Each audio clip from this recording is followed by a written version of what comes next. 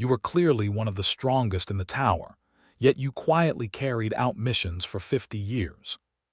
To hide your identity, you even wore a worthless little mask. But after dying, you accidentally found yourself transmigrated into a wreck 20 years later. More than that, everyone here now worships you as a god. To understand why, we must return to the day of conquering the tower's 8th floor. The scene grew utterly chaotic on the 8th floor, the deadlands. The hurried, pounding footsteps that seemed to force every breath. The soldiers marched in disciplined formation, right behind Kazuki. Suddenly he stopped and raised his hand to signal everyone. With a grave expression, Kazuki announced, "Today we're here to do something unprecedented, to conquer the 8th floor guardians. Don't dawdle just because this is an allied raid. If we can't clear this place, then the 9th floor will remain a mystery forever." Suddenly the soldiers parted to either side, creating a corridor. His eyes narrowed for a moment. "Look who's coming." Seeing the approaching group, Kazuki astutely recognized them as lamb in hand. One man among them wore a mask. He smiled warmly and came forward to speak. "Subaru." You politely replied, "Sorry to keep you waiting." Kazuki smiled and shook your hand. "Waited long? You're the first to arrive here." Subaru asked curiously. "I heard even the martial team joined today."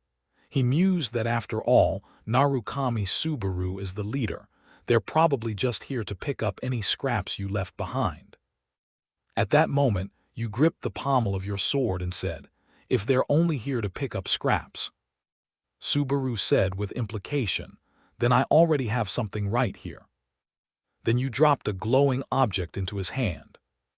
A status board suddenly appeared, "Blessing of the Archangel." Kazuki asked curiously, "What is this?"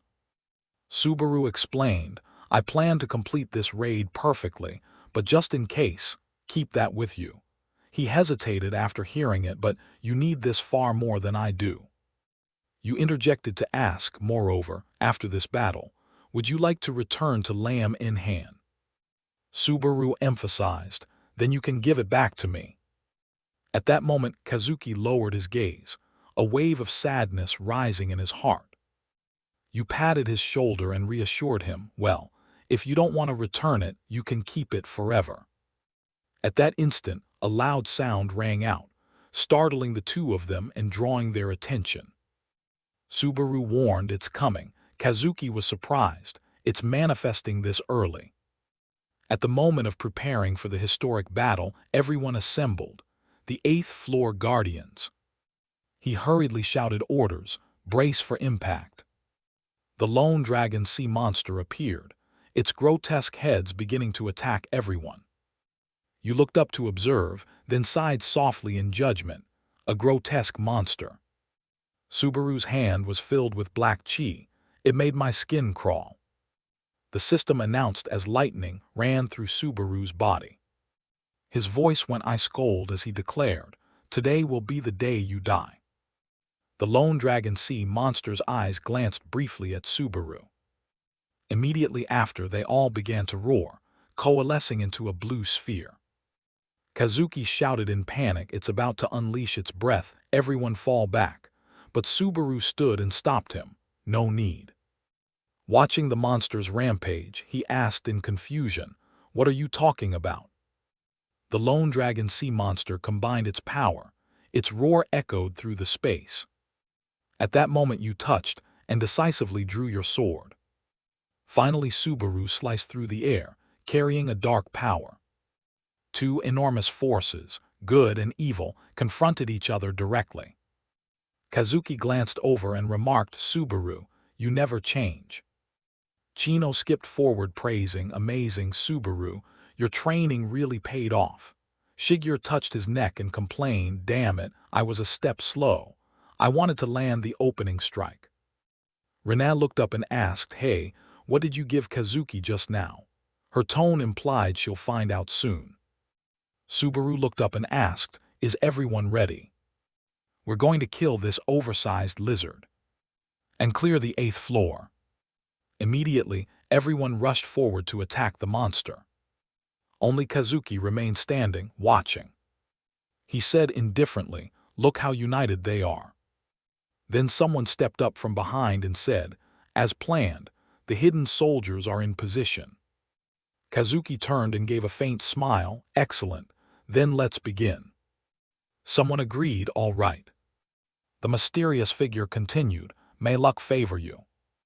Kazuki turned back and scanned the battle before him with a detached expression. Her slender back, hair streaming in the wind before the storm. Then they all surged forward in unison to attack the monster. The lone dragon monster widened its blazing red eyes and opened its huge mouth to unleash lightning. Its expression was ferocious, teeth razor-sharp. Renam moved closer. Shigeru shouted to restrain her. "Hey, don't just slash without saying anything like that." At that moment she glanced back and saw the cold blade. Renam remarked, "You're really still not used to how I work, are you?"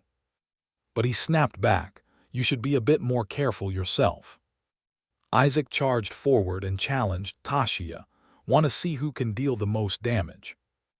A red light spread through the space, accompanied by the beast's roar. They each launched attacks from different angles. He grumbled, "If that's the case, then." Isaac reminded, "The loser has to buy dinner."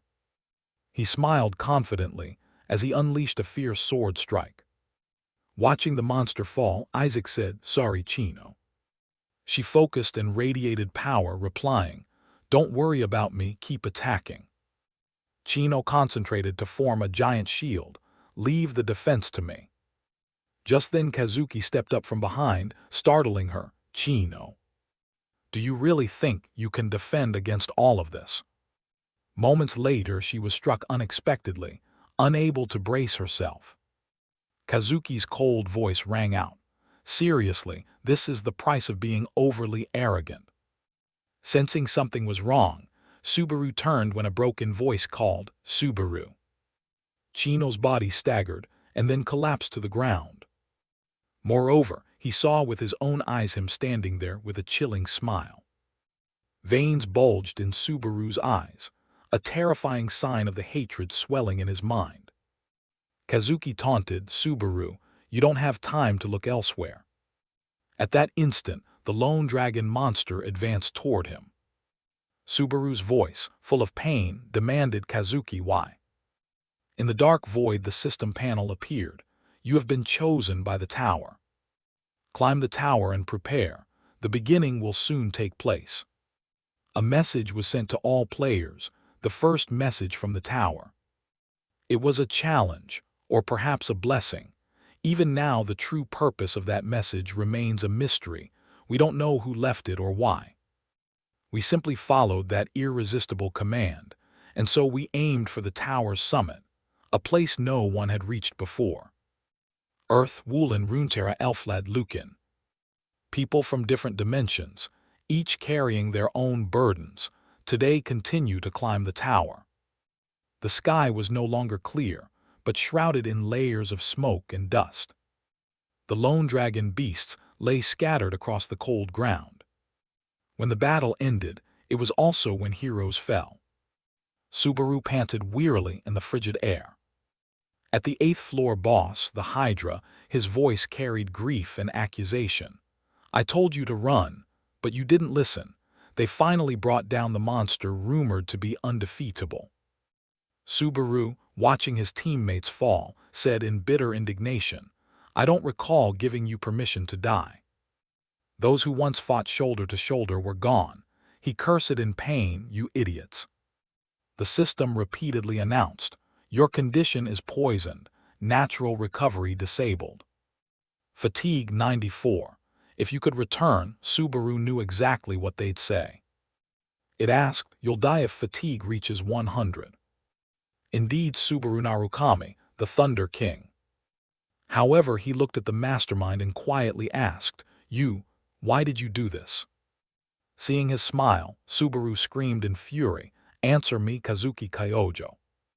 Kazuki rose and sat down in front of him. "It's been 10 years, Subaru. I ran to this day for 10 long years. Everyone must understand. This was the only way I could defeat you, if I didn't draw your attention. Your precious lamb in hand would have blocked the way, right? You have no idea how much what you gave me has tormented me, so I chose the world over you. His voice restrained, he said, there was no other option. It's regrettable I had to do this, but at last I've seen the outcome. That's right, I probably don't need to give this back. Anyway, lamb in hand will disappear with you. Don't be sad. Even if you die, you'll be remembered as a hero. Besides, you can't verify that anyway. Subaru's low voice echoed. To the very end, you only hear what you want to hear. Suppressing his emotions, his hand dug into the ground. Subaru glanced at the scene and fell into thought. At this rate, his expression tightened. I won't survive this. But that doesn't mean I'll die meaninglessly. At that moment, Kazuki turned his head, his eyes full of terror. He shouted loudly, impossible. At that instant, the system panel appeared, Yola's legendary rank. Subaru dashed forward and barked stubbornly, it still works. It still has uses left. I'm not telling you, you trash. System remaining uses, 4. He told himself he could use it 4 more times. Subaru assessed that 4 lamb in hand members were still alive. He attacked while hopping. At least everyone can return. Kazuki shouted angrily, chase them, hurry, don't let any survive. One of them quickly flicked his hand to command, move. The vast space had a large magical fan at its center. Blood still on the corner of Subaru's mouth, he yelled no.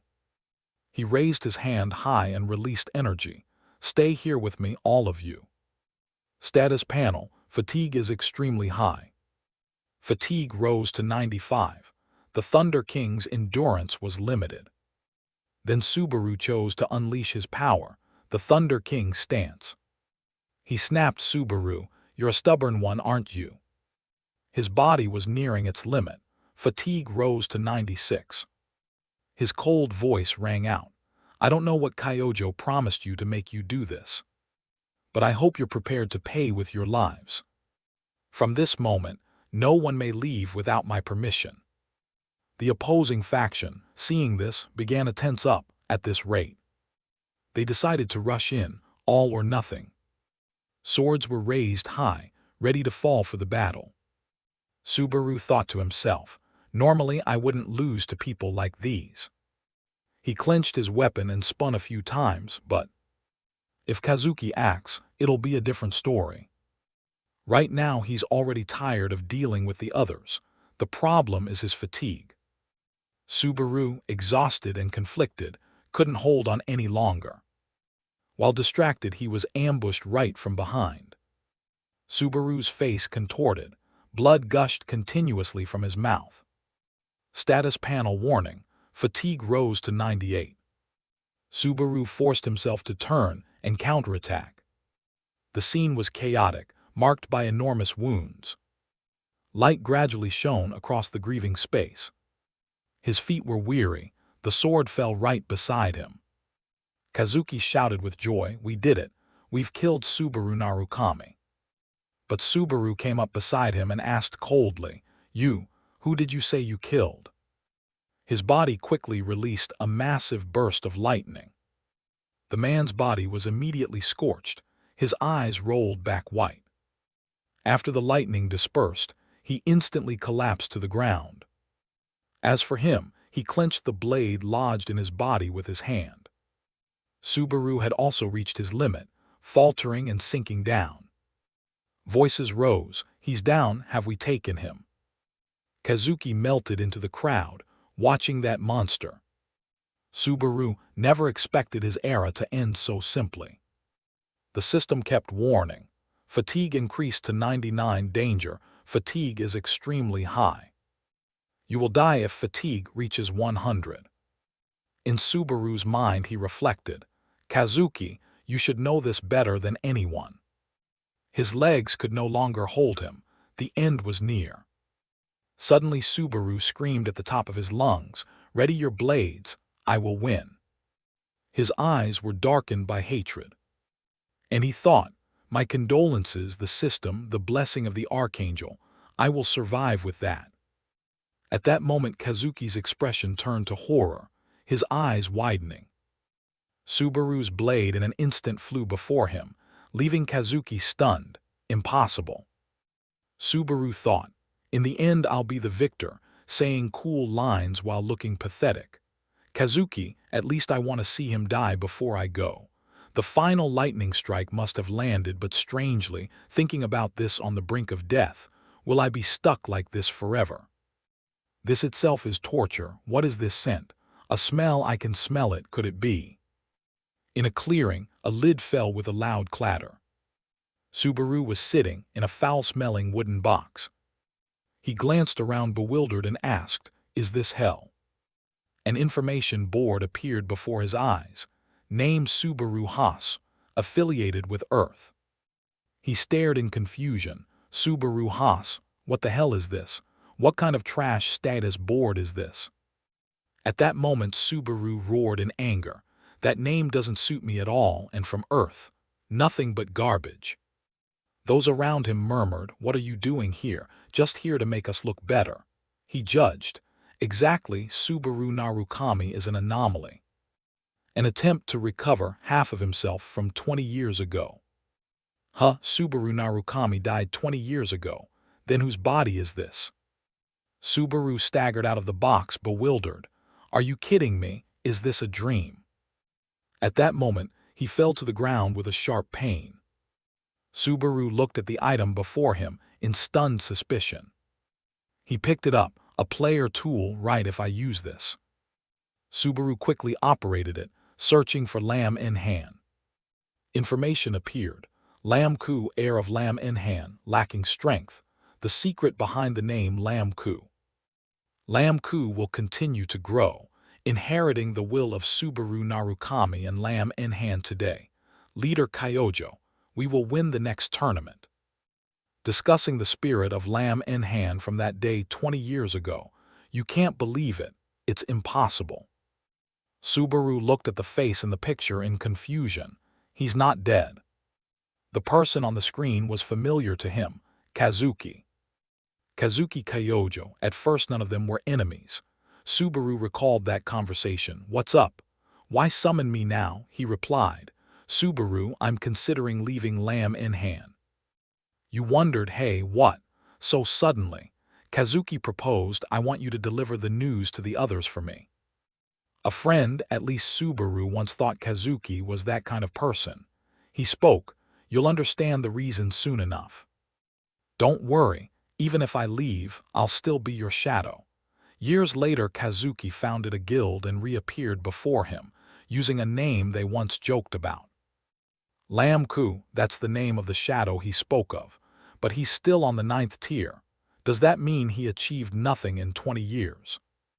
Suddenly Subaru's gaze went blank. The bulletin board was crowded with visitors to the memorial, the Subaru Narukami Memorial Hall, memories undimmed even after 20 years. He jolted, my memorial hall. Subaru stood before the doors of the Subaru Narukami Memorial Hall, stunned, unbelievable. Subaru noted that the building was more impressive than he'd expected. A mask was placed in a prominent position. Everyone present was staring intently. In a daze, Subaru wondered, why are they commemorating me? He moved forward in heavy, bewildered steps, eyes scanning everywhere. Subaru wondered who had done this and for what purpose. A voice rang out, making Subaru's head ache. He is a role model for all of us always. The hero of the Lam Enhan Guild, creator of the undefeated legend, the man nearest the top of the tower, Subaru Narukami. Along with all my comrades, to forever remember him. Horror filled his eyes. Are you kidding me? Kazuki's voice echoed. We established this memorial hall. Subaru seethed, veins bulging on his neck as he thought, you Kazuki. He said Subaru, Narukami and Lam Enhan are gone. However, Lam Ku is the only guild that remains, inheriting their noble spirit. He clenched his fist and shouted, "Shut up, don't talk nonsense. Is killing me not enough to satisfy you? If so, then I'll have to live up to your expectations." He continued his sermon. Narukami and Lam Enhan will never return. Subaru, enraged, thought, just wait. Kazuki gave a false look. We will never forget them. His mind rebelled. I'll rewrite those memories from scratch. Subaru looked up at the sky and vowed he wouldn't let that bastard do that rotten thing again. I won't let this second chance be wasted. Suddenly in that moment, someone grabbed his foot tightly. Subaru helped the weak body to its feet, then shook the person and called out, "Hey." As the person looked up, Subaru was horrified at his own mask. Suddenly 2 people ran over saying, "I'm sorry, are you okay? Minato, are you all right? Don't worry, we only bumped into each other a little. Are you sure you're not hurt? You fell into confusion. What about these people too?" Subaru turned his head and looked around in horror. What the hell? He panicked and quickly lifted a hand to rub his eyes. Subaru's eyes rolled white in terror. What the devil is this? Everyone around him was wearing the mask he had in his past life. What the hell is going on? Kazuki's cold voice rang out. It's a shame it had to turn out this way. Don't be so sad. Even if you die, you'll still be regarded as a historical hero. Suddenly Subaru realized this was his plan. His eyes sharpened with intense fury. Kyojo. Subaru stepped directly toward the people in the crowd. In front of him was his own memorial portrait set among fresh flowers. Subaru wondered, was all of this just a way for him to single-handedly claim Lam Enhan's glory? Suddenly his gaze shifted from hatred to astonishment. Before him, rows of white chrysanthemums radiated a blue light. Subaru's wide, white eyes reflected the scene. He was shoved hard by the crowd as people tried to avoid the commotion. People complained angrily, "Hey, watch where you're going, wait your turn." Subaru, like a sleepwalker, walked straight toward his portrait. He reached out and touched the beam of light. Subaru, stunned, wondered, "Is it you, Shigeru Asajiri?" Cut to a rooftop where someone was standing and looking down at the city. Shigeru spoke, "We've made it through this year's accident again." The woman behind replied casually, "If we'd been a bit later, we'd have run into Lam Ku. Besides, is it really necessary to do this every year? Just offering chrysanthemums would be enough." He gently removed his hat and responded, "You'll never know what might happen. Subaru might recognize the flowers we bring." She asked, "Do you really think that kid is still alive?" Shigeru replied, "I haven't confirmed it with my own eyes." Rina reminded them, "Instead of us going to find Subaru, Kazuki might find our location faster. Moreover, if Subaru were truly alive, we wouldn't have stood by and watched everything for 20 years, you idiots." The sunset sky with birds circling. Subaru sat in a corner, crying like a child. His feet tensed. She's really alive. Subaru fell into thought. Is she truly alive? He gripped the flower in his hand and called her name, Shigeru. This is the room Subaru has used. Turns out he's poor, huh? Searches for Lam Enhan yielded no results. Subaru dropped the computer onto the bed, but Shigeru must still be alive. She is still out there, yet she's forced to hide. Could Kyojo be the source of this? Given his personality, he wouldn't leave anyone alone if they learned the truth. Did Shigeru really survive on her own? I'm not sure all 4 of them were blown away back then. But as long as Kyojo is still alive and well, contacting each other now would be tantamount to suicide. Besides, I'm powerless right now. Pushing myself will only make me an easy target. He looked at the mask and the flower on the table and told himself, first. Subaru looked at his hands. He needs to regain his strength. Then he gripped his sword tightly, following the memories of Subaru Haas. In 2 days, the guidance to become a player will begin. He stroked the sword and fell into thought. If I can survive. Subaru's gaze hardened. So long as we survive, we can meet again anytime. The scene shifted to the guidance test hall. Huger stood with his arms crossed, very stern. His expression was grave. A person who had just finished training, his body soaked in exhaustion. He stepped forward and said coldly, "You've passed, but do you want to continue to the next part?" The other replied stammering, "Next." He grew tense, staring at the system board. "System board, do you want to continue to the next challenge?" He shouted. "Never, I won't do that. Are you crazy? There's no way I can beat 3 of them at once." Huger barked back, "Cut the whining, I have a headache, I'll let you miss." As he vanished, he hurriedly asked, "But I still passed, right?" He complained. "That kid can only manage the guidance section. Can't believe I had to let that weakling through." Isaac, Reinhardt's son. Aside from him getting past level 20, no other candidate here looks promising. Suddenly, the standards for this guidance test are pathetic. The recruitment quality is hitting rock bottom. Suddenly, he fixed his eyes on the screen. Someone stepped forward, dragging a sword along the ground. Huger warned, "That's a name that carries a heavy burden." Well, of course that only matters if he actually passes. Right then Subaru, face icy, waited for the system. The announcement created 2 goblins. Eliminate the goblins. He urged, "Start this test right now." Before Huger finished speaking, he dashed forward like the wind. He glanced up in surprise. Did something just fly by? Before Huger could react, he saw Subaru slay the monsters. He smiled to himself. Using 2 days to test this body's limits was the right call. The body I awakened in is pretty amazing. System, do you want to continue to the next challenge? He accepted, of course. I don't have time for this, so speed it up as fast as possible.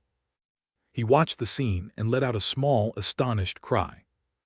Directly at Huger's feet, now was a monster's head. He was horrified by what unfolded before him. What the hell is happening? Huger stood still, silently observing Subaru's actions. His eyes astonished. He didn't swing the sword wildly. He anticipated 3 moves of his opponent. Subaru's hand clenched the sword, the knuckles standing out. Huger judged that this wasn't just the bearing of a good swordsman. Even I couldn't move like that. Unless he is the reincarnation of Subaru Narukami. The sword in his hand struck the monster powerfully and decisively. Subaru's cold gaze flicked over the creatures. System, you have completed stage 49. Would you like to challenge the final boss? He exhaled once and urged, right now. The space once again began to tremble at Subaru's location. The ground started to crack, with strange white veins. A giant hand emerged from beneath the earth. He shouted anxiously, "Hey, idiot, wait, you're not Narukami. If you value your life, stop right here." The beast roared. It was the Goblin King. The system board appeared. Sensing the sacrificial object at step 49, the Goblin King has been enraged. Huger shouted loudly, "Abandon this before it's too late. Fighting the Goblin King is too risky. This is suicide. Don't be greedy. No matter how skilled you are, you can't close the stat gap." But Subaru's eyes were resolute. "I know that. With my stats, I can barely deal any damage to him." He tightened his grip on the sword. "Even so," he said clearly, "I refuse." With one move, Subaru threw his sword to the ground, making Huger clutch his head and shout, "Why did he drop his weapon? Is he insane? I knew something was off about him from the start." But at that moment, the Goblin King was charging toward him. An arrow shot straight in, pinned into its leg. Its face suddenly changed color. While Subaru crouched down, his hands were gripping poisoned arrows, surprised. The Goblin King saw this, but still didn't understand what was happening. Subaru continued, "Place your bet. Will you kill me first, or will I turn you into a beehive first? Without more words, Subaru charged once again. The Goblin King roared fiercely, "Answer me." It quickly lunged at him. Its legs moved nimbly toward him. Its arm swung the axe high to strike him down. They attacked each other, Subaru with his swift agility. He quickly weaved to dodge its blows. He remembered the training he had done before. Subaru continuously launched shuriken, but they didn't hit the vital spot. At that moment, a girl also stepped forward and said, "You can't throw it like that, Miss Renat." Anything? So Renat stepped in to demonstrate for Subaru. As she twirled the shuriken, she gave instruction. It can also become a concealed weapon if you master its center of gravity. And with that, she threw a shuriken that struck dead center. Then he used the technique Renat taught and hit the monster's throat. After that, a dozen more shurikens stuck into its body. Subaru said smugly, "Power scales with rotational force, and accuracy inversely with hesitation. That's what Renat taught me." Huger, standing beside him, thought to himself, "The goblin corpses and poison needles won't disappear until the trial ends. I hadn't expected them to use a mechanic I dismissed like this. Not only swordsmanship to cut down goblins, but throwing techniques to pierce enemies with concealed weapons." Thinking that, he spoke up, "The boy is a genius." A genius? No, does a single word even cover it? The Goblin King's body was now riddled with wounds. It lost all ability to fight and collapsed. Subaru quickly picked the sword up and said, "I hold no grudge against you." With that, he delivered a killing blow. Finally, the system board appeared. "You have defeated the Goblin King. You have completed tutorial stage 50 for the first time. It's still just a tutorial. Don't be chopping monsters like that during training. Level up, gain reputation, earn achievement points, unlock the guidance shop. This shop can only be used during this phase. With the points I have, what can I buy? Current achievement points, 2425. He kept moving from one surprise to another. I had never seen this guidance shop open before. Prices seem to range from 5 to 200 points. I'll have far too many leftover points. After pressing the button, Subaru's eyes widened. He muttered, "I can actually buy items like this." The Nameless Devil Sword costs 1,000 achievement points, sword rank, weapon type. It consumes the user's HP and spirit to boost slashing power and physical ability. A failed work by the Swordsmith Kindred. It has no name. I didn't expect to encounter a kindred artifact here. It's extremely tempting, but using a weapon that drains life. The Miranda Sword costs 1,400 achievement points, sword rank, weapon type. It reduces the user's fatigue accumulation and increases combat duration. A mithril sword blessed by the cathedral. Looking at the holy sword, Subaru was torn. I don't need a devil sword, I need a holy sword. Should I prioritize raw power and pick the devil's sword, or prioritize safety and choose the holy sword? He pondered silently. Both are fine. How should I spend these initial points? I must choose carefully here. But then an idea occurred to him, and he decided to reconsider. Can I still exchange it? The system board appeared. Ambition price 1,400 achievement points, rank F. Skill type level 1, effect. Nullifies side effects of skills and items used by the bearer. Skill rank and level can be upgraded. Cost, 10,000 C. Subaru's eyes widened in astonishment. I had never seen a skill with an effect like this. Maybe with the Devil's Sword. No, it might even negate thunder-related disadvantages. System message kept appearing. Purchase the Ambition skill, minus 1,400 points. Purchase the Nameless Devil Sword, minus 1,000 points. And he was extremely pleased about it, well worth it. He waved the sword a few times in his hand and marveled. Indeed, this skill and the Devil's Sword seemed to fit perfectly. Rather than struggling with a single skill, starting with the Devil's Sword, so he chose the Devil's Sword. Huger also approached. Good choice. That skill and the item are very compatible. However, as an examiner, I can't fathom. I'm Huger. Why did you pick that skill? I don't know if it's useful, and you're not sure if it'll be effective. Upon hearing that, Subaru retorted, do you want me to explain every little detail? Suddenly Huger blew up. Explain. Is that what you're asking? Speaking politely is hard, huh? You must be exhausted after the test, so I'll let it go this time. It's not for any special reason, Huger. He thought to himself, so that snot-nosed kid has become an examiner. Then remembering a former young prodigy. I'm a fan. May I have your autograph? An autograph? I don't have one. Then just write your name. Mine is Hiroto. After that he launched into a rant. In my day, learning etiquette was the first step to becoming a player. Compared to that, young people today get cocky with a little skill. I don't know how they're raised. They hate losing, only demand their rights, and instead of respecting elders they call us old-fashioned. Times have changed, just like the amount of hair on my head. Subaru replied, anyway, I don't intend to answer, so keep the test results secret. Here we go again, talking back with shallow knowledge picked up online. Hearing this, Huger said smugly, fine, fine. If that's the case, I'll personally train you from the basics on the rules you're missing. How about this? Do you intend to join the Knights Guild? No. Well, rare for an examiner to recruit someone personally. Head to the second floor, move along. Hey, wait, hold on, stop now, but... Yet Subaru firmly walked away, and in the end, Subaru vanished. Huger sighed wearily. My God, I'm so disappointed in you.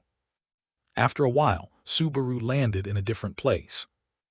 Around him, voices were chaotic. Second floor, how about some fresh deep-sea fish from Runeterra? Special jerky, come try a bit, newbie land. We have everything from Martial World textiles to leather jackets from Earth. I've returned to this place. I hold an opportunity no one else has. A second chance, because I've experienced it once already. I have to handle everything better than before. For the teammates waiting for me, and to avenge the horrific ending we faced. A private training room for self-practice, learning new skills, testing equipment durability, etc. As he arrived, an old man asked, which floor did you come from? Subaru answered quickly, I just ascended, it's a place regular players frequent. The man pointed and guided him. Then you should use training room number 1, there's a straw man there. Hearing this, Subaru was a bit puzzled. I'll use number 5.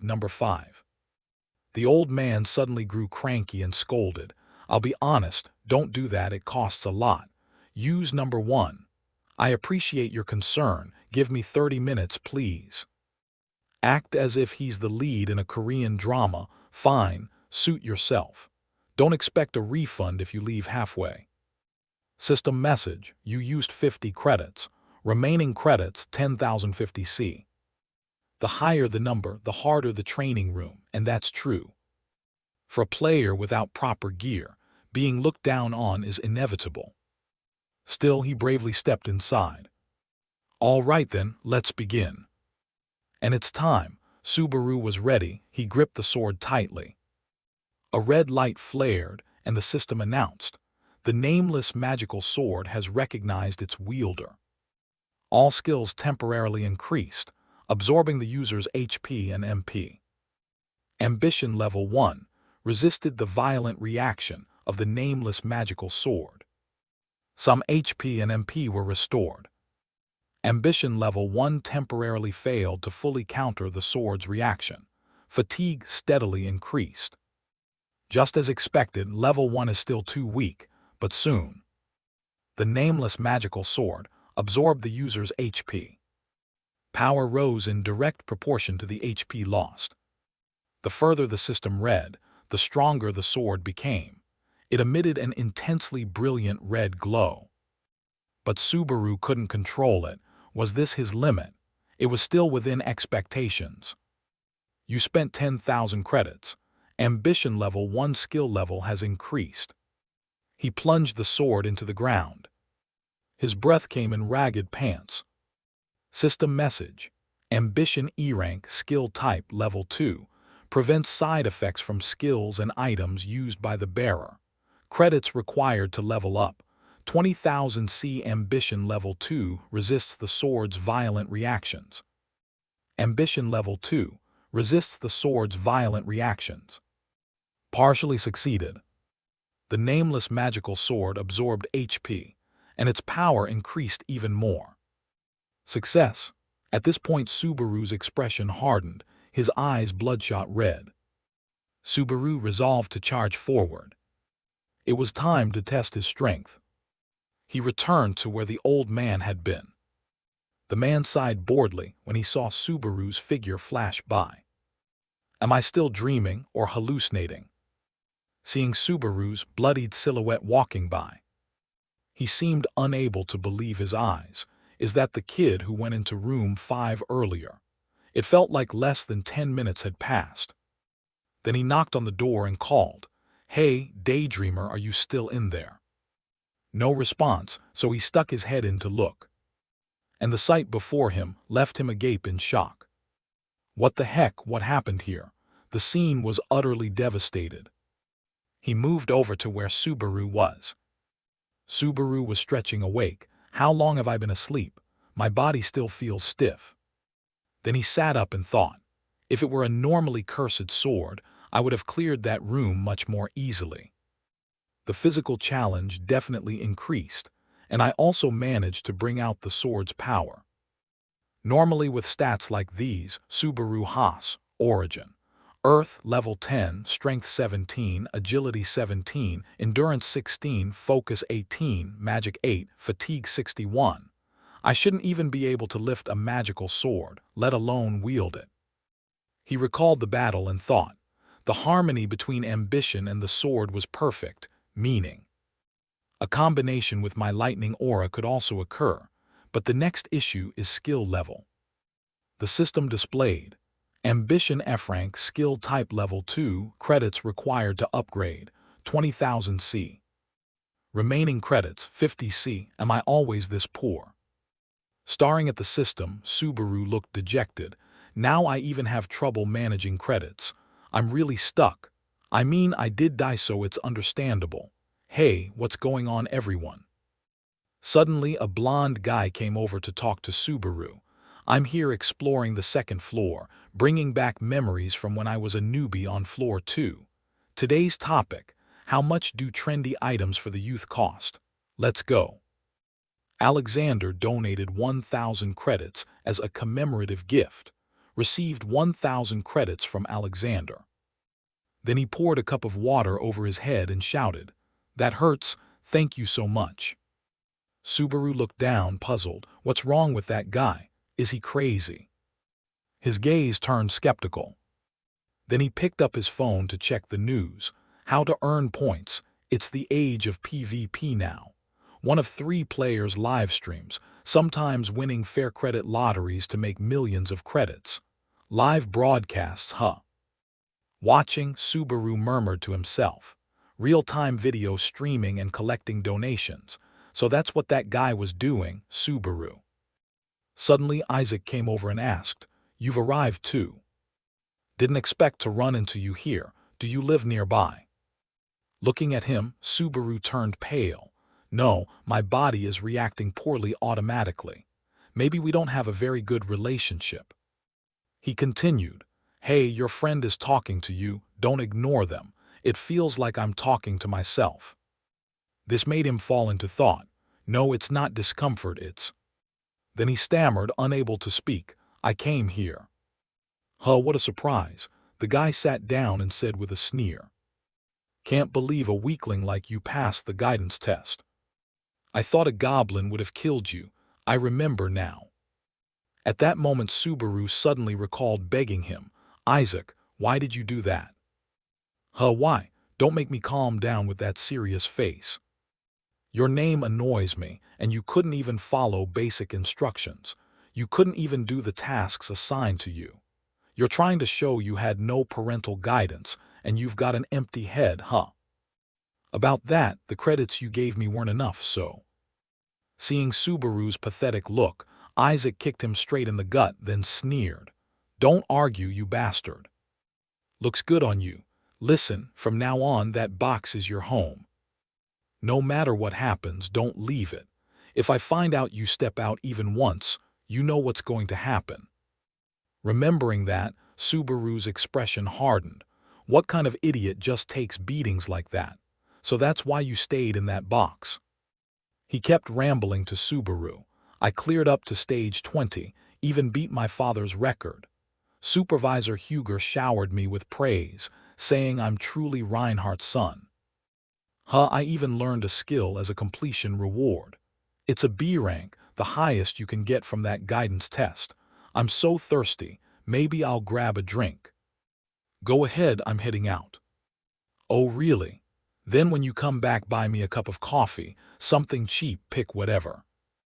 At that, Subaru asked in surprise, The guy bowed his head, covering his face. Seriously, still not listening like before. What's wrong with you lately? Staring at people and arguing all the time. Did your soul get swapped or something? Seeing that, Subaru bluntly said, I have no credits, buy your own coffee. As he saw Subaru about to stand, the guy lowered his voice. Sit down. But Subaru insisted on leaving, thinking to himself, Kid, I'm sorry, but I don't have time to handle your personal issues. If that guy blocks my path for revenge, that's another story. But suddenly at that moment, Isaac grabbed Subaru's hand and wouldn't let go. With bloodshot eyes staring at Subaru, he said, Hey, do you really want to see yourself get beaten? But Subaru firmly replied, Let go, if you value your life. Isaac still held Subaru's arm tightly, making the atmosphere tenser. He glared threateningly, Don't get cocky, Subaru. His eyes, full of murderous intent, fixed on him. Subaru thought briefly, I can't cause a scene in front of this crowd. Making a big deal will only make things worse. Suddenly, Isaac burst into loud laughter that echoed through the space. Seeming to misread Subaru's restraint, he said, Don't be scared, I'm just teasing you like before. Right, you're still as timid as you used to be. With your skill, you probably only just barely passed the guidance test. I know you're proud of yourself, but... No sooner had he finished than Isaac took a step closer to Subaru. Casting a contemptuous look, You trash, do you really think you can beat me? If I wanted, I could make you disappear. You know who my father is, right? After saying that, he turned and walked off, laughing loudly. Be careful, my friend. Subaru stayed calm and watched him leave. Friends, System notification. There are two main ways a player can develop. The system then guided step by step. First, by clearing stages. By clearing the tower's stages and claiming rewards, a player can naturally grow stronger. To enter the tower's stages, you must pay credits, but you'll be guaranteed safety within a digital space.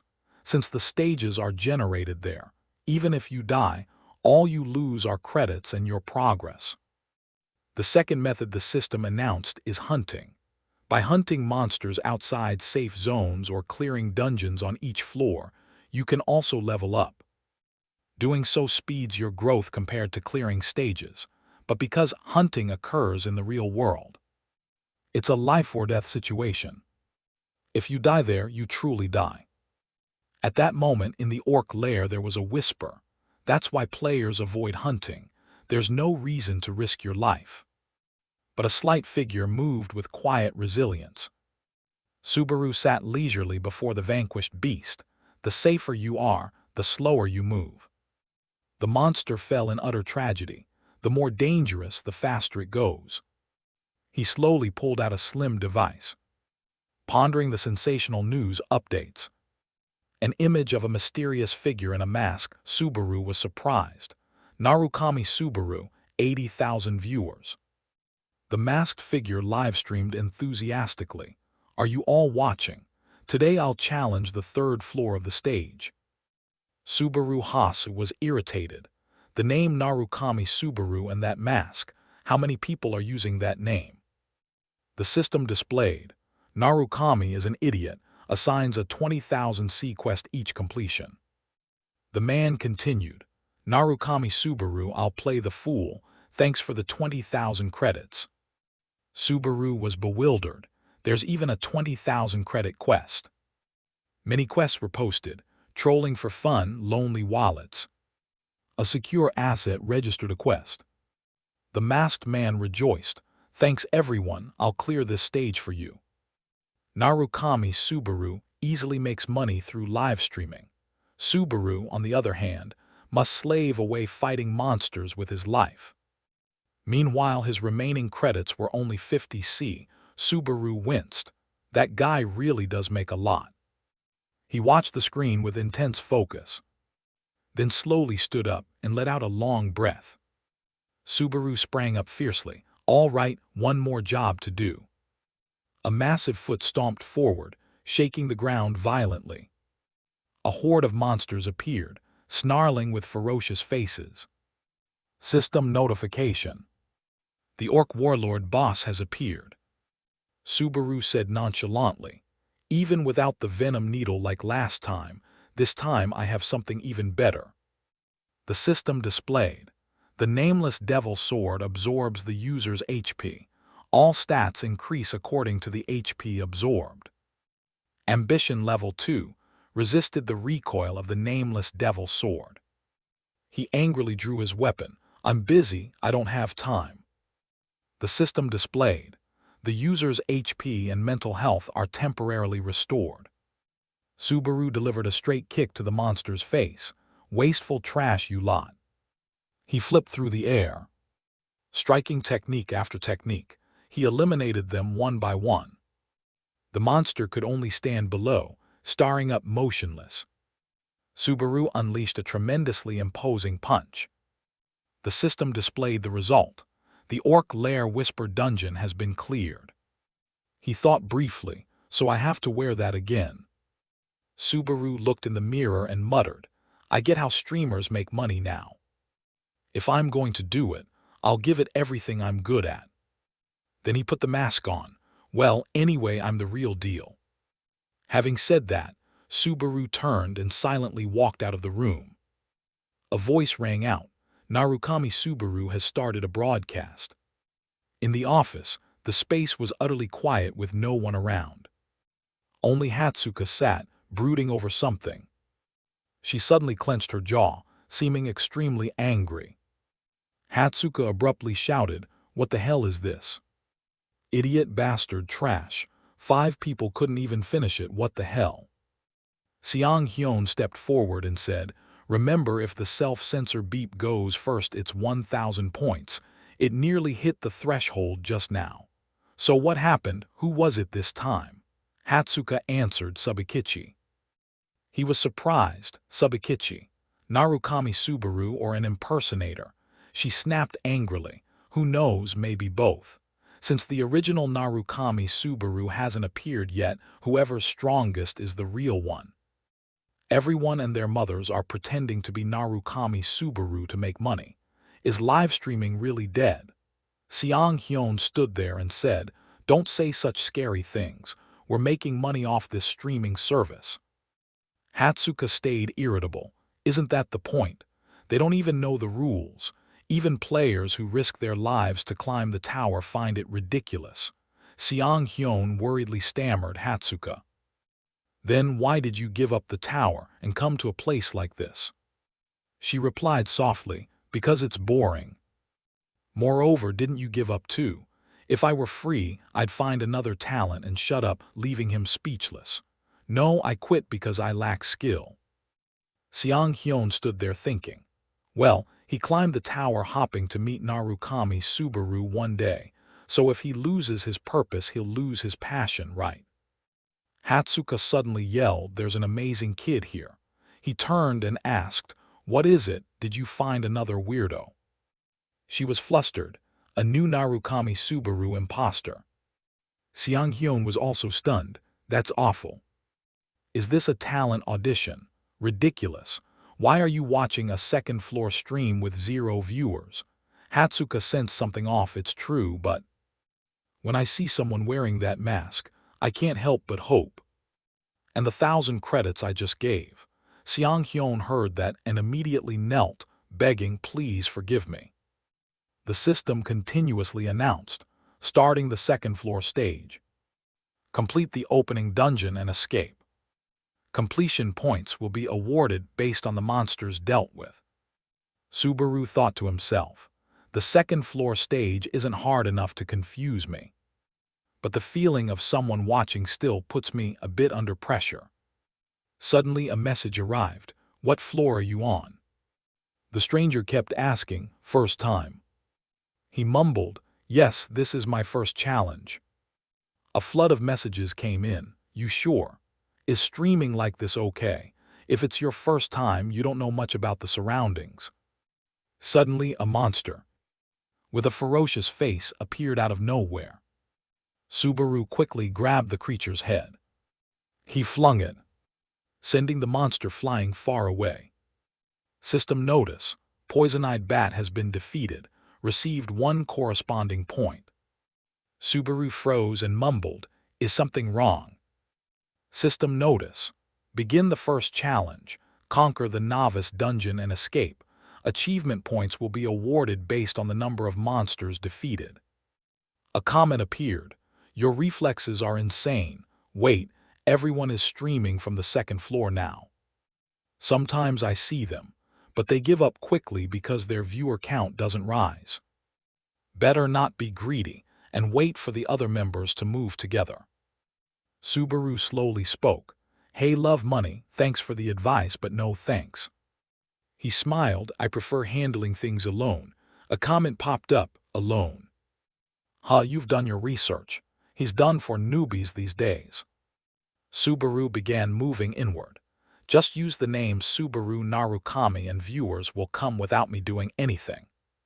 Suddenly, a salamander appeared and moved towards Subaru. His hand quickly gripped the sword hilt. In the blink of an eye, Subaru dispatched it easily. Now I'll see how far I can go.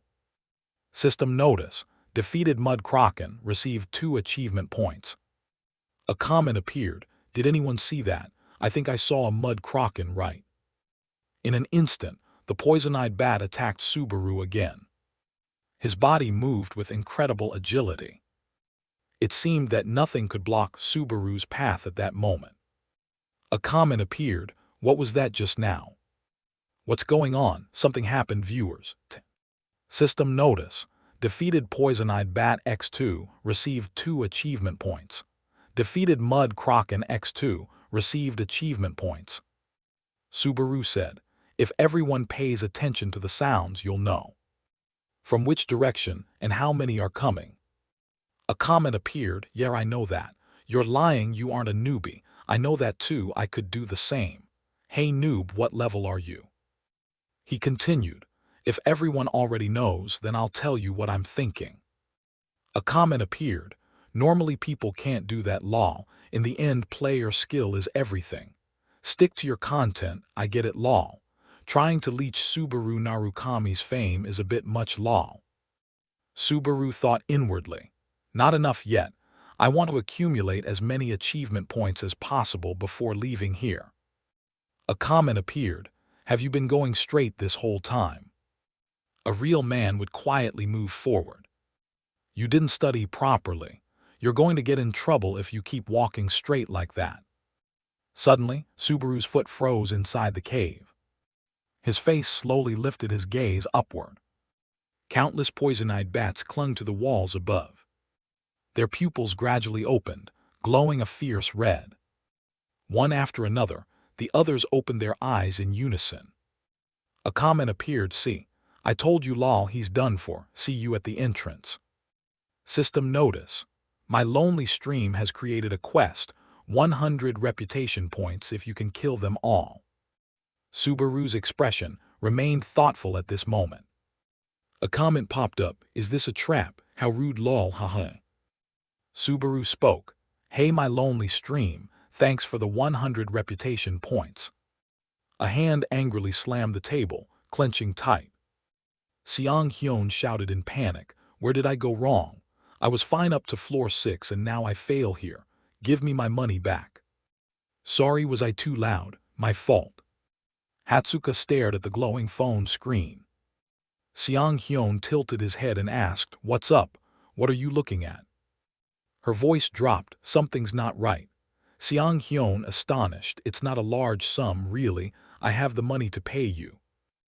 If I touch gambling again then, Hatsuka cut him off. It's not that. Her tone held some surprise. Narukami Subaru. Seong Hyun glanced over. You're still watching the stream. Suddenly his face contorted as he looked down. Impossible. A comment appeared. OMG, and he's a newbie on floor 2. Kidding me. I feel bad for the bat's law. This is insane. How many times now?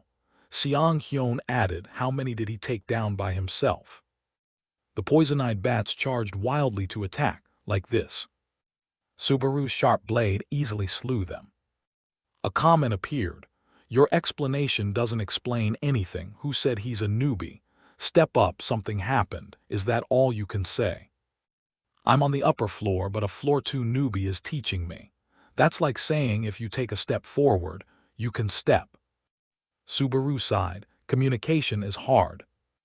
A comment appeared. Don't forget to claim your reputation points. You said, oh yeah, I forgot. Subaru's finger quickly tapped to claim the reputation points. A comment appeared. What's up, is he lagging? Subaru awkwardly scratched his head. How do I claim this? A comment appeared. Aside from skill, he's definitely a newbie streamer. Tap the accept button on the quest at the top of the chat window. Quest completed. Received 100 reputation points from my lonely stream. Subaru quickly replied, thank you very much. He continued deeper inside. Well, the next place will be the final one. System notice. Current reputation points 150, achievements 118. Suddenly, a shrill scream echoed outside the building. Hatsuka exclaimed excitedly, oh no, oh no. Seong Hyun gritted his teeth and covered his ears. You're the one in trouble. She turned her face and said, what? Well, have you ever seen something like this? Seong Hyun grimaced and continued, you're overreacting, it's only floor 2.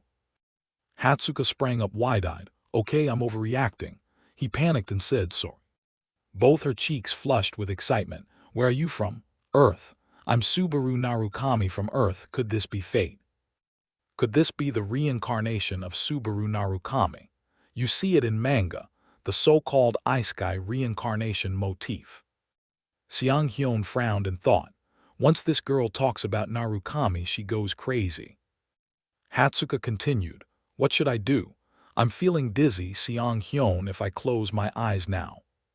He startled. No, she surprised. What? Not allowed. Seong Hyun added, no, it's not that. Are you planning to probe him? Hatsuka shouted angrily, that's right. He continued, he has some bright spots, but he's still a newbie, lonely streamer. She quickly cut in, I know that. Seong Hyun sighed in exasperation. What do you know? If we tell the manager, we'll just get scolded. Hatsuka angrily, and earlier you were just gambling, now you're suddenly serious. Her cheeks puffed up in a sour expression. Just you wait and see. Hatsuka's gaze returned to stare intently at Subaru. Suddenly, the area around him began to tremble.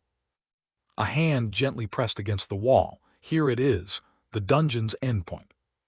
The door suddenly and slowly opened. Subaru stood confidently facing it, and there. CHI1EBF N Lang sat upright as if waking. You are. CHI1EBF N Lang Greg. A comment appeared. Every time I see him, I feel insane pressure. Keep it secret that I struggled with this guy 8 times. His blocking me on the first try made me think it was a bug. System notice. Received acknowledgement from CHI1EBF N Lang. Passing through the gate allows you to continue the challenge. Subaru thought. CHI1EBF N Lang isn't a hunting monster. It's a gatekeeper, assessing the strength of players who conquer the novice dungeon and judging whether they may proceed. His eyes slowly glanced to the side at the screen. Subaru's expression froze in surprise. 3,000 reputation points. A comment appeared. Another rude one showed up. Lol, he probably doesn't intend to give. Announcing budget cuts. Besides, this isn't a monster to be slain. Lol. CHI letter 1 EBF. N. Lang's jet black pupils were slowly opening. A deep scar ran across the fur above its eye. The system quickly announced, CHI letter 1 EBF N. Lang Greg, gatekeeper of floor 2. It inhaled deeply and spoke, a player, huh? Subaru didn't answer, swiftly drawing his sword before him. Shigeru praised, Subaru, you're skilled. Even when you change the sword's direction mid-swing, your breath and gaze don't waver. Subaru wondered, the sword's direction. He continued, from the start it looked like you struck with a single decisive cut. Are you calculating the enemy's agile movements, and have you planned your actions long ago? Subaru didn't reply, only pensively lost in thought. He suddenly pointed at his face and said, but I really wasn't thinking much. Shigeru winced, what an annoying guy. Subaru continued nonchalantly, maybe it'd be better if I couldn't do that. Shigeru chuckled awkwardly, normally you couldn't. Subaru resumed thinking. Shigeru finds it strange too, right? The key in combat is exchanging eye contact and conveying everything instantly. When taking down a group of poison-eyed bats at once, you shouldn't aim for each eye individually. Poison-eyed bats always attack by thrusting their heads forward, so the more there are, the bigger the openings they create. System notice. Allow CHI letter 1 EBF N. Lang to acknowledge you. CHI letter 1 EBF N. Lang's eyes widened in surprise as it looked at Subaru. Alone. It asked again in puzzlement, you really came alone? Subaru replied coldly, aren't you looking properly? CHI letter 1 EBF N. Lang closed in on his face. You're an interesting one. I smell the aura of a great warrior on you. A comment popped up, the scent of a great warrior. And you told me I smelled bad. He said I smelled like goblin carrion. Subaru's eyes sharpened. The Lang warriors can detect a special scent. Not just body odor, they see through a person's essence. CHI letter 1 EBF N. Lang said, you have the qualifications to pass this place. The test is over, you may go. A comment appeared, what's wrong with this guy? Anti-discrimination, so there are cases like this, huh? Subaru scratched his head and thought, even in my past life this never happened, what a pity. My target is human. CHI letter 1 EBF N. Lang tilted its head, me, not the door behind you. Subaru quickly nodded, yeah, someone told me to kill people. Suddenly CHI letter 1 EBF N. Lang looked up and continued, indeed, a man who possesses the soul of a great warrior. At that moment in a sunlit office, Hatsuka and Seong-hyun were present in the office. Fingers were tapping uncontrollably, slightly angry, this situation.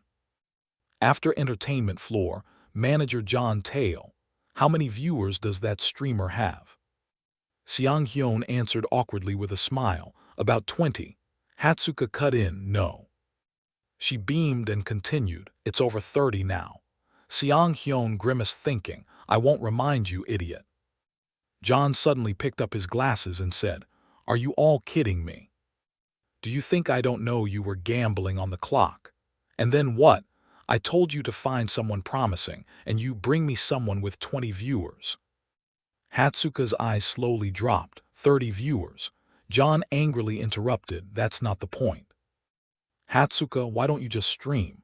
You have the skill and you definitely get fans, Hatsuka loudly, manager. Looking at the screen, I just checked and it's past 40 viewers, John frowned. Hey, are you listening to me? At that moment, Subaru was still in ready stance before CHI letter 1 EBF N. Lang. Suddenly its arm rose, claws sharp. His palm tightened around the sword hilt. Don't think about anything. System notice. Nameless devil sword absorbs the user's mana. All stats increase in proportion to the stamina consumed. Subaru reassured himself, stay calm. System notice. Second seal nullifies side effects from the nameless devil sword. His pupils suddenly glowed, even though this is your first time. As his thought ended, CHI letter 1EBF and Lang lunged. Just do it like always. Subaru's blade quickly parried its claw. CHI letter 1EBF and Lang did not stop. It raised its claw again. Its arms wildly attacked Subaru continuously. His feet struggled to keep purchase on the ground. Subaru withdrew his sword, panting, "It's really strong." Trying to simply block with force is impossible, but CHI letter 1EBF and Lang's sharp gaze looked at Subaru. Indeed, a warrior. It quickly turned and launched another attack at him. CHI letter 1EBF and Lang spoke, "But you are not on my level." Both of Subaru's palms remained clenched around the sword hilt, not letting go. A comment appeared. Defensive tactics are only for hired blades, probably won't work but still dangerous. He's absurdly strong. Maybe try 2 or 3 times. The one who issued this task will regret it. You'll complete it, but it'll be tough. At this moment, Subaru's entire back was pressed against the wall. He panted, thinking, sometimes there are more effective ways than using brute force. CHI letter 1EBF and Lang continued, "You've piqued my interest, warrior." Its claw rose high, time to finish this. Its powerful arm came down directly with terrifying force. Subaru's body quickly shifted. He said, "That's more like it. Your attacks are too predictable." As he finished, his blade drove straight into CHI letter 1EBF and Lang. Die. Its whole body collapsed in pain, as blood gushed out continuously. Subaru sprang up again, gripping the sword tightly. He easily used his skills to defeat CHI letter 1EBF and Lang. Subaru quickly sheathed his sword at his hip. CHI letter 1EBF and Lang looked up and said, "Excellent warrior." System notice. CHI letter 1EBF and Lang defeated. Level up to 12. +2 strength, +1 agility, +1 focus. +2 mana, achievement points awarded, 500. A comment popped up, wait, he actually beat him. Did he just kill him standing up? This stream is awesome. Wasn't this a trial run? Maybe. Subaru panted and smiled. I defeated him. A comment appeared, solo. Hats off to whoever assigned that quest, lol, probably never expected he'd pull it off. Viewers, 56. System notice, quest complete. Received 3,000 reputation points from save asset. Subaru said, I'll put it to good use, save asset. System notice, current reputation 3150, achievement points 618. The gate opened. Subaru slowly stepped into the place filled with light. Suddenly his gaze froze, he sensed danger. A comment appeared, something is enraged. System panels kept popping up in front of Subaru's eyes. A comment appeared, 13 of them. Kidding, known ones so far 16, right? Is this a record? I only got. System notice. The number of choices scales with a player's talent. Will you take the lightning challenge? A comment popped up. That's the spirit, of course. If he doesn't choose lightning here, he should change his name. Subaru hesitated for a long moment, then finally said, I choose. System quickly announced, lightning challenge selected. Subaru's whole body was now wrapped in powerful electricity. Hatsuka continued to watch the screen closely. Everyone laughed out loud in excitement. Nice. Hatsuka pointed at the screen. He did it, 60 viewers now. How about that? Is there any streamer whose viewer count rose this fast? Usually quests offer only 2 or 3 choices at most, but he got 13. John said in a low voice. Indeed, it's impressive to defeat a CHI letter 1EBF and Lang. I've heard he was never beaten. But he's still just a novice streamer on the second floor. There's more to consider. Hatsuka laughed excitedly. Manager, wanna bet with me? He was surprised. Bet. She continued. If he fails to accept the lightning, Seong Hyun and I will work fixed wages for 5 years. On the other hand, if he succeeds, you'll sign him without complaint. Seong Hyun wailed. What? Hey, why include me? Wait, hold on, I don't know this person. John chuckled. Even if he reaches the challenge, do you really think he has a chance? The only player who's ever achieved lightning is Subaru Narukami. Hatsuka replied confidently. You won't know unless you try, right? John folded his arms and answered. All right, I'll take that bet. Hatsuka quickly covered Seong Hyun's mouth. I won't. System notice. Lightning challenge begins. Subaru muttered vaguely. This is suddenly a sound cut through the air. Watch out.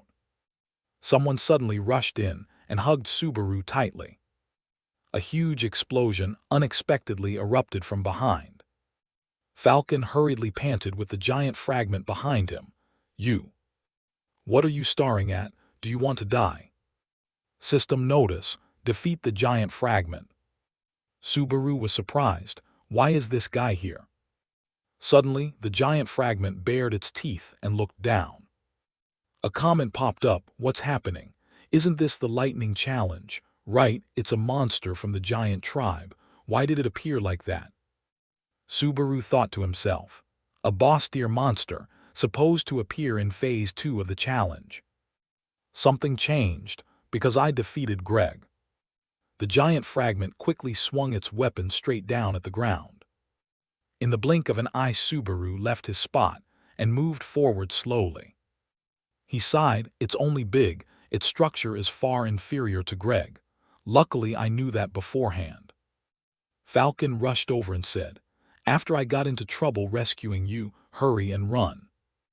Subaru quickly gripped the hilt. I should finish this quickly before someone interferes. System notice. Nameless Devil Sword absorbs the user's blood. All stats increase proportionally to the blood lost. Second seal nullifies the Nameless Devil Sword's side effects. At this moment, Subaru still stood firm facing the giant fragment.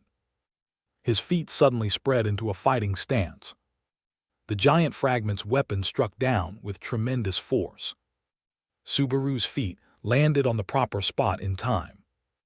The giant fragment still wouldn't stop and continued to lunge upward.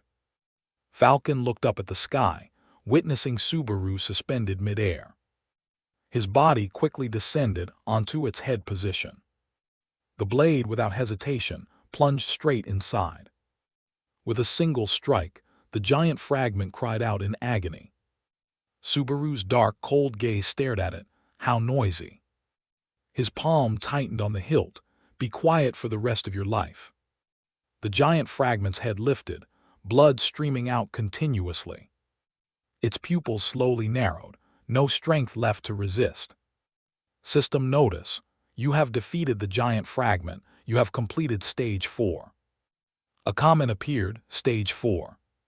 System notice. Leveled up +1x3. +2 strength, +1 agility. +1 health, +1 mana. You received 4,000 achievement points. You obtained the giant's heart item. You obtained the Lei Ming item. A comment popped up. 4,000 points. Gifting from Stage 1 to Stage 4 at once. So generous. Killing CHI letter 1 EBF N Lang and perfect clear from Stages 1-3. Falcon stepped forward in surprise and looked at Subaru. You are. A comment appeared. Isn't that Falcon lol? He's suddenly being polite.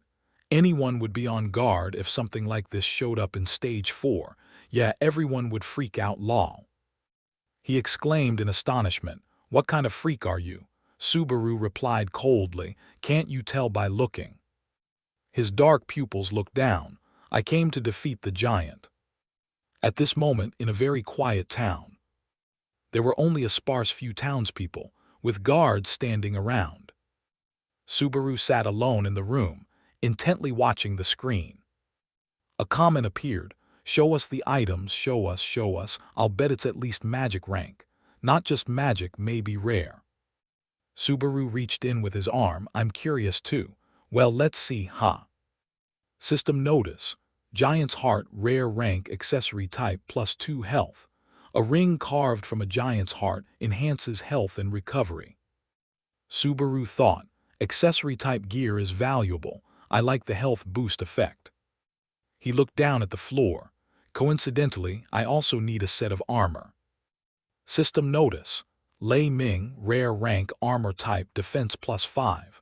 Armor imbued with the power of lightning. Lei Ming can be used once per day to nullify negative status effects. Remaining uses, 3. A comment popped up. Nice. Even accounting for equipment restrictions, it seems usable up to floor 5. No, Giant's Heart is a lifelong item. Its base value is whatever you need. Subaru quickly put on the sturdy armor. System notice. Narukami Koa registered a quest. 5,000 reputation points if you learn lightning. Do your best. Subaru replied in a low voice. Thank you, Koa Narukami. System notice. TM Bald registered a quest. I will give 5,000 points for a similar quest. Mission Villain registered a quest. 3,000 points for a similar quest. Safe Asset registered a quest. Trust and 7,000 reputation points. Subaru said, Thank you everyone, I will definitely show you my strength. Are there so many people waiting for lightning magic? Maybe he could become a more important existence than he thinks. Suddenly a voice came from outside the door. Come in. A comment appeared. Perfect timing, lol, eavesdropping behind the door. No doubt this guy also registered a quest. In front of him were Falcon, and the person beside him, Peleus. Falcon smiled and said, Sorry to keep you waiting. This is the village's knight leader, Lord Peleus. Recently, attacks by the giants have been happening frequently. Our knights have to stand guard 24 hours a day, fully equipped. For their safety, we've asked the villagers to limit unnecessary trips. We didn't expect to encounter an outsider at a time like this. Peleus continued, I heard you defended the village while I was away. On behalf of the villagers, thank you. Subaru interrupted, No, I just did what anyone would do, Peleus. The face of this village and a brave knight against the giant tribe, Peleus said solemnly. Fortunately, during our scouting we discovered the giant tribe's chief. We plan to risk everything to corner them, so. Forgive my rudeness, I beg you please save our village. Subaru gave no answer, only watching Peleus's posture at that moment. A comment appeared, Peleus, don't die, Peleus, wait, is he going to die? Don't spoil it in advance. Subaru frowned, thinking to himself based on my memories. Surely in the next stage Peleus will die. His arm slowly reached forward, lift your head. Subaru smiled confidently and said, Understood, I'll cooperate. Peleus smiled and quickly shook his hand. Thank you very much. System notice, Stage 5 begins survival. Everyone set off together under the evening sunset. Subaru still stared intently at the screen. He thought to himself, as viewers increase, the comment stream speeds up. At this rate it's impossible to interact. Suddenly Peleus halted, raised his hand and said, Stop. Falcon's expression darkened as he pointed ahead. That's a monster with a solid, sturdy body, the chief of the giants. Peleus said, I'll draw his attention so you, benefactor, attack him from behind. Suddenly a hand quickly landed on his shoulder. Wait. Peleus clenched his teeth and turned to look at Subaru. That thing. Suddenly, the ground began to shake violently. Peleus and his comrades panicked greatly. Subaru's eyes sharpened as he stared. Not human. At that moment, the chief's pupils widened taut. Its eyes slowly glanced to one side. Simultaneously, massive fragments appeared all at once. They were wildly excited, charging forward. Peleus stared in shock, trembling. Why? The giant fragments' huge palms swiftly attacked. Stop. Before them, now was a great danger. Save them. The giant fragment was contracting within sight. It suddenly grinned wickedly, its pupils stark white and terrifying. Everyone began to panic and flee. Everyone, return to the foot of the mountain now, hurry up. The giant suddenly roared as if enraged. It pressed down hard with its hand on the sacrificed person below. Someone started to rush forward crying but was held back by comrades. Stop. The monster raised its hand. He cried out loudly, Jo-chan. Peleus, standing in front as a shield, quickly turned and ordered, "This is an order, everyone run." He shouted to steady them, "Think of your families and the village at home. This isn't the end, we'll start again." They immediately ran off. Peleus turned back to continue holding the line. "I'll leave Falcon's lead to you." As he turned to the side, he bumped into a shadowy figure. Peleus yelled urgently, "You two, run, please rebuild the night order and avenge the giants." Subaru drew his sword and replied, "That's more like it." He stepped forward and asked him, "Aren't you going to run?" Peleus asked in confusion, "Huh, what do you mean?" Subaru made it clear he wanted Peleus to leave. "If you stay here, I can't move comfortably. If you insist on staying, both of us will die." Peleus panicked as if to shout but couldn't abandon an outsider and run. "You immediately barked, 'Don't make me say it twice.'" He heard that and ran off at once. Peleus even turned his head to say, "I'll gather the warriors, if you can hold out until then." Subaru focused on the monsters and answered, "Thanks." Peleus shouted, "Survive this battle, I owe you my life, take care." The monsters suddenly opened their mouths wide and roared. Subaru leapt forward at them without a hint of fear. A black aura enveloped the sword in his hand. "I am your opponent." He immediately slashed at the giant's lower leg. It was cut and lost its balance, nearly toppling over. The others, hearing the cry from their kin, glanced over. Subaru raised a hand to wipe sweat from his brow. A system notification appeared. Defeated giant traces X2, received 20 achievement points. His eyes burning red, he said as he swung, "Even if this is a test, I'm not used to being left alone." Elsewhere, Peleus was doing his best to run quickly into the forest. Then he suddenly stopped, breathing heavily. Peleus anxiously turned to look toward the direction he'd just fled. He said nothing, simply grinding his teeth. Back with Subaru, a flurry of comments rose up. "Looks like a real fight, it's definitely self-destruct. They're too many, just surviving is the goal, right? Why did you send others away? Scores change based on how many warriors survive, so it's not just survival. This is impossible." He caught his breath and thought, including Peleus, who is fated to die, "If I do this, I can save everyone." While Subaru was thinking, the giants went berserk and charged at him. Subaru immediately delivered a finishing blow to one. Defeated giant traces, received 10 achievement points. You turned to the side and quickly took down another one. Defeated giant traces, received 10 achievement points. Subaru pondered. The nameless devil sword absorbs the user's mana. All stats increase corresponding to the mana consumed. If I take them out one by one, it shouldn't be difficult. You raise the sword, gripping it tightly. The question is how long I can borrow the demon sword's power. Here I need to secure a vantage point and find the boss. Subaru climbed onto the giant. He just slashed to broaden his view. The other giants saw him and turned their eyes toward him. Subaru glided in midair. Some giants below even gaped as if waiting for him to fall. Suddenly one opened its maw wide and raised both hands as if to grab Subaru. He didn't attack, he simply kicked it in the face. Then Subaru used the faces of the giants as a springing platform to launch himself. The comments flared up again. "One wrong step and you die instantly.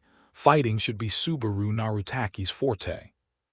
He ignored those comments and focused on finding a way to reach Tier 2, nullify the nameless devil sword's side effects. The user's stamina and mental strength recover, changing stamina consumption. Equipment really makes a difference. His eyes widened as if he saw something. I need to find the boss quickly before I hit the limit. Subaru spotted the boss in the distance. There he is. It saw him and burst into a loud, gleeful laugh. Subaru lunged forward, and it prepared to swing the weapon in its hands. As he sped forward, he thought, if I don't kill it in one strike, I'm finished. The giant, face stern, raised the staff in its hand. Though Subaru looked calm outwardly, inside he prayed, please let this work. He suddenly snapped his fingers. A cracking sound echoed through the air. Subaru was immediately surrounded by a layer of golden light, using lightning radiance. Thunder reverberated across the battlefield. The giants clutched their heads in pain, covering their eyes. They hugged themselves and roared loudly. Even the boss dropped its weapon and covered its eyes. It raised its head, opened its eyes, and shouted toward him, humanity. Subaru dove down from above, the sword's tip aimed at the center of its head.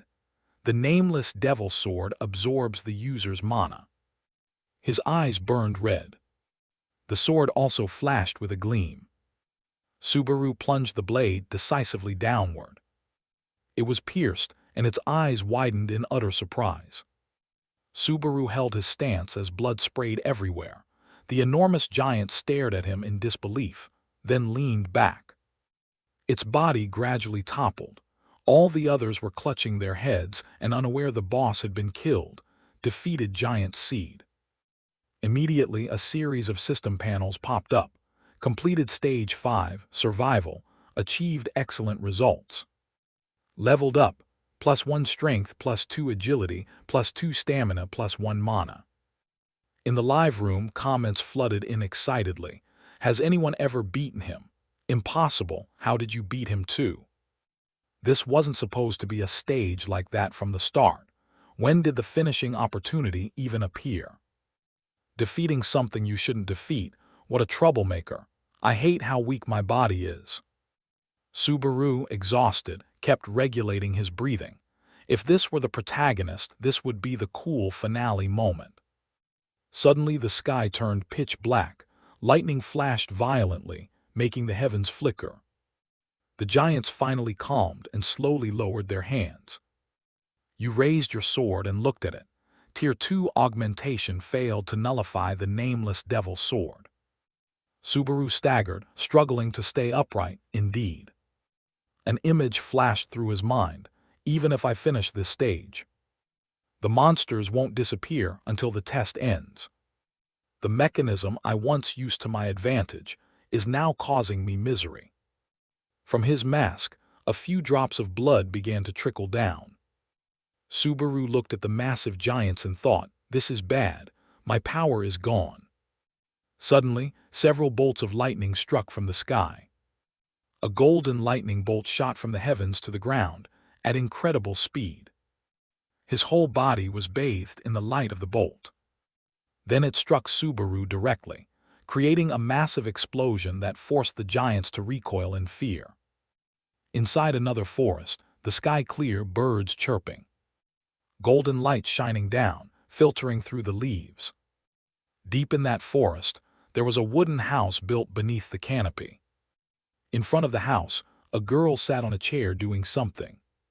She focused on whatever was in her hands. Shigeru stepped out of the house, his gaze immediately landing on her.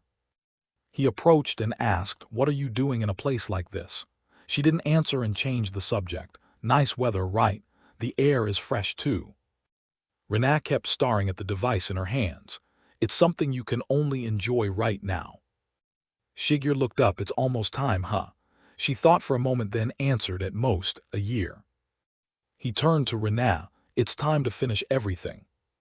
She fell silent, making Shigeru sigh in frustration. She's really odd, distracted while we're having a serious talk. He leaned in toward the device in Rina's hands. "What are you staring at so intently?" She hesitated and said, this." Inside it was an image of Subaru. Currently he is known as Subaru Narukami.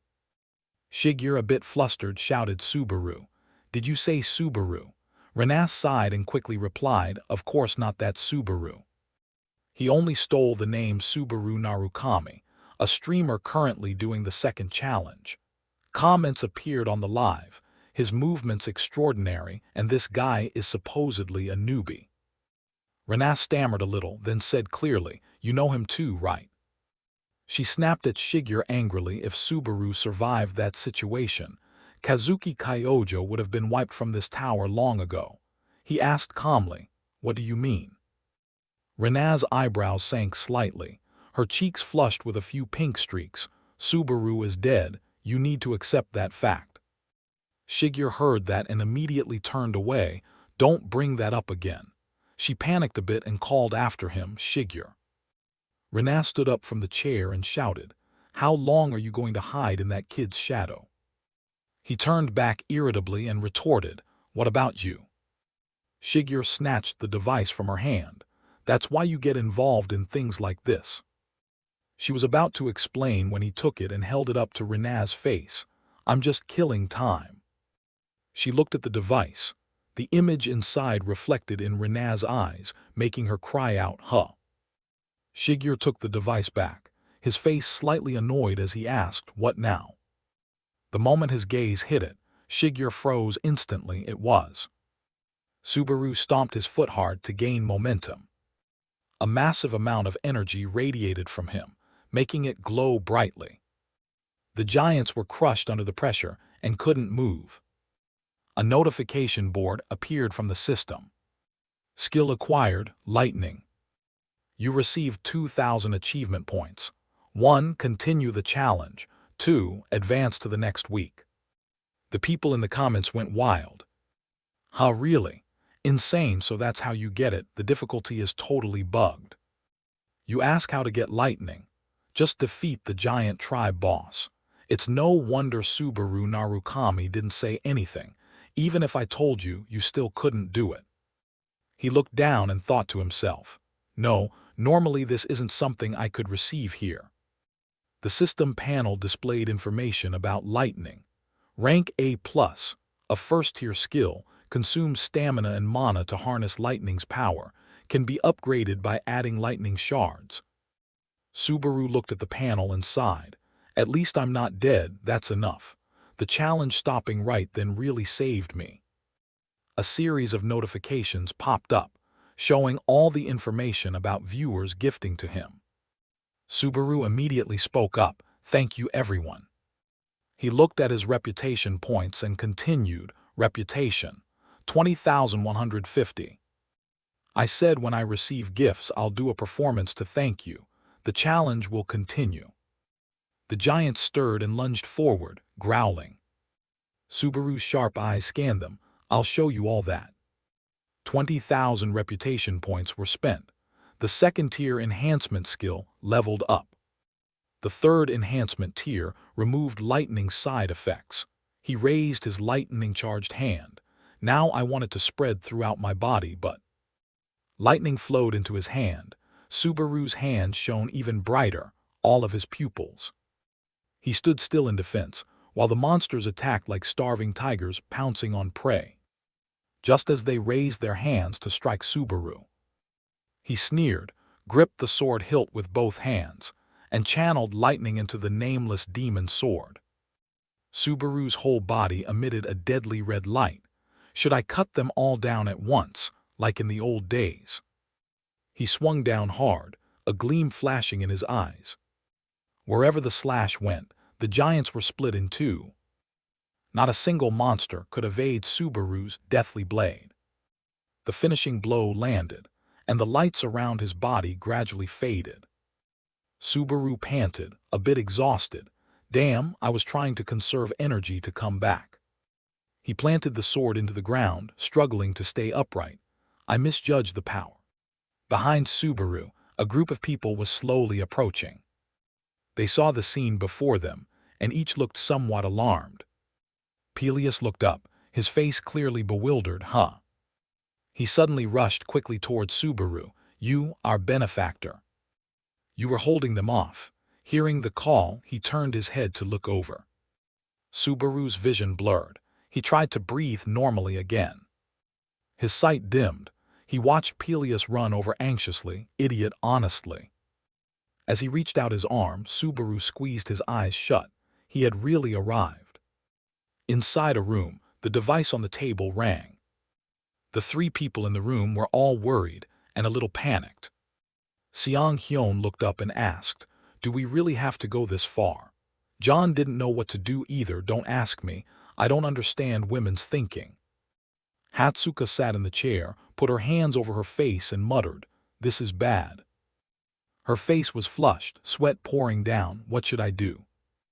Hatsuka rubbed her face with both hands. "Maybe I spoke too coldly. If it was just a work message, I should have added more emojis."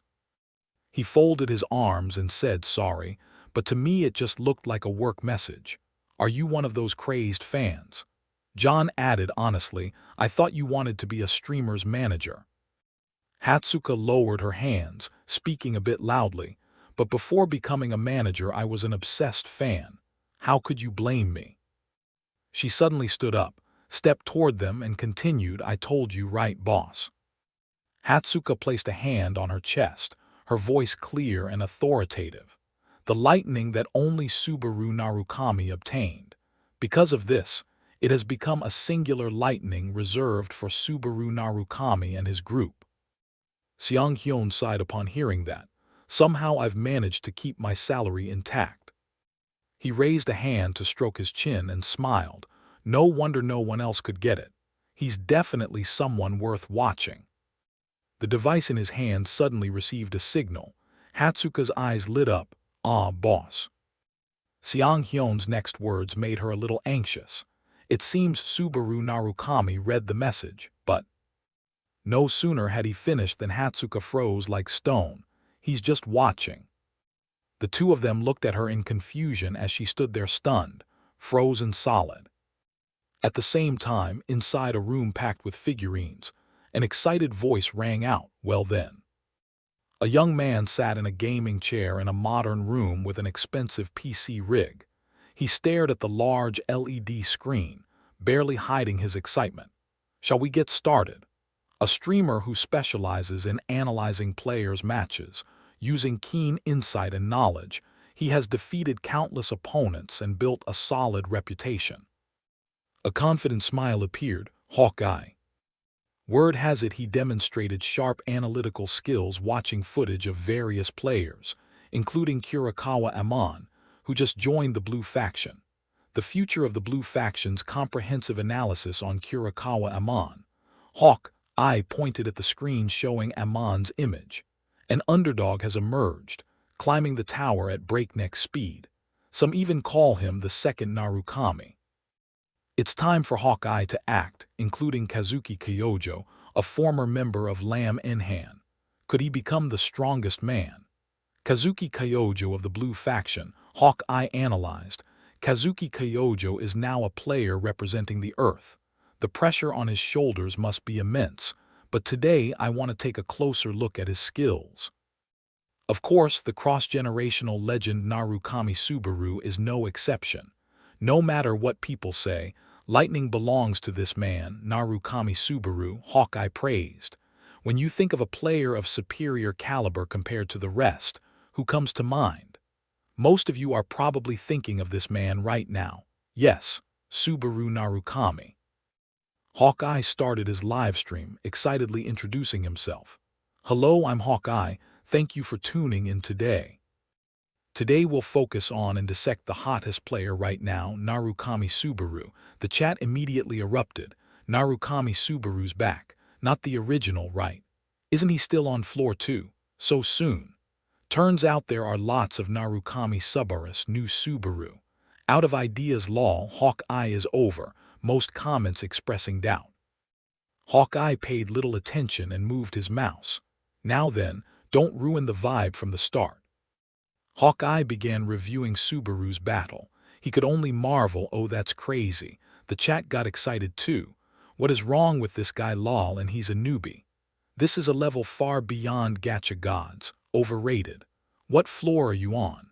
No more doubts about Subaru's skill. Hawkeye kept watching, hesitating what's going on. He shuddered watching Subaru's performance and could only utter one word: peak. Hawkeye began analyzing. That level of focus, no ordinary person could use a new skill that well. He praised without restraint. He controlled the skill and fed exactly what was needed into his sword, wasting not a bit of power.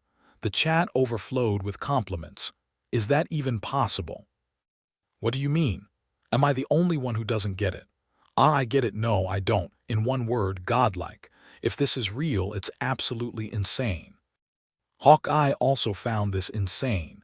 The control and the subtle focusing technique, the concentration that makes it possible, and the judgment to use it precisely when needed. He truly made no mistakes throughout the whole battle. He watched intently, thinking, where did that monster even come from? I bet half of you don't even know what you're watching. Before ending the live, he promised the guy would definitely become a big name. I plan to keep following him in upcoming Hawkeye streams. The chat below was still lively. I thought he was a tank. What? You planning to go hunting with him? Isn't that your view? If he climbs a bit more, teaming up would be fun, but honestly, he's simply extraordinary. One comment caught Hawkeye's eye. No verdict today. He thought for a moment, all right, I forgot to give Hawkeye's one-line comment. He pondered for a long while, then decided. Bluntly on control, he might even surpass Narukami at his peak. Cut to a scene where Subaru, asleep, suddenly jolted awake. Something seemed to prevent him from sleeping on, and Subaru sat up. A system notification sounded. Stage 6 is imminent. Fatigue has been fully reduced. Would you like to postpone the challenge? Subaru recalled the two conditions to temporarily suspend the challenge. You must complete the previous stage, the next stage must not have started, and fatigue must be 0. In other words, you must be fully recovered. Subaru scratched his head and thought it over. His fatigue level is 0, but his spirit is still tired. Maybe I should pause the challenge for a bit. He picked up his phone to check and was surprised at the view count. He said his final words before ending the live. Thanks everyone for watching today. The chat suddenly became denser than usual. Ending the stream. Turns out it was just a stream to go to sleep. More. He also noticed the change in viewer numbers. Since when did my viewership get so high?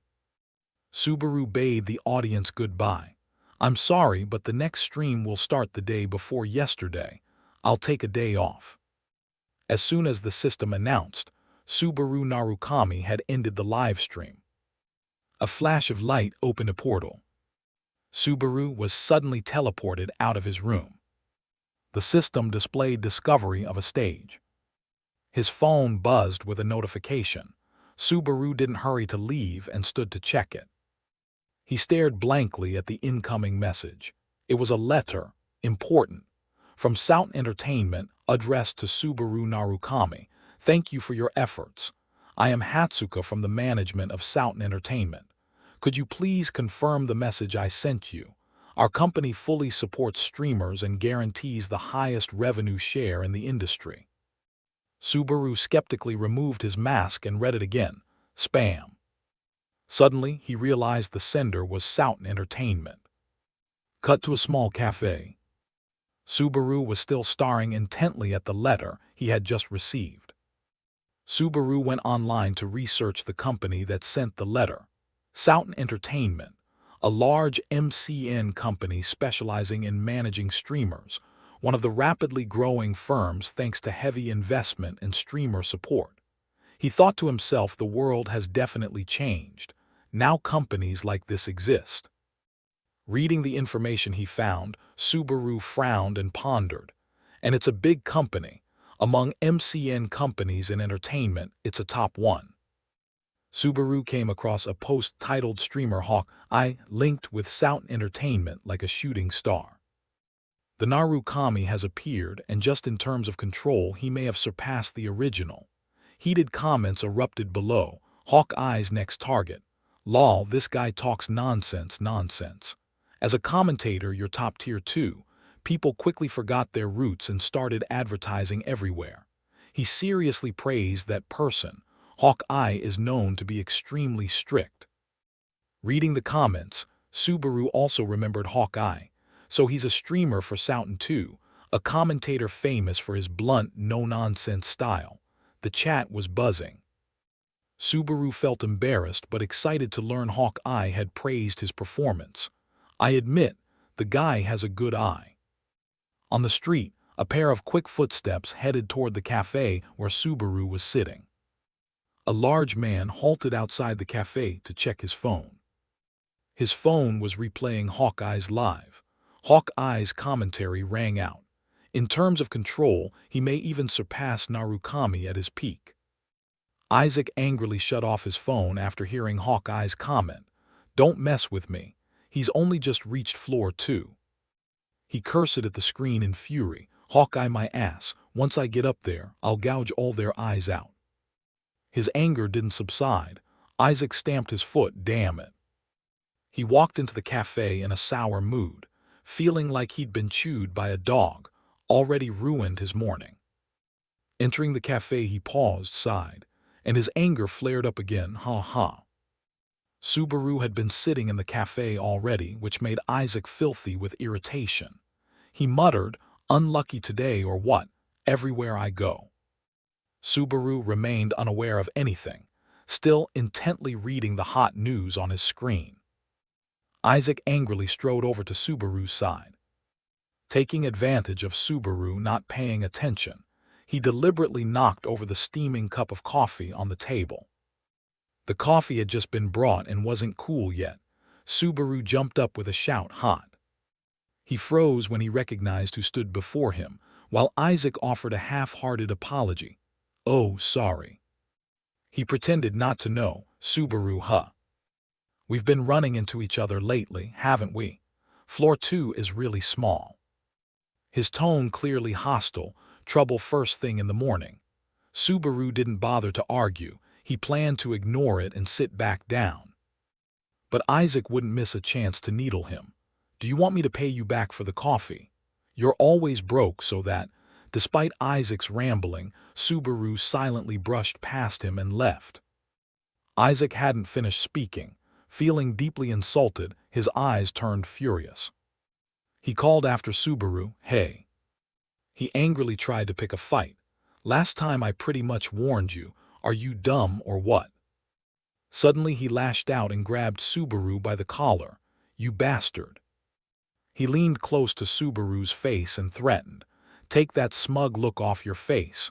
Do you think I'll let this slide? If you want to be beaten that badly, you should have said so. I'll crush you again like before, just as you wanted." Subaru looked at Isaac's antics with weariness. He grabbed the man's wrist and replied gently, "Sorry, but..." Subaru shoved Isaac's hand away. "I don't have time for this today." Subaru's grip wasn't light. It bruised Isaac's wrist, leaving him stunned and disbelieving. Was he always this strong? Subaru calmly walked away again. "Just consider you paid for my coffee. Thanks for the treat."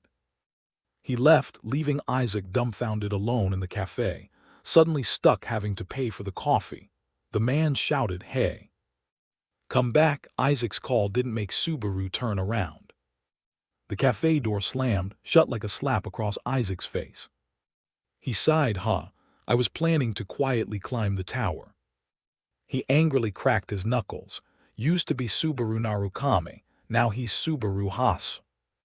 He didn't bother to drink his coffee and stormed out in a foul mood. "All of them keep provoking me." At this moment, Subaru was strolling down the street when he suddenly remembered something. Oh, right. He pressed send on a message to someone. Cut to a bathroom scene. Hatsuko was relaxing in the tub when her phone buzzed, with a notification of a new message. The screen showed, "From Narukami Subaru, let's meet once."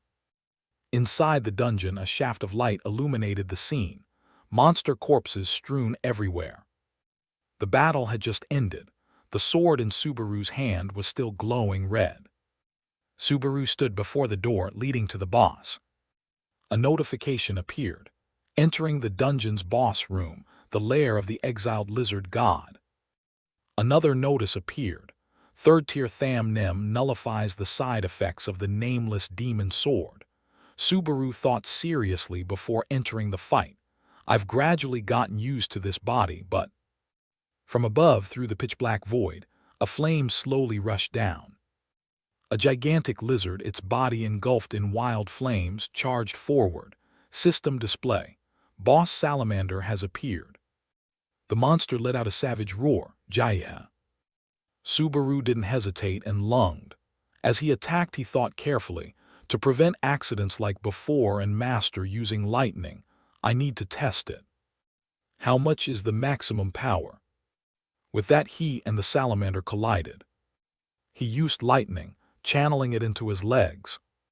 By transferring power into his legs, Subaru easily sprang upward.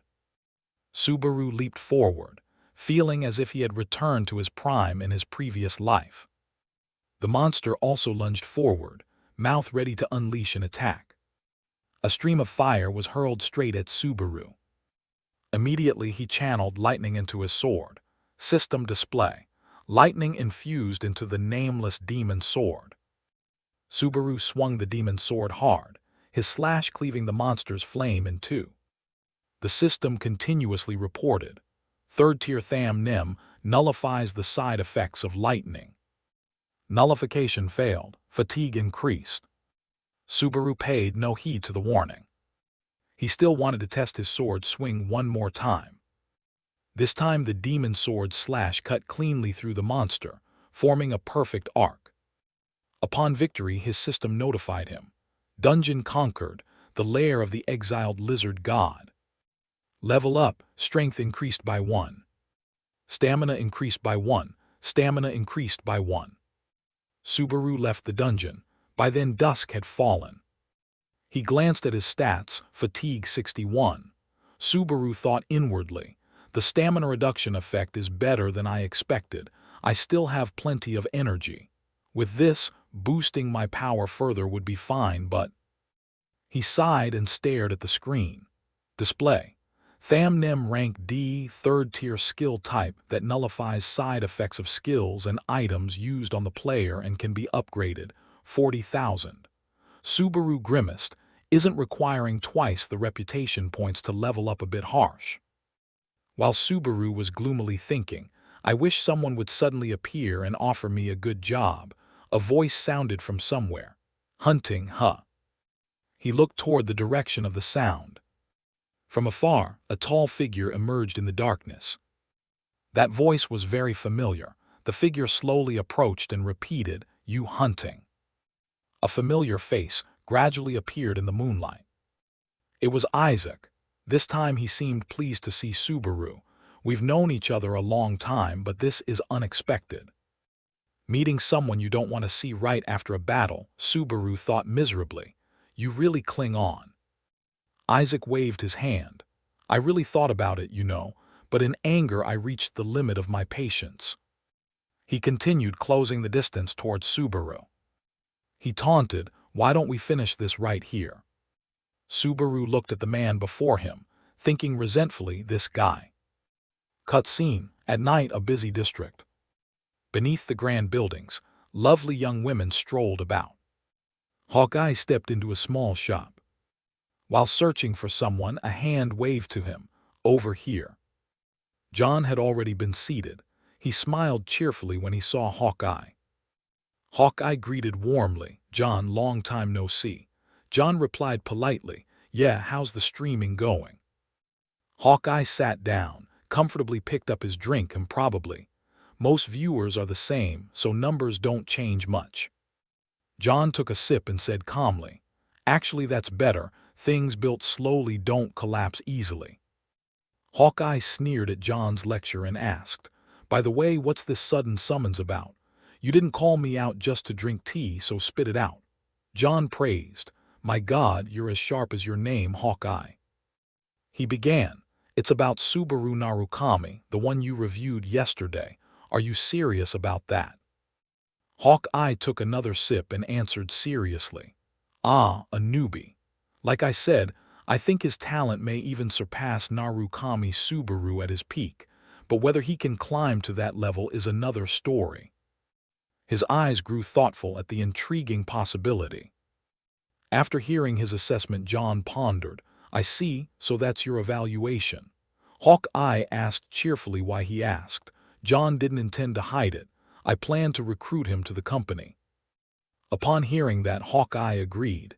You do have an eye for talent. Fine, but he has too few viewers for Soughton to recruit him. His recognition is too low. John toyed with his glass. You're right, but hearing what you said gives me confidence in him. Then he proposed. Arrange a collaboration between you and Subaru Narukami.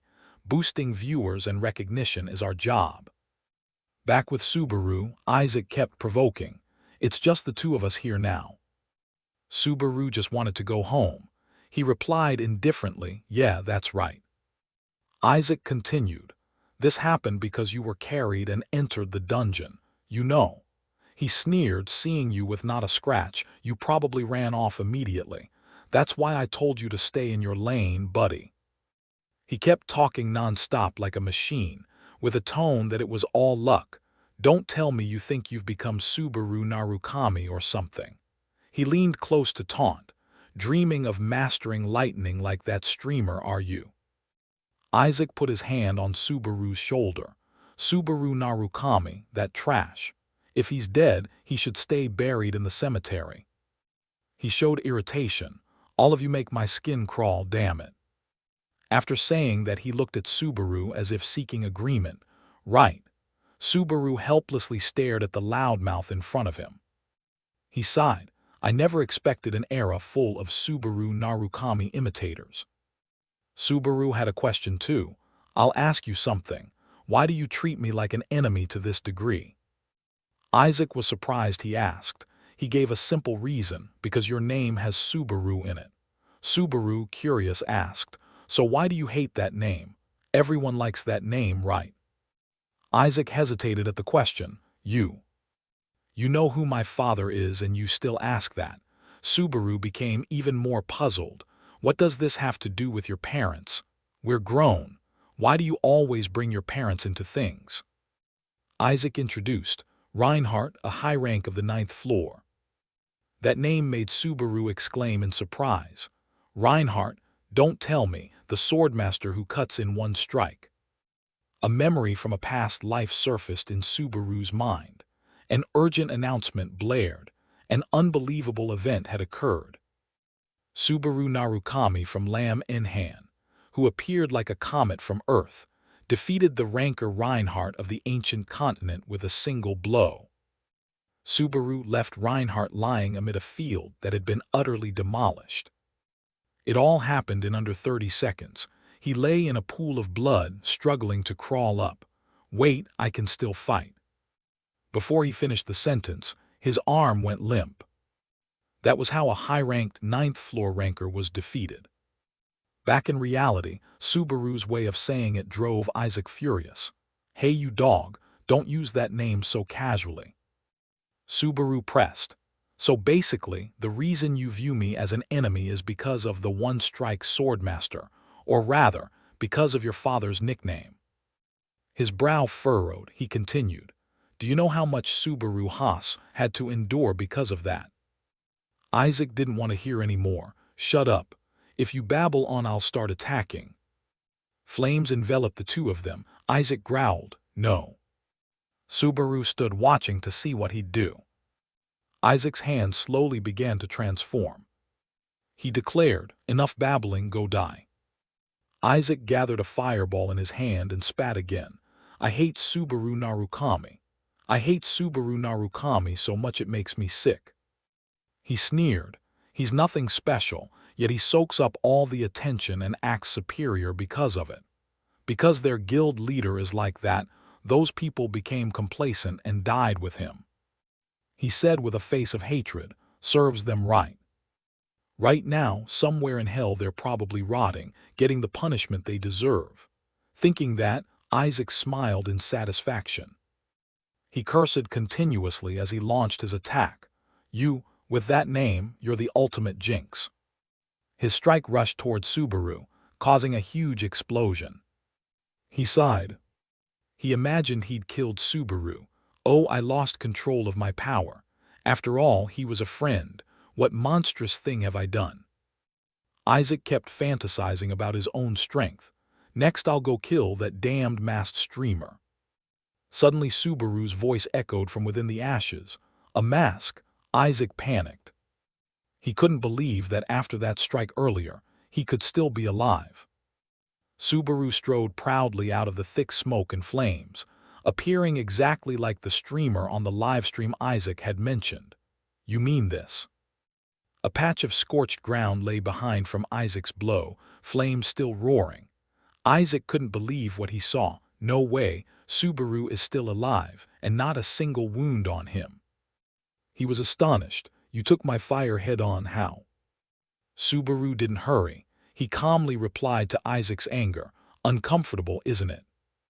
With that, he suddenly lunged at Isaac. Listen to a spoiled brat like you. A punch was launched with terrifying force straight into Isaac's stomach, making his eyes roll white. Isaac's pupils trembled violently. He let out a groan. Isaac collapsed at Subaru's feet. He screamed in pain. Alarg. Blood kept pouring from Isaac's mouth amid screams of agony. Subaru looked down with contempt, slandering them. Isaac wiped the blood from his mouth, forcing out each word. Why you impossible? Subaru calmly interrogated. Today, who stands before you is Subaru Haas, the one you bullied and made cry, and Subaru Narukami wearing this mask. Or is it Lamb-enhanced Subaru Narukami? He slowly removed the mask, eyes fixed on the man collapsing before him. Isaac still wouldn't yield. Cough, don't joke with me. So you're that streamer Subaru Narukami, huh? He staggered to his feet, mocking. Damn, the sword isn't even that big, trash like you managed to learn it. As he gathered strength in his hand, he continued arrogantly. You think with that level you can beat me? That a pathetic weakling unworthy to tie my shoelaces picked that up means I'm even better than Lamb-enhanced Subaru, right? Subaru stood still listening to his absurd ramblings. Isaac roared in fury. Is that right, you bastard? He suddenly attacked. Contrary to his haste, Subaru merely swung his arm gently. With a single strike, Isaac's arm was severed and flew up into the air. It all happened in an instant. So fast Isaac didn't understand what had occurred. Subaru mildly criticized. Terrible wrong answer. I'm amazed you can spew so much nonsense, completely off topic. Subaru's sword was pointed at Isaac's throat. He stammered. Wait, what do you mean? He fearfully recalled Subaru's questions. You think about how Subaru had to endure that. Uncomfortable, isn't it? A brat like you slandering them. Only then did Isaac realize the gravity of the situation. He trembled violently. Don't tell me. Subaru patiently watched Isaac try to stammer. Your Lamb-enhanced Narukami. As soon as he finished, Subaru delivered a fatal strike. His blood spurted like a waterfall. He quickly finished Isaac off. Game over. Blood poured from his body onto the ground in torrents. He collapsed quickly. Subaru put the mask back on and left. That was too easy for me. Subaru spoke to Subaru Hase's body. Consider this my thanks for letting me borrow your body. Cut to the next scene. The next morning at the same familiar cafe, but today the staff were more flustered than usual. What's going on? Fanboy of Subaru Narukami or something. Doesn't he know shame? Looks like he's streaming. Subaru sat in the cafe staring at the handheld screen, ignoring the chatter behind him. As a streamer, I'll stick to Subaru Narukami's no-face reveal policy. It's a huge advantage so opponents don't know my face. A female figure entered from outside. Sorry to keep you waiting. The person who entered was Hatsuka. She blushed shyly. Nice to meet you. I'm the one who contacted you. She quickly introduced herself. I'm Hatsuka, the manager. Subaru politely stood up. I'm Subarumi. Hatsuka, flustered, shook his hand. I'm truly honored to meet you. She looked up at Subaru, blushing, and couldn't help exclaiming. They really do look alike. She began to think further. What if Subaru Narukami is still alive and returned? Or what if he hides his face with a mask because he's an imposter? She had stared at Subaru so long it made him wonder, is something wrong? Hatsuka awkwardly realized she'd gone too far. Yes, Hatsuka recalled John's strict instructions. Make a good first impression. Gaining the client's trust is key. Don't show any untrustworthy attitude, understood? She worried. I ruined it from the start. Subaru didn't understand why she was tearing at her hair. He asked, are you a fan of Subaru Narukami? Hearing that, Hatsuka's eyes lit up. Yes, an extremely passionate fan. Subaru explained, I'm not the original, so calm down. Also, manager, I think you're younger than me. Hatsuka exclaimed excitedly, no, I'm also a fan of yours. She was a genuine fan. Once she hit the right note, she couldn't stop talking. Actually, I've followed you since you had no viewers. I'm your first audience.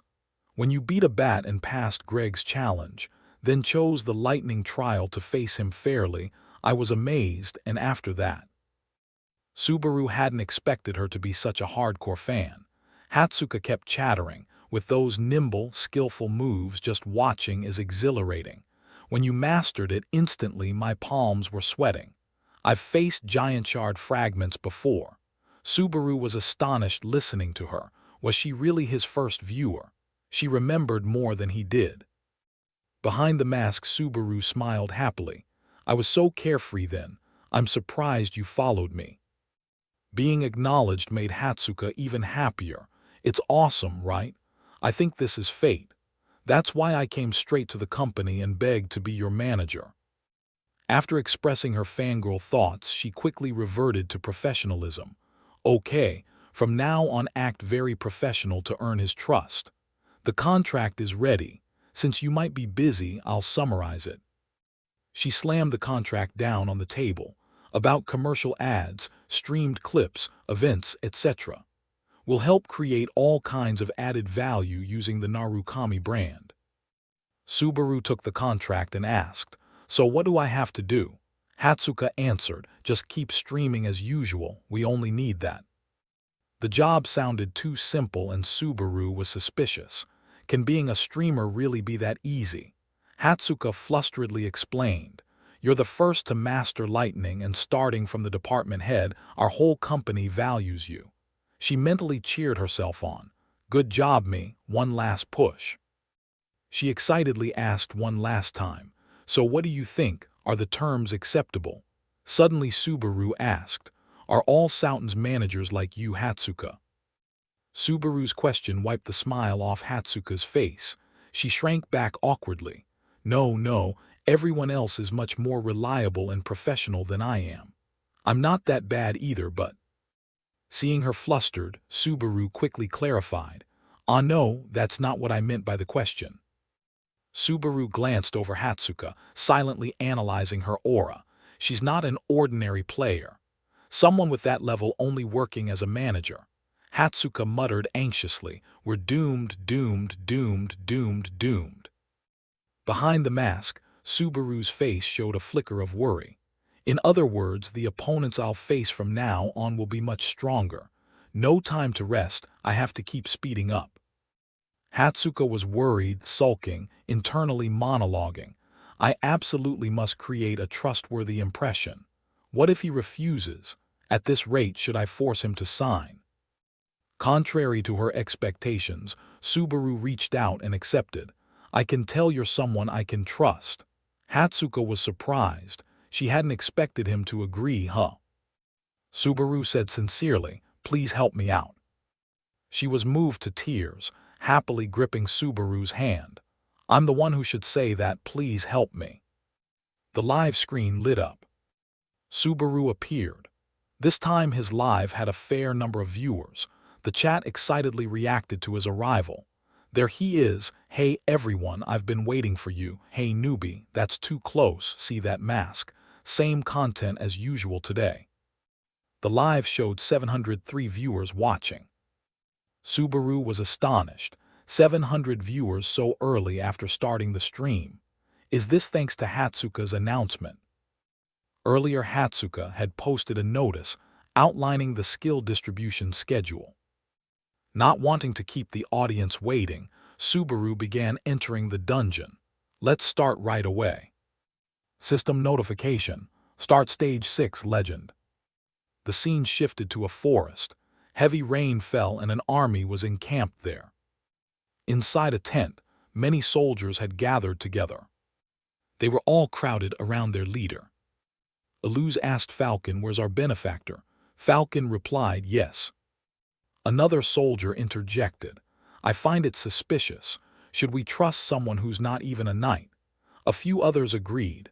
"Right, it's hard to believe an outsider suddenly appeared and single-handedly beat the giant tribe's boss. Unless Peleus witnessed it personally, you could have been deceived. Was that really the giant tribe's boss and not just a soldier?" Peleus was furious that his soldiers insulted their benefactor. "How can you say that?" Suddenly, a loud voice called from outside, "Lord Peleus." A soldier announced Subaru, "The benefactor has woken up." Peleus hurried to him, "Benefactor, are you all right?" Subaru stepped forward. "Thanks to you, I can walk normally again without assistance." When Subaru appeared, the soldier's skepticism grew. Is he the hero who defeated the giant tribe's boss? Trying to be polite, but he doesn't look that strong. Of course, Subaru knew what they were thinking. "It seems you don't believe I defeated it, or maybe you just don't want to believe." Previously, Hatsuka had shown Subaru a tip. By performing a saved gesture, I can adjust the mic frequency so only the audience can hear my voice. Subaru silently thanked her. This feature was useful in a dull situation like this. He strode past the soldiers, muttering under his breath, "How shameless." The chat started to enjoy it. "Don't underestimate him. Did he just smile under the mask? So confident." "First, thank you." A polite hand was extended. An older soldier introduced himself. "I'm Dale." Subaru replied politely, pleased to meet him. Dale expressed, "I worry about defending the village, but people are being trampled." Subaru asked in confusion, "Trampled?" Dale sadly, "Yes, because of that one." Dale's vagueness puzzled Subaru. "That one? Do you mean there's someone even more dangerous than the boss?" Dale agreed, "Yes." He recounted, "As you may know, the true giants, the ones who once waged war against the gods, were sealed away somewhere and vanished. Most of the giants here are more like the ideas or traces they left behind." Suddenly Dale shuddered when mentioning that name. "However, the giant that appeared after you killed the boss was different. He approaches the giants of legend. It's unbelievable such an entity still exists." His story stirred the live chat. "So that means an 8th floor level. No one has gone that far before. If it's real, how could anyone have defeated him?" Not only was the chat unsettled, but all the soldiers were shaken after hearing Dale's tale.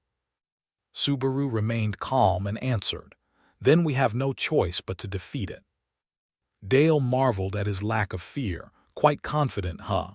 He warned, "We're in a position to beg for help, but it's certainly an impossible request." People kept mocking. "He says that because he hasn't faced it." Peleus spoke up, "Benefactor." He recounted, "There is a legend passed down from ancient times. Tian Nin Mountain, at the peak of that towering mountain, is hidden a fragment of lightning." He paused for a moment, "And the only one who could find it is. I believe it can only be the benefactor." In the village, villagers fled desperately as smoke and flames rose everywhere. A group of giants advanced into the village, but behind them appeared an even larger silhouette, repeating the name, Padel. A giant dozens of times the size of the others also entered the village, murmuring strange words, "My child." It grabbed a soldier who panicked and screamed, "AAA, stop." The giant hoisted the person it had seized up high, "I will." Then it crushed that person in its hand like a toy. It growled, "I will send you off with the blood of humanity." All those scenes compressed into Subaru's field of view. From above, Subaru rode a horse and looked down at the village. That one. The chat was stirred by the earlier sight. The one who was defeated before was his child. So big, could that be a true giant? Subaru pulled the reins and rode away, glancing back one last time. He's really trying to kill everyone. Below, comments continued. The trial's trying to kill us, lol. Seriously, impossible things happening, lol. The trial. Everything's toned down, hee hee. Before leaving, Peleus warned Subaru. It will take about 3 days for the giants to reach here. If you can't find the lightning, then run away when the time comes. That's the only way to protect the benefactor's life. Before Subaru loomed Tiannin Mountain, a sky-piercing peak. He was on his way there. To defeat the giants, the power of lightning is indispensable. It could be the key to this challenge. Some comments appeared doubting. Try again at least twice, probably. Reading such comments, Subaru confidently asserted, "No. There is no challenge in this tower I cannot conquer." Suddenly he realized he'd misspoken. Damn, I accidentally used a catchphrase. The chat excitedly, so confident. I've heard that line before, is it a catchphrase? Suddenly the system kept notifying. Safety asset registered a quest, so if you defeat it you'll receive 3,000 reputation points. Subaru Narukami AI registered a quest for an impossible mission. Part-time job registered a quest, just a small amount of money. Subaru inwardly rejoiced. Good, I'm not detected, and that's not a bad reaction, right? Subaru tightened the horse's reins. The horse neighed once and then stopped. You've arrived at your destination. Subaru dismounted. Subaru stared inside. A fragment of lightning is hidden here. Before Subaru stood a towering cliff face. He began feeling around among the rocks. Subaru recalled what Peleus had said. The lightning fragment is something from legend. Whether it's a special power, an item, or even a person, there really is no information. Subaru asked if he knew how to obtain it. Peleus regretted. Unfortunately, we only know the mountain's location and the legend. But one thing is certain, Peleus affirmed.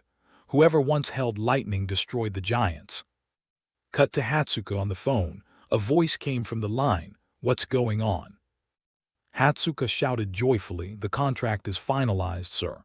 On the other end, John asked suspiciously, what did you say, really? He boasted, ha ha ha, you did it. Hatsuka has finally become respectable. Receiving praise, she happily tossed her bag and dashed into the room. Hatsuka excitedly, right, with this I'll be respected too. Wait, are you praising me? John replied, of course I met Hawkeye, but there's something I wanted to tell you soon. Before he finished, Hatsuka turned off the device. She happily lay on the bed to relax. Okay, I'm done with work. Let's watch the stream, shall we? She cheerfully opened Subaru's stream. Watching it on screen and live, that's the ultimate joy for an otaku. The stream happened to reach the scene where Subaru confidently declared, there is no challenge in this tower I cannot conquer. Her eyes tracking the live suddenly widened. She sat bolt upright, her face full of suspicion. Hatsuka murmured. A line from over 20 years ago was just uttered naturally. Back with Subaru, a large boulder trembled violently from a strong impact. Below, the chat kept debating. Are you using your hands? Don't tell me you're desperate. Who said that? On the rock, a deep dent appeared. Subaru didn't stop, he challenged. What's harder? He swung his arm with all his strength again. Fight to the end. The punch created a huge blast. The stone shattered into many pieces. Rocks and earth rained down around Subaru. Finally, he saw what he'd been searching for. There it was. Sturdy legs stepped onto the large rocks. Subaru clenched his hands.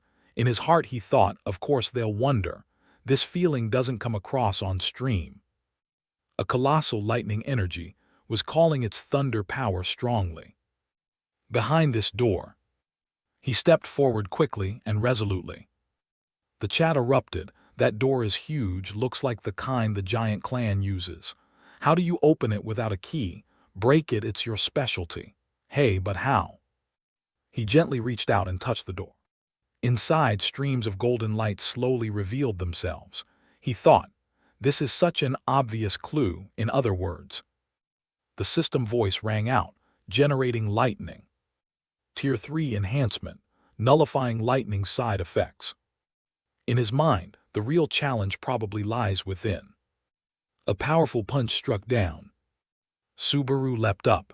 If you call to me that eagerly, shout and I will answer. The golden energy flew forward and pierced the stone wall. He stood and watched it all, unmoved inside. The door slowly opened. He stepped in slowly. Comments continued. He's moving forward, a major event is about to happen, let's go. Subaru was taken aback at the sight of something.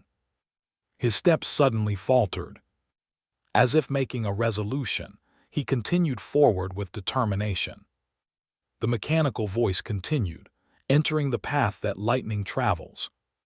You cannot leave until the stage is complete. Everyone stood quietly, each attending to their tasks.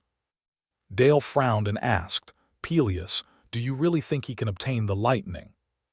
Peleus replied confidently, he can, I'm certain. He continued, even though he's an outsider, you place a lot of faith in him.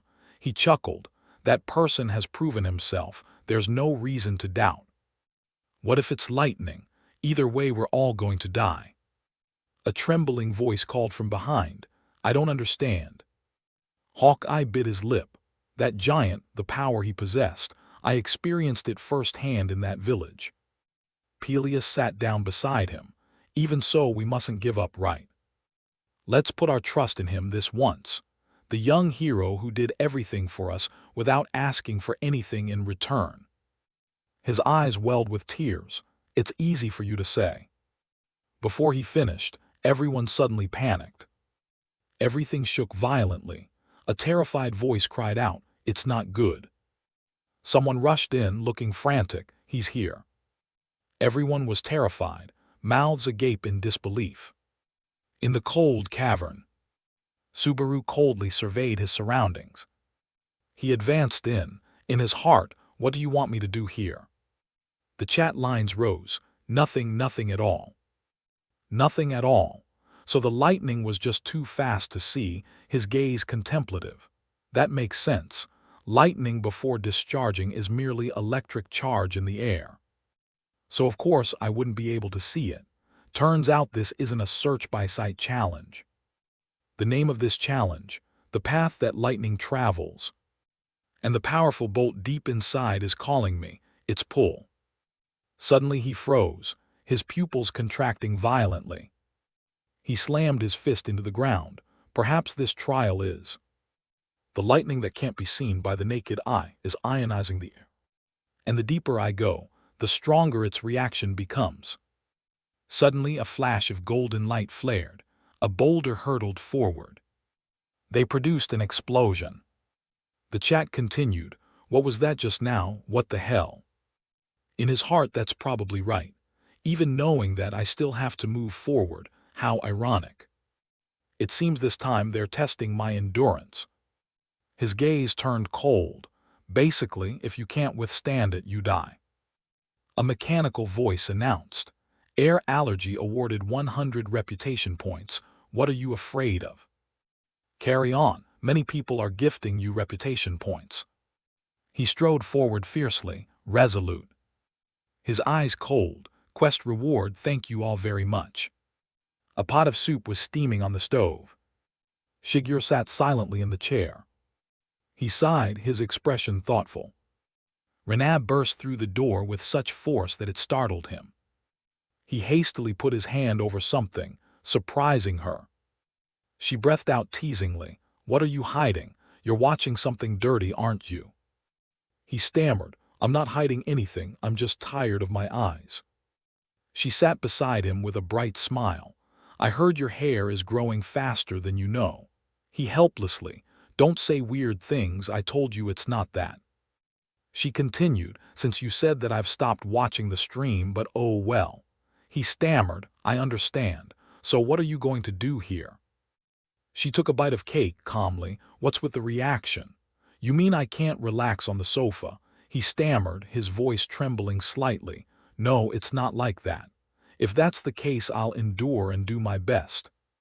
He shouted irritably. You don't have to say it like that.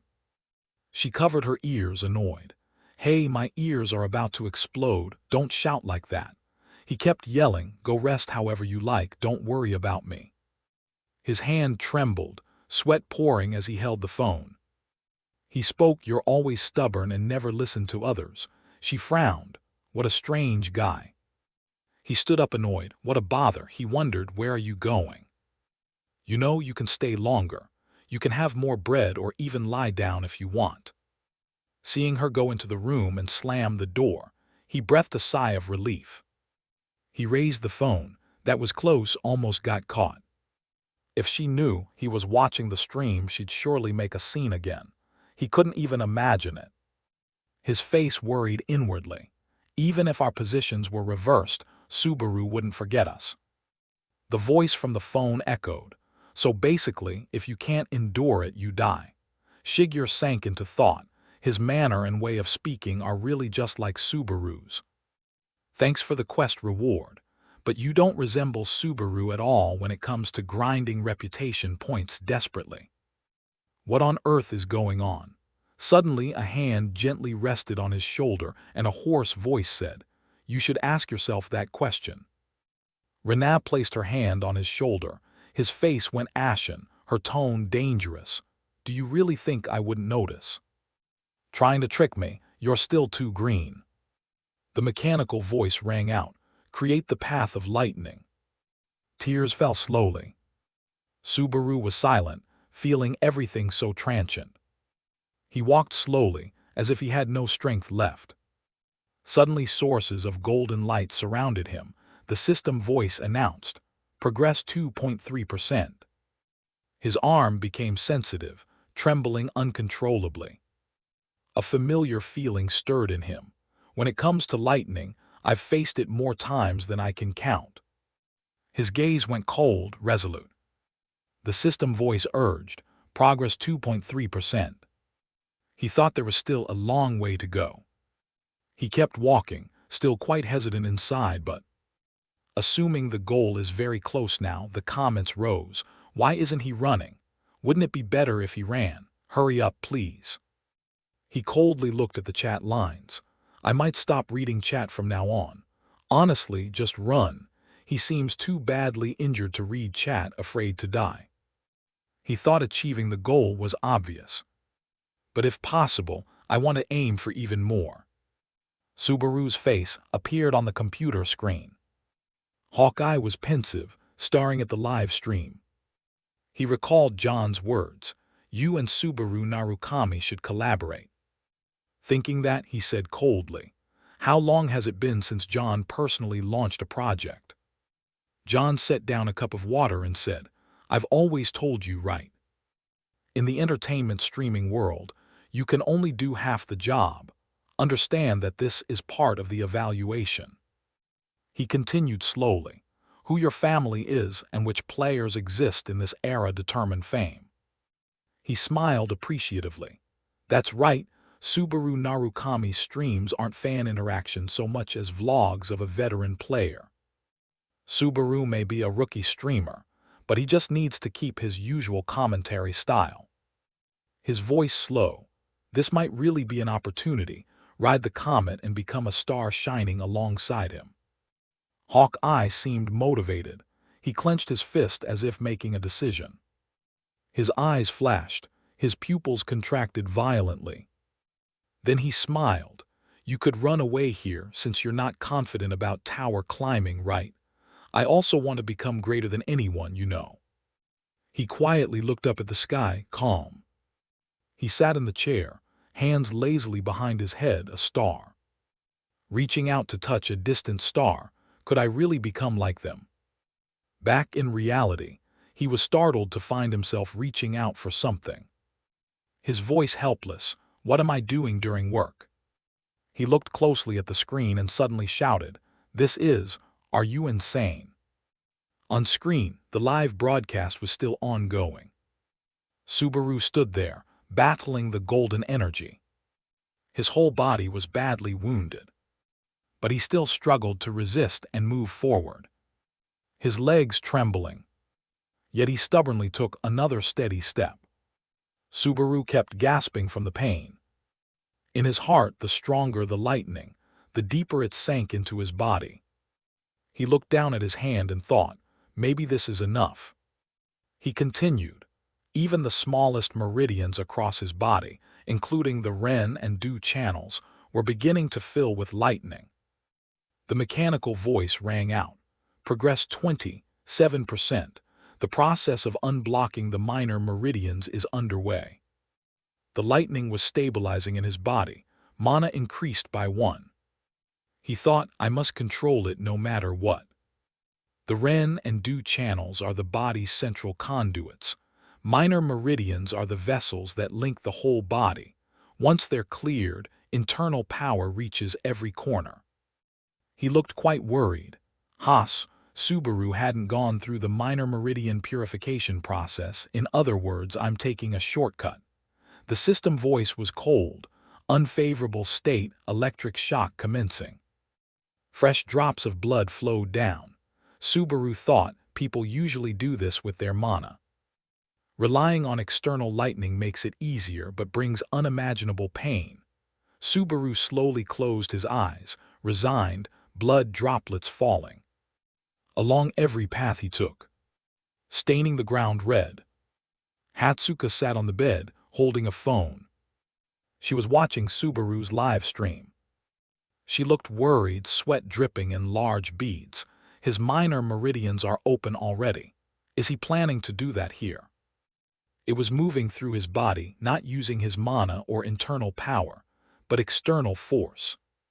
The pain must be indescribable. Most people wouldn't endure it and would certainly faint. Even if one died in a trial, it wouldn't affect reality. She stared at Subaru's image on the screen. The pain looked just as real. She gritted her teeth, her body trembling. So why? Her eyes welled with tears. Why go this far? Subaru kept walking amid the mechanical echoes. Progress 53%. The process of unblocking the minor meridians is underway. Lightning is stabilizing in the body. Mana increased by 1. His body covered in wounds. He collapsed to the ground. It's all my fault. He was filled with despair, as if he had been the one who killed them. Seong-hyun stared at his phone and said, I always tell you this, right? There's no trial that can't be conquered. He affirmed confidently, don't worry. He announced to everyone's delight, in the end I am the victor. Subaru's voice was weak, seeming to have no strength left. He felt like he was going mad. If I hadn't been so careless, if I hadn't pushed them with my excessive confidence. His eyes clouded, tears streaming. Then no one would have had to die. Kazuki, blood on his face, spoke, honestly. He sneered, you failed because you were too complacent. Subaru went mad. He ran forward at top speed. Behind every step he took were pools of fresh blood. He kept blaming himself. It was my fault. Helpless, he collapsed to the ground. Seemingly out of strength, he panted. His hands, covered in wounds, reached out as if to grasp one last ray of hope. The scene shifted to a prairie with endless stretches of green grass. Subaru glanced at the leaves drifting around him and murmured, where is this? He suddenly noticed a group of people sitting around a campfire ahead. Subaru froze for a moment, his whole body tensed. His pupils dilated to the max as he exclaimed, everyone. Shuhei, Soyake, Lori, even Shigyur and Rena. Subaru hurriedly ran toward them, wondering, is this all just a dream? Before long he reached near their backs. Teary-eyed Subaru smiled faintly. Of course, it must be right. Oh my God, what a disgusting nightmare. Hey, at least tell me what I dreamed of. At that moment a voice called out, Subaru. You really led us to our deaths. I don't want to die. Those words stunned Subaru. Shuhei Soya. Chino, sitting to one side, interjected. You always talk about grand things only to. The woman now had a hole in her stomach. Her tone was full of resentment. Why didn't you protect us? He opened his eyes wide, only able to call out the name Chino. Then a blazing red fire erupted right in the middle. Subaru, sweating profusely, stammered I. He could do nothing as the flames consumed them all. Subaru thrust his arm out and shouted, "Wait." He helplessly screamed into the sea of fire, "Everyone, don't go, wait a moment." Subaru shut his eyes in anguish, enduring the loss. He collapsed, murmuring nonstop, "Please." But the fire grew higher, and then produced a dazzling beam of light. That light brought Subaru back to reality. He dropped to one knee, thinking to himself that such dreamscapes often occur during meridian clearing. He'd almost gone mad. The system immediately announced, "Progress, meridian unblocking in progress. Lightning is stabilizing in your body, mana increased by 1. Subaru's face darkened as he wondered who had devised this crazy trial. He stood upright before the blazing golden lightning, thinking, "Thanks for the reminder. Why am I still alive?" Kazuki's face gradually appeared in Subaru's mind. The scene shifted to chaos. Villagers stood behind a line of knights. Each of them held weapons, terrified. A giant beast instantly appeared just outside the fence. They could only wait for the moment to charge forward. Suddenly it bared its teeth in a mocking smile, as if challenging them. The knights, seeing this, turned to whisper, "Are you kidding me? Is that thing the real boss? So the masked man abandoned us." Suddenly a voice from behind called out, making the two turn to look. "Our benefactor will surely return." Pelias stepped forward and declared firmly, "You entrusted the fate of this village to a stranger whose name you don't even know. How dare you doubt him?" They hesitated and denied it. "We didn't." He frowned in contempt. "Pathetic, and you call yourself a knight." Suddenly a hand patted Pelias on the shoulder. "You're right." Dale added, before blaming others, "Remember that protecting the village is our duty." A moment later he drew his sword. Dale pointed his sword forward and proclaimed, "Knights are not the ones to be protected.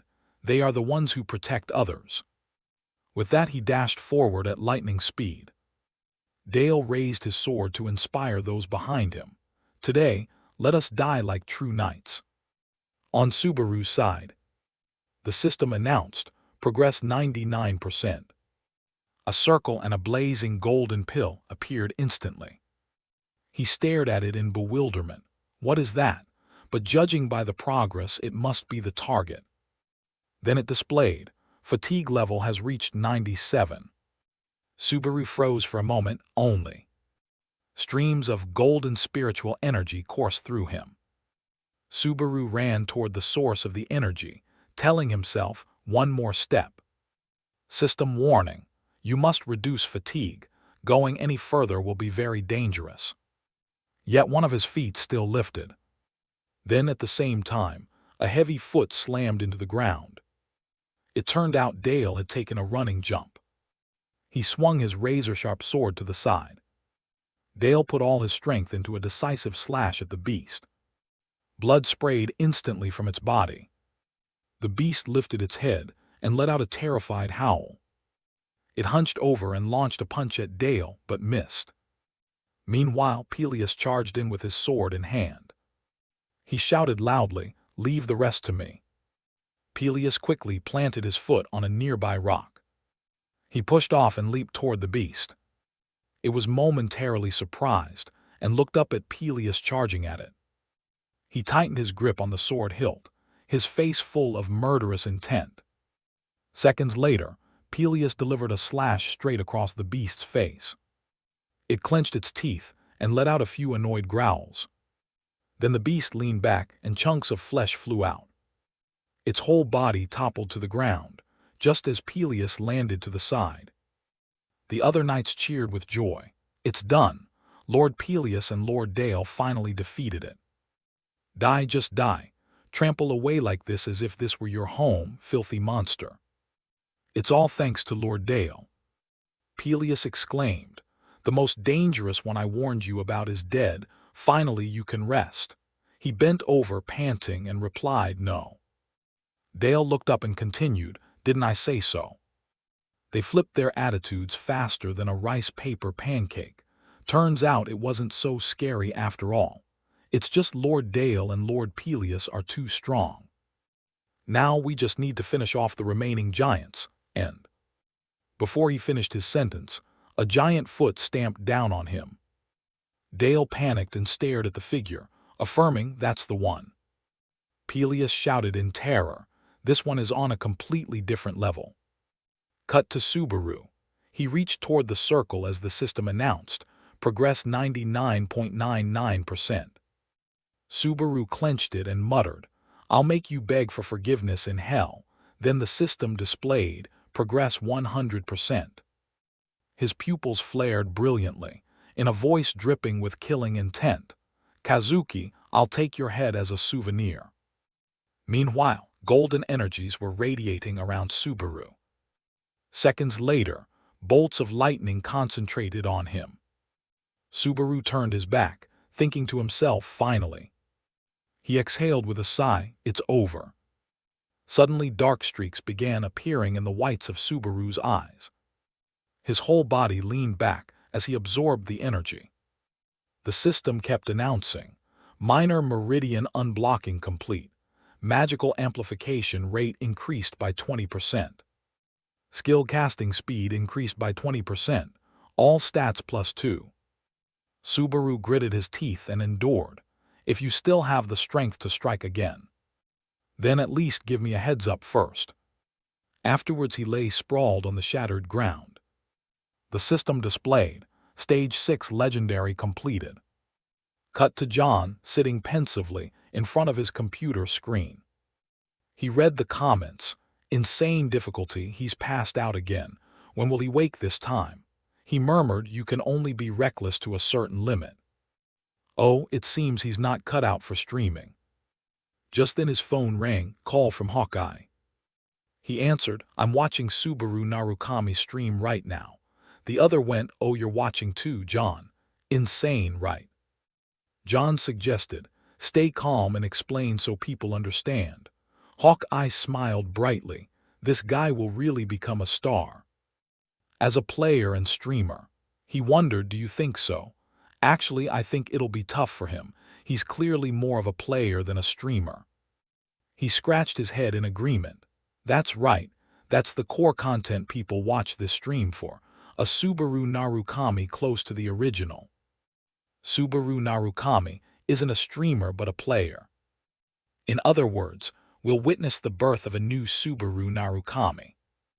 John frowned and interjected, in real time. At that moment, Subaru's arm began to move on the screen. He struggled to stand, prompting the commentator's excitement. He woke up a bit early this time, so glad to see he's alive. Finally awake, huh? Subaru slowly opened his eyes. His breathing grew rapid. He clutched his head and cursed under his breath. Damn it, how tired am I? The system immediately displayed 81. Subaru thought to himself, good, it's lower than last time. Probably the higher stats took effect. The final lightning strike was unexpected, but the result wasn't bad. A stream of messages arrived. Quest complete, reputation points awarded.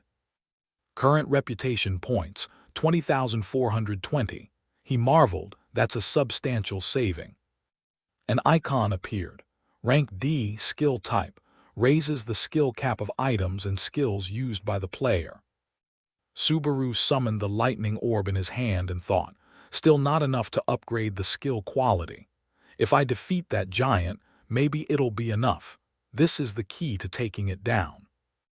Information about the orb popped up, lightning spear, non-tradable, weapon type, decent equipment tier, an ancient spear carved from pure thunder, one launch delivers a devastating, decisive blow. Remaining uses, 1.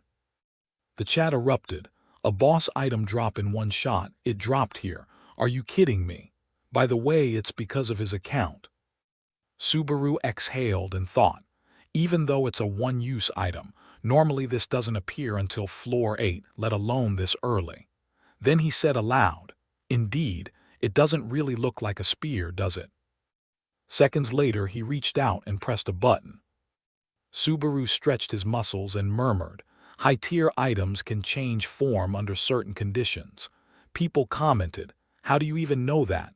Man, you talk like a pro." Subaru entered the cave alone. "All right, let's go kill that thing." The crowd cheered through the small screen. "Blast it with lightning, take it down." Cut to Peleus. His face showed pure fear. Dale and he stared dumbfounded at the huge eye before them. The giant rising up alone terrified everyone. It swept its long silver hair back. The beast let out a terrified roar, mouth foaming. The system displayed, "The giant seed has devoured the giant's records." A knight suddenly ran up to it, prompting Peleus to shout, "Hey, what do you think you're doing?" He cried with tears rolling down, smiling helplessly, "I told you so, none of you know anything." "Oh gods, I'm not like those foolish people." He fell to his knees and pleaded, "Please have mercy on me." The giant looked down from above and spoke, "A god. Don't equate me with cowards, you filthy wretch." Dale hurried over and urged, "What are you doing? Stand up." Peleus shouted, "Hurry, take the villagers as far away as possible, run." Suddenly, something made him freeze. He stood in the back and shouted in panic, "Dale." With a thunderous crash, two people were blown skyward right in front of Peleus. He looked at the surrounding smoke and thought, "There's no way to win." Peleus turned to look back for an escape route. He saw the giants behind the village and realized, they're blocked. Peleus's eyes widened to the limit. Sweat poured down incessantly. He clenched his teeth. Calming himself, seconds later Peleus shouted, "I know who killed your child, I know exactly who did it." The giant immediately spoke up, "The one who killed the boy is." He bowed his head, voice filled with killing intent, "Who?" He drew his sword out hesitantly and said, "It was." Peleus pointed the tip of his sword in one direction and said, "Over there. The one who killed your son went that way, gathering power to kill you and your people." After speaking he prayed silently, "Please take the bait, go that way." The giant still stared thoughtfully toward the direction Peleus pointed. It immediately turned and bellowed, "Liar! Your words are tainted with lies. So the one who killed my son isn't here, or did you just point that tattered sword at a random spot? If you don't answer now." Suddenly a bolt of lightning shot from the mountain range, making it pause. The beast was utterly astonished by the sight. Peleus was almost as surprised. On the other side, a vortex of lightning erupted atop the peak. He panicked, sweat running down his face in suspicion. A benefactor. At that moment, Subaru stood on the mountain peak looking down. The system displayed, Stage 7, thunder now beginning. He muttered, "Good, this is the final stage." A flood of comments popped up, growing louder, "Right, it's still escalating." Subaru pondered, "If something stronger appears, this challenge won't even count as a floor 2 content." The chat buzzed, "This is a warped preservation of misery. Even if I gathered everyone, are you really going to fight that? Shouldn't you run?" Subaru, covered in countless scratches, said, "It's fine. Don't overthink it, I just need to land one hit." He summoned the lightning spear, thinking, "Right now it's not an enemy I can face head-on. I have to take it out before it charges." Seconds later Subaru raised it high. The system announced, "Activating lightning spear." A bolt shot straight into the sky. It displayed, "Initializing lightning spear, activation chance 10.1%. Then hundreds, then tens of thousands of lightning spears shot up. They spiraled into each other like an endless whirlwind. Subaru stood there channeling energy into the sky. The system suddenly reported, "Fatigue reached 84." His hand refused to let go. Fatigue reached 85. Then Subaru clenched his fingers as if gripping a weapon. An instant later a spear appeared in his hand. Info arrived. Activation chance 33.1%. Subaru tightened his grip on it. The system warned. Attempt to suppress lightning spear's side effects. Suppression failed. Compatibility very low. He coughed up a mouthful of blood and thought, as expected, my skill level is still too low to wield a legendary item. Even so, this body must endure. An alert sounded. Fatigue reached 88, activation chance 50%. A string of comments appeared watching Subaru's cold face. Since learning lightning, he's endured so much, maybe he's starting to enjoy it. At this rate, he's addicted. Subaru flinched briefly when he saw the giant looking at him. So they noticed after all, huh? The commentators confirmed. Of course they'd notice, even my grandmother could see it. He pointed his weapon forward and exclaimed, that's right. After creating such a spectacle, it'd be strange if no one noticed. System notice. Activation chance 78.5%. The giant stared at a flash of light ahead and murmured, lightning. It stepped toward it, voice full of hatred. So it was you who killed my son. The beast ran while muttering, it was you. Peleus saw this and shouted, where are you going? I am your true opponent. He glanced sideways. By now, several giants had charged in through the sea of fire. The beast squinted at the mountain spewing lightning and muttered, my son, Padel. Its face darkened as it continued. He must have suffered. The beast kept moving and whispered, I will return that suffering. Its heavy footsteps grew louder and more violent. The beast couldn't help but run away at full speed. It threw a punch forward, roaring, interest and principle for all of you. The giant launched itself with force towards Subaru to attack. It opened its wide mouth and howled. He gripped the lightning spear tightly. System panel. Initializing lightning spear. Activation chance 88.5%. He thought to himself, it's 50-50. Hit or miss, that's it. On the chat channel people argued, how are you going to strike? No joke, it's too fast. If you miss, you die instantly. Subaru's gaze was fixed. Don't take your eyes off him. Captain's image appeared advising, don't look away. No matter what happens, keep your eyes on the target. That's where a spear will be fired from. Forget about throwing straight or making a perfect arc. Clear those extra thoughts from your head.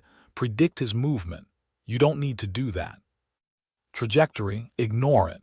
Forget the spear's weight and shape. You're not like other spear users because you are. Narukami Subaru. Hearing Captain, Subaru tightened his grip on the spear and a faint smile curved his lips. Back to the present, system notice. Initializing lightning spear. Activation chance 95.2%. Subaru wondered to himself, so what should I do? He sighed, after all, he's not about to throw a mundane spear. He smirked, in that case simple, don't throw it, fire it.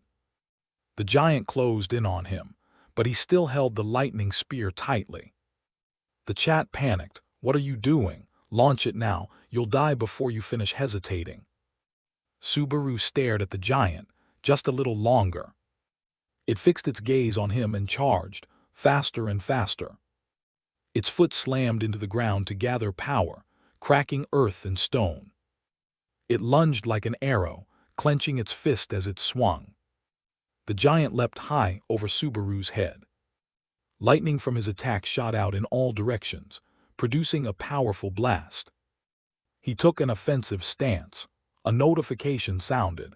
Activation chance 100%, initialization successful. His hand clenched. He drew the spear in his hand back.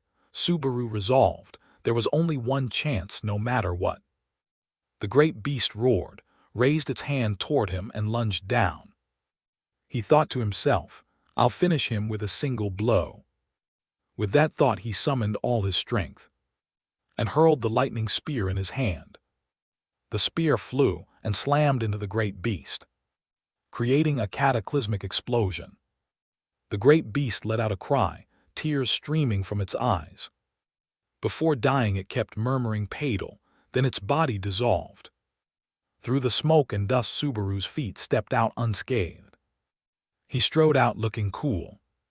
The chat exploded. It hit. Insane, so strong this is life well spent. A notification appeared. The lightning devouring seed has been defeated. Stage 7, Thunder completed. Then a series of notifications. Level up, Strength +2. Agility +2, Health +3. Focus +1, Magic +1, received 5,000 achievement points. Received item, Lightning Core. A glowing stone appeared before him. Subaru reached out, Lightning Core, so this is it. When his hand touched the stone it lit up. The dazzling light forced him to close his eyes. After a moment he slowly opened his eyes in astonishment. What? Subaru looked around. The place he stood was all purple. Where am I? Suddenly, a gigantic humanoid figure appeared in the sky staring at him. He flinched. The pressure it radiated caused Subaru pain. What's happening? I can't speak. He fell to his knees. His body would not move. A host of silhouettes watched him. Notifications flooded in. A mysterious being is observing you. A mysterious being is observing you. A mysterious being is observing you. A mysterious being is observing you. Subaru widened his eyes. Are you trying to say something to me? The lightning core in his hand glowed, light seeping through his fingers. The darkness was driven back by the lightning core, revealing a fresh, clear sky. A notification appeared. The main thunder stage will now begin. Through the lightning core you can search for clues in the village. Subaru snapped out of that strange place and finally noticed the chat. Why did you sit down after it ended? Subaru Narukami has ended the live stream. He's about to faint again. He raised his head, so it wasn't a cutscene after all. Sorry. I fainted for a moment. The chat cheered when they saw him stand. Why so many interruptions in a single test? As expected, Subaru, the shadow of Subaru, this was truly a legendary level trial. Subaru grabbed the chat board. All right, if I don't receive reputation points then. A notification appeared. Mission from Safety Asset completed. Received 3,000 reputation points. Mission from War God Kawa completed. Received 3,000 reputation points. Current reputation, 40,120. The chat buzzed. You're rich now, huh? All right, let's return to the village. Show us the lightning core. He sighed. I'm a bit tired, so people got annoyed hearing that at a time like this. You're making it hard on me, you greedy jerk. He said his goodbyes. Well then, see you all. Afterwards Subaru disconnected. Subaru Narukami has ended the live stream. Scene transition. At a shop, Hatsuka's voice rang out. Really, you did very well in that challenge. Subaru wondered. Not really, was that kind of stream okay? She reassured him. Yes, absolutely perfect. Yesterday the peak viewership even exceeded 3,000. You didn't notice, did you? He was surprised. Over 3,000. Sorry, I was focused on the challenge so I didn't notice. She startled. Oh no, that was a compliment. You don't understand. Over 3,000 for a new streamer is extraordinary. The timing of your stream ending was perfect. In a way, your fatigue worked in your favor. Subaru confirmed. That's right, exactly the part everyone was most curious about, like wanting to watch the next episode. Hatsuka asked, did you plan it that way? He replied, I plan to check the rewards with viewers in the next stream. That way my reactions would be genuine, not acted. She gaped. Really? So you understood too? Guess that old man worried for nothing. Actually, I prepared a gift for you today. He was surprised. A gift. She crossed her legs. Something you won't be able to refuse. She smiled mysteriously. An extremely special gift. Hatsuka blushed and said, search for a stream by someone named Hawkeye. Subaru heard that and began searching as she said, yes. A blonde man chatting appeared. All right, as the title says, today's topic is this, or wait. Should I use a different topic for today? Anyway, enough idle talk. Everyone just watch first, Narukami the second, or the one who will become the original. People buzzed, hello, more Narukami content again. And otaku that challenge is really crazy, he continued. I'll explain every detail. After a long while, the slanting evening sun shone through the crack of the door. He was still talking. In the challenge one must endure. This guy, in other words, he gave himself an extra challenge while taking the test. Hatsuka sat across silently watching Subaru with a flushed face. Hawkeye then raised a finger. Oh, sorry, let me summarize. I don't need to say much more about this point, so I'll sum it up in one sentence. Subaru listened silently to him speak. He himself was Subaru Narukami now. His voice was arrogant, no further explanation needed.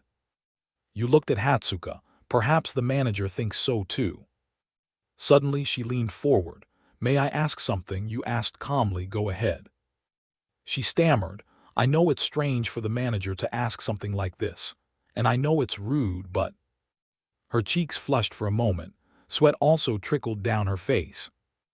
Hatsuka gathered her courage. Why do you stream, Narukami? She looked up. It's not just for the money, right? Subaru folded his arms and was silent for a moment thinking. Hatsuka opened her mouth watching him think, a bit nervous. His answer was very frank, no, it's for the money. There's no other reason. Her face turned even redder from embarrassment. Steam seemed to rise, She sat down in embarrassment. Money really is important. Sorry for asking something odd. Subaru replied, it's fine. Then she opened her briefcase. Right, the gift. Let's talk about the gift. The Hawkeye you just watched is connected with Souten, and he's a trustworthy streamer with a 6-year contract. His analytical streaming style is a selling point, and he has a huge fan base. His ability to read people is very good. And take this, Hawkeye's earlier stream and all future revenue from related content will be split 50-50. You were doubtful, split with whom? Hatsuka explained, of course with you, since the derivative content comes from your materials, ads, donations, archives, everything. Subaru took the thick stack of documents. Really, ever since signing with the agency, one good thing after another has happened. She blushed again hearing him say that. She lowered her eyes and scratched her cheek on the table. You think so? You replied, yes, this is an unexpected gift. Hatsuka stroked her hair so, this might sound abrupt, but as a goodwill gesture, would you like to collaborate with Hawkeye? Time passed quickly. By now Subaru had returned to his home. He took off his mask. When meeting outside, he probably wouldn't need the mask. And he wouldn't need to emphasize money so much either. He stood before the mirror looking at himself. The more connections I have, it's getting harder and harder to know how much of myself to hide. He glanced at the system panel. Currently, the third-level talisman has ranked up. Talisman rank C, skill type level 4. When used to negate secondary effects of skills and items, it can upgrade the rank and level of skills. Reputation required, 80,000. Subaru wondered, rank C and it needs 80,000 reputation points, and my balance is. Current reputation is 120. He was disappointed, emphasize or not, money is still the top priority. At least the collab with Hawkeye happened the day before yesterday. I should be able to make a decent sum. He put his hand into the system space, and perhaps. He produced a flower. Now I need to get some things done. Cut to Hatsuka. She was lying face down on the pillow. Her face was still flushed, and both of her hands were red too. Hatsuka remembered Subaru's godlike face. Maybe it's for the money. She punched the pillow hard and shouted, that's right. Her thoughts drifted further. Behind that stylish mask lies an extraordinary secret. If I dig deeper, I might hurt Hatsuka. She pounded the pillow. I'm not asking. I'm curious, but I won't pry. Subaru propped himself up, pointing at her. Since meeting you, Hatsuka, one good thing after another has happened. Hatsuka's face grew redder than a ripe gak fruit. She swung a fist. Me too. The punch was so strong the pillow tore, exposing the stuffing. Feathers flew all over the room. She was lovesick over Subaru Narukami, a man with a secret no one knew. Seeing him in person only made him seem more perfect. Cut to the 7th floor, Noxbella, where buildings were both magnificent and ominous. In a glowing room of the main castle, someone was watching TV while working out. The screen replayed Hawkeye's broadcast. I don't need to say more about this, so I'll sum it up in one sentence. The other man's hand was soaked with sweat. A creak echoed in the room. He said while doing pull-ups, I don't like it. Pick one, casual or formal address. And who is this guy anyway? Lemon replied, a streamer named Hawkeye. He boasts an average viewership of 8,000. He's from the Azure Ward, Kurikawa Ammon. Ammon let go a streamer, I'll experience him personally. He stepped forward, but more than Hawkeye right now, I want you to focus on Subaru Narukami in that stream. He was surprised. Oh, the fake name learned that move. The screen showed Subaru's earlier battle. Ammon exclaimed, really impressive. Lemon spoke up, you think so? He replied, Sako Shuhei, the Lamb Manor Knight once said, when throwing, never take your eyes off your opponent. That's the most important thing. He was amazed. Wait, Ammon, you even remember ordinary lines like that? He looked up. I trained hard to absorb everything about them, their breaths, everything. They were players who once stood at the top. But people overlooked one important thing. Lamb Manor isn't just Subaru Narukami. Every member is the strongest. And there are suspicious circumstances surrounding their deaths. At that moment, Hawkeye's voice rang out. He himself is Subaru Narukami already. No further explanation is needed. Ammon was displeased. What right does that flashy brat have to be so full of himself and to speak of them so rudely? Lemon replied, that's the biggest problem with streamers, right? They're willing to abandon trust and pride in an instant for attention. He couldn't stand it any longer and turned off the TV with the remote. He turned to him, exasperated, why did you show me this? The other stammered, it wasn't me. The Kyojo Guildmaster asked me to show you. Ammon was surprised. Kazuki. He ordered his men. Lightning is the symbol of Lam Ren, and Lam Ren is the predecessor of our Azure Ward. A cart was pushed forward. We already knew this streamer loved money. Lemon yanked off the cloth covering it. Golden light shone. His eyes were stunned at the sight. Beneath the cloth were many gold bars. He continued, we've secured enough funds. We must bring him in at all costs. Ammon's voice held disbelief. Are you kidding me? He rubbed his chin and muttered, he's greedy for money. In the village, everyone was busy making repairs. The system notified them. The 2nd floor of the challenge is about to begin. Peleus gestured, directing work. Gather all the injured in one place, treat the critical first, and distribute medicine to the lightly wounded as soon as possible. Suddenly familiar footsteps sounded, catching his attention. Peleus couldn't help but smile with relief, as if seeing a saint. He called his name loudly in joy. Benefactor, you're finally awake. How do you feel? You collapsed just outside the village. We were very worried. If you hadn't woken up, I truly didn't know what we'd do. Subaru stretched his hand in response, still dizzy. Peleus nodded and clarified, yes, it happened only yesterday, so that's expected. Let's not discuss this now, he suggested. Can we talk at the inn later? I have a few questions. Peleus bowed and agreed immediately. Of course, ask anything. Then Peleus placed a hand on his chest. Farewell for now, see you later. From a distance, Subaru watched him and concluded, Peleus really is a good man. In the comments, some agreed. Perhaps it's time to end his suffering. Congrats on the wedding. After a while, he returned to his small wooden house. The first thing he did was open the system panel. Check the rewards first. Subaru held the gleaming gem in his hand, and read the description. Thunder Core bound, unique, no level requirement. 30% lightning resistance, 20% lightning attack, strong resistance to electric shocks. He was so surprised he exclaimed, "No way, really?" A few curious listeners reacted. No way, is that good or bad, disappointment or excitement, maybe both? What they wondered was known only to Subaru. The stats were perfect for a lightning user. No one knew that behind the mask was a radiant smile. This thing is top tier. Just as he was celebrating his new treasure, a knock interrupted. "Here, please accept." Someone entered carrying a large basket of fruit. Both the netizens and Subaru were quite surprised. Fruit.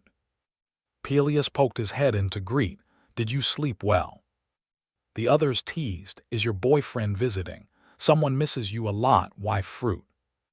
After a while, the two sat opposite each other at the table and talked. After thinking for a moment, Subaru spoke up. "So the legends are true." Though Peleus misunderstood him, he eagerly chimed in. "Yes, I saw that light too. You saved the whole village." Then Subaru removed the item from his shoulder and said, "This fell from the corpse of a giant. It's called a Thunder Core." Even Peleus couldn't hide his emotion. "Wait, no way." Seeing his expression, Subaru asked hopefully, "Do you know what it is?" Contrary to his hopes, Peleus said, "No, it looks strange." The answer hit Subaru like a bucket of cold water. The netizens stirred. "Yeah, right, he probably knows. This guy knows everything." Peleus embarrassedly bowed his head and apologized. "Sorry, I only know the ancient legends. I don't even know if they're real or what happened after." Subaru helplessly let it go. "It's fine, tell me whatever you know." Hearing that, Peleus began to recount. "I only know two legends." Subaru repeated curiously, "Two." He recalled images he'd seen. The first says thunder was used to kill the giants. It seems you are the one who obtained it, benefactor. And the second says the gods and the giants fought over thunder. At this, Subaru asked, "They fought over it?" Peleus nodded in confirmation, "Yes." Basically, it's a legend about legends. The gods and giants warred for control of thunder, and the giants lost. So this gem, someone deliberately created it. Subaru spun it between his fingers, wondering who. Even if the legends don't say, the reason is obvious. Peleus answered the question: to let humanity wield thunder, and why humanity would need it. His complexion changed as he spoke the words, the gods and the titans. Thinking of them, Peleus was certain they were far too powerful for humanity. He imagined a day when everyone would possess a thunder stone of their own. Looking at the stone, Peleus asserted, this was made so humanity could face them and win. By the time he finished, the system notified them. All forgotten legends of humanity have been clarified. Challenge of Thunder completed. Skill level increased. Achievement points 17,050. Thunder advanced from level 1 to level 3. Before Subaru could react, the system whisked him away from Peleus's sight, transporting him to the 3rd floor. He cried out in panic, "Benefactor, what's happening?" The light faded quickly and Subaru vanished with it, leaving Peleus confused. This magnificent palace was the 3rd floor, Ortonarl. The destination circle lit up in the very center of the large city. Subaru appeared like a descending god, yet the netizens flooded him with comments. Finally reached the 3rd floor, finally, are you really here? The surrounding people looked on in disgust. Another fake Narukami. When will this trend end, heavens? Before entering the event, the system asked him. Subaru Narukami Love donated 1,000 reputation points. Congratulations on reaching the 3rd floor. How do you feel now? Caught off guard by the interview, Subaru didn't know how to answer. How do I feel? He privately recalled some past moments here. It's arrived. Back then a woman asked Subaru, "May I ask?" Surprised, he instinctively turned and said, "Yes." Now remembering it, Subaru felt a bit nostalgic. Rena, she looked extremely unapproachable then. The shy girl explained, "I just got separated from my party." Rena stretched out her hand to describe someone about Subaru's height. "Did you see a man about this tall?" He stroked his chin thinking as she described him. "He's about a head taller than me." As if remembering, Subaru told her, "Yes, I've seen him." Rena exclaimed happily, "Really?" He pointed into empty space, saying he went that way. Rena took it seriously and followed, "Thank you so much." She ran off there like a gullible child, while standing still and turning around as if searching for someone. After a few turns, Rena fixed her gaze on Subaru. In the end, Subaru had to lead her. "Come with me, I'm heading that way anyway." That day Rena was overjoyed, shouting, "Wait, really? Are you sure?" He nodded and walked ahead. "Well, I don't have plans today," so Subaru guided her and left. She ran after him to make conversation. "That's much better, the roads here are confusing. I'm Kyoko Rena, what's your name?" He answered then, "Narukami Subaru." Subaru still wondered whether those people back then were still alive. Back in the present, the system panel still displayed the question about his feelings. Subaru's gaze hardened into steely resolve. Staring into the void, he answered, "It feels like I've lost something important." The dim-witted netizens teased, "What are you suddenly talking about? Because he left Peleus behind. Such random emotion." To avoid being disturbed during the next phase, Subaru decided to go offline. He said his usual goodbyes. "Next stream I'll collaborate with Hawkeye." They expressed some regret. "Wait, it's over. Way too short, man. Use chat history, okay." Finally, the system concluded. Subaru Narukami has ended the live stream. In a large, luxurious room, the chandelier lights sparkled. A hand suddenly placed itself on the table where Subaru sat. "Sorry to keep you waiting." John stood opposite and looked down at him. "Hatsuka is on her way now. Unlike ascending via the trial, moving between floors takes time." He smiled brightly and reached out to shake his hand. "Pleasure to meet you. I'm John Tail from Soughton Entertainment." Subaru was slightly annoyed and muttered, then remembered what she had said. Mumbling under his breath, "Such a nagging boss." John didn't catch that. With a puzzled look he asked, "Huh?" Subaru shook his hand and replied, "No, I've heard the manager mention you. Nice to meet you." John smiled and sat across from him. "Normally I'd have Hatsuka relay this, but I wanted to meet you in person. She has only praised a player so highly twice, so I'm curious." Subaru was a little surprised to hear that twice. He added, "The first time needs no explanation." When John named that person, Subaru froze. "Narukami Subaru of Lamai." He folded his arms and bowed his head. "It surprised me that that strict judge paid attention to you. The one who shares the name Narukami Subaru." He scratched his head and smiled awkwardly. "I don't know about that. May I ask something abrupt?" Before Subaru could speak, John cut him off. "Are you interested in a guild called Lamai?" Subaru was stunned, eyes wide as he stared at him. Seeing that reaction, John put his hand in his pocket and took something out. "That reaction suggests you're not entirely uninterested." Subaru, puzzled, asked why he was asking all of a sudden. He looked down at the device in his hand and said, "Actually, that's part of the reason I wanted to meet you." John brought the device up to Subaru.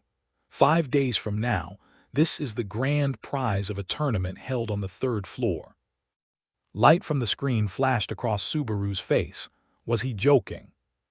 Suddenly, small sparks of electricity flickered from his hand under the table. "This is..." Rena held the device, which displayed a notification. "Narukami Subaru has ended the live stream."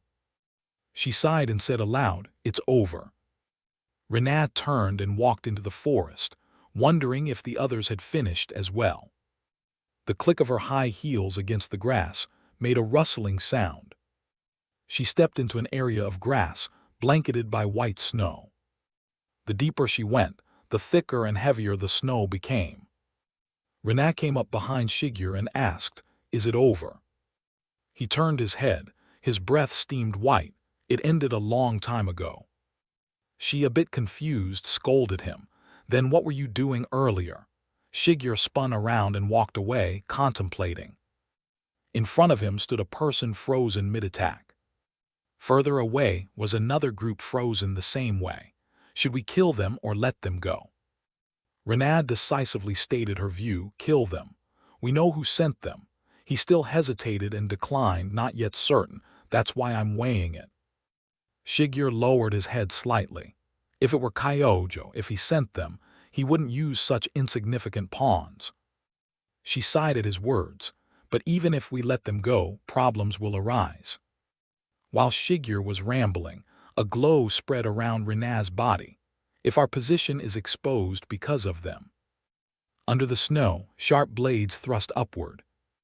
She raised her arm and controlled them to fly into the air. Rena held her hand still, and the blades hung motionless. She flicked her fingers forward, and the upright blades pointed toward where she indicated. Her face unreadable, she stared at the group before her. Shigyur, seeing this, panicked and yelled, "Hey!" He spun around to look at her. "Stop!" No sooner had he spoken than a volley of blades shot forward, piercing through the frozen figures. Their bodies were pierced and severed. No one could escape that rain of blades. When the scene ended, only a chaotic heap remained on the ground. Shigyur, face worried, shouted, "What are you doing?" Rena kept her determined expression and looked at him. "Whether Kyojo sent them or not, if we release them, they'll know we're still alive. Your hesitation is really not good. You need to be more ruthless." He turned his face away to avoid that gaze. "You're right, sorry." Suddenly, Shigyur's device in his pocket made a sound. He reached in and pulled it out to check. Shigyur held the screen up to Rena and said, "Look at this." She snatched the device angrily and shouted, "What the hell is this?" Rena trembled with rage, her eyes blazing red. "Those bastards." Shigyur crossed his arms calmly. "Upset, aren't you?"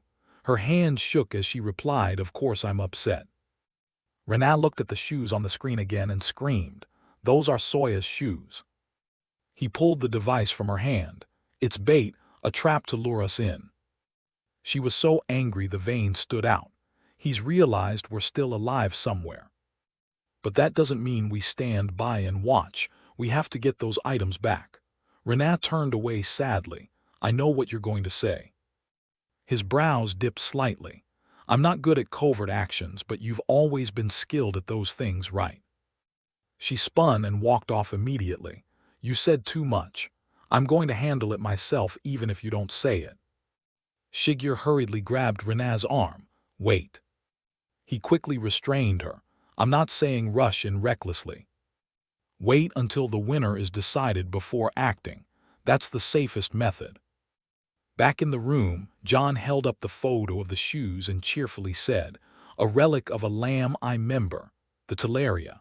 This is the prize Lamb District is offering for this tournament." He intended to extend an invitation. "Are you interested?" Subaru quickly cut John off. "I am." The air around him became unbearably oppressive. He smiled but looked a bit awkward. "That's good to hear. I didn't expect you'd be this interested. This plan depends entirely on whether you agree, Narukami." He hesitated at the word plan. John then returned to his original calm tone and explained, "Considering you stream under the name Narukami Subaru, I think a storyline about pursuing Lamb Eye's relic would make engaging content." After hearing him, the face behind his mask filled with rage. How dare he? Subaru clenched his hands until they shook, power radiating from him, using Soya's relic as a publicity stunt. John, seeing his state, asked worriedly, "Is something wrong? Is something bothering you?" Subaru said nothing. His voice was icy as he replied, "Let's do it." He was still a little worried but showed a hint of joy. "Really? Wonderful. He stood up and pulled out his chair. Then I'll take my leave. John looked up at him from his seat. Yes, I look forward to working with you. Subaru walked away. From behind, the man kept speaking loudly so he'd hear. I'll always cheer you on from behind my screen. But he heard nothing. Rage and indignation consumed Subaru. I won't let anyone else have it, never. Back in his room, he stretched out on the bed and stared at the ceiling. Subaru frowned in thought. I wonder what format the tournament will follow. Then he turned over to face the wall. I'd appreciate it more if it were a solo match. It seems I'm not in a position to be picky. A voice sounded outside the door. It's Hatsuka. Subaru quickly sat up from the bed on hearing that. He glanced at the mask on the table. Subaru's expression showed clear thoughtfulness and indecision. Then he stepped forward and opened the door. He was greeted by Hatsuka's gentle, graceful appearance. Hatsuka shyly cast a demure glance at Subaru's face. It turned out that in that moment of hesitation he still chose to wear the mask, making Hatsuka think to herself, you wear a mask even in your own room. Then Subaru invited her in. Come in. Hearing that she blushed violently and stammered, yes, do you mean I should come inside? Subaru couldn't understand how easily his words could be misunderstood, so he innocently added, if you prefer, we can talk in the hallway too, I don't mind. Hatsuka flustered as well. Oh no. But she still boldly chose to step in. Then forgive my abruptness. Inside the room, the atmosphere was strangely stifling. No one spoke first. Hatsuka glanced around. She thought to herself about the room. It's really empty. After observing for a while, she finally looked directly at Subaru. He had been staring at Hatsuka the whole time, pondering. The depth of her magic is hard to gauge. Clearly, she is not someone who should be only a manager. Being looked at by a man like that made Hatsuka a little embarrassed. She hurriedly adjusted her clothes and asked, is something wrong? Is there something on my face? Subaru explained, no, it's just that you weren't saying anything. I heard you have reference materials for the tournament. Hatsuka nearly forgot her main task, so she hastily pulled out a folder of papers. Sorry. Then she handed them to him and said, this tournament uses a free-for-all format. It's a simple system where everyone fights to claim the grand prize. Thousands will have to battle each other mercilessly. The outcome could be victory, or you could be sent back to the earth at any moment. Subaru skimmed it and said, so it's a solo competition. Hatsuka replied, that's right. Since there's only one prize, of course it will be that way. She added excitedly, the venue will be a virtual training arena. Eligibility requires a third-floor player. The entry fee is 1,000 reputation points, and there's no limit on participants. I'll send previous free-for-all tournament materials to your kit. Narukami, just skim them and you'll get the gist. While she was speaking, Subaru's phone buzzed. The notifications read, compilation of Narukami Subaru's divine free-for-all scenes, Narukami Subaru's undefeated free-for-all route, Narukami Subaru's free-for-all matches end in 10 seconds. Become the real Narukami Subaru. How to become Narukami Subaru in free-for-alls. Reading them, he thought to himself, all about me. Returning to the conversation, he put the papers aside and said, I'll use these as reference, thanks for the trouble. Hatsuka scratched her head and replied politely, it's nothing, it's my job. Then she asked about another matter. One more thing, have you heard anything from the leader? Subaru, unsure, asked back, heard what? Hatsuka answered, actually we received a message, when she spoke the 3 words from Lam District. Subaru was astonished. He suddenly remembered that man named Kazuki. In no time a murderous anger radiated from him. He asked again, you said it's from Lam District. Hatsuka explained that he wanted to meet you once. Since there was no way to contact you directly, they emailed us. Hearing that, Subaru was surprised. They've started contacting us already. She stumbled a bit. Perhaps he intends to negotiate directly, offering higher pay than us, better benefits and other conditions. Subaru clenched his fists and said, "Ignore it." Hatsuka hurriedly replied, "Yes, I understand. Wait, ignore it." Subaru said bluntly, "I have no intention of joining Lamb District, nor any other guilds." Suddenly Hatsuka jumped up and raised her hands in celebration. "Yay, yes, what a relief." She smiled happily. "I was really torn about whether to tell you, but luckily I did." As she spoke, Hatsuka moved gently toward the door. "Well then, enjoy the time until our collaboration." Watching her leave like that, Subaru muttered, "She's celebrating like it's her own achievement." He removed his mask and said with amusement, "An ordinary employee so dedicated to her company's work. She really is an extraordinary person." Scene shifts to a stadium where two figures are talking. It's John and Hawkeye, both whispering about some plan. John spoke first. "So today's project is this, a trial comparing the talents of old and new Narukami Subaru." Hawkeye asked, "How about it? Sounds interesting, right?" John replied calmly, "Directly confronting your own claim is a bold approach, but if you lose, it will be a huge blow to you, understand?" Hawkeye seemed unconcerned. He even said he welcomed that because there would be results. He must accept whatever happens to earn viewers' trust. Then Hawkeye's eyes lit up as he asked confidently, "But have I ever lost a match?" John laughed, arrogant indeed. "In the end, everything depends on Narukami." Hawkeye scratched his head, "Probably." Suddenly, a pair of high heels cut across their conversation. "Leader." It was Hatsuka and Subaru. She smiled as she approached. "Well done today." John responded warmly, "Ah, hello." Hawkeye was extremely excited to meet Subaru, thinking, an opportunity to become a rising star at last, finally meeting him. Subaru glanced around, thinking, this place is really spacious. Did you rent it? At that moment Hawkeye reached out and said hello. Then smiled and introduced himself. I'm streamer Hawkeye. He extended his hand. I'm Narukami Subaru, looking forward to working with you. He scratched his head awkwardly. Wow, it feels like meeting Narukami Subaru in real life. Meeting today's main character moves me. I'm a fan, a big fan.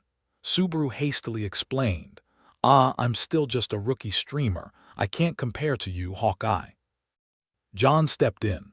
Okay. Save the introductions for after the stream starts. That's how streamers get to know each other, Hawkeye suggested. So let's continue this on stream. The system panel immediately popped up. Hawkeye has started a live broadcast. He looked at the screen, waved and smiled. Hello everyone, Hawkeye here, thanks for tuning in today. At that moment, the status panel displayed successive updates. An ugly thought crossed Hawkeye's mind. Collaboration announcements are trending in the community, but right after starting, there are already 12,000 viewers. He said in a raised voice, Today is the moment everyone has been waiting for. I have invited that person here. His feet immediately appeared on the stage floor. Hawkeye introduced, Tada, it's Narukami Subaru. He replied, Hello everyone, Narukami Subaru here. Announcement notices kept appearing and he responded to comments. No, I haven't seen his face either. I've heard even his manager hasn't seen him. Narukami, do you have a secret? Subaru scratched his face and replied, It's not like that, and besides, I'm handsome. Hawkeye was also surprised by the massive interaction from the online community towards Subaru. He thought, this is getting more lively than my own stream. Indeed, the influence far exceeds expectations. Subaru kept engaging with viewers, saying, Sorry guys, but I won't lose to any of you. Not fighting, just a friendly exchange. Hawkeye thought to himself that his banter was better than expected. Meanwhile, Subaru continued replying, A girlfriend? No, friends either, really. Hatsuka, hearing the important news, breathed a sigh of joy that left John helpless. After a while, Hawkeye stepped up. Okay, stop teasing our important guest. Let's move to the main event. No sooner had he spoken than the system announced, the challenge begins now. Suddenly, the light switched on. The golem monsters began to power up. Seeing thousands, tens of thousands of golems ready to charge, Hawkeye calmly explained why he chose this challenge. I'll explain. On one side, their feet slowly moved. On the other, he began to answer. There are two reasons. First, it's purely to measure control ability. Then he hinted, the second reason is, I can prove I'm right here, right now. At that moment, Subaru received a notification. Kekek sent 100 reputation points. Did he seriously think he could beat me? Subaru calmly replied, if I weren't confident, I wouldn't have accepted the offer in the first place. The screen quickly showed the people preparing to compete. A comment appeared. You can feel his confidence, haha, is he really trying to break the record in one go? Another comment, maybe I'm so nervous. Subaru's palm tightened unconsciously as he stood in the center. The system announced, Mucho Spicy has assigned you a task. If you kill 43 plus in one run, you earn 10,000 reputation points. Fail and your face will be revealed on camera. Subaru hesitated and raised his hand. No, that's too soon to risk taking off my mask. System notification. Mask Fetish assigned a task. I want to see his face, sending 2,000 points. Mouth Stinking Toilet donates 3,000 reputation points. Lava Beast added 3,000 points to sweeten the offer. Cash Bath assigned a task. Subaru raised a finger. Thanks for the gifts. I promise I'll reveal my face if I fail. A comment popped up. You didn't plan to refuse from the start, did you? Oh my, only the loser faces the penalty, yet mission rewards are being split. Hawkeye chuckled. Yeah, that's right. With this task, all reputation points go to Narukami. He quickly started the timer. All right, let's begin. His finger finally pressed the button. The performance time had come. The screen immediately started the countdown. The golems swiftly launched into the air, preparing to attack. Subaru's eyes sharpened, without a trace of fear. He activated lightning. His body darted toward the golems. Subaru's arm was wrapped in intense electricity.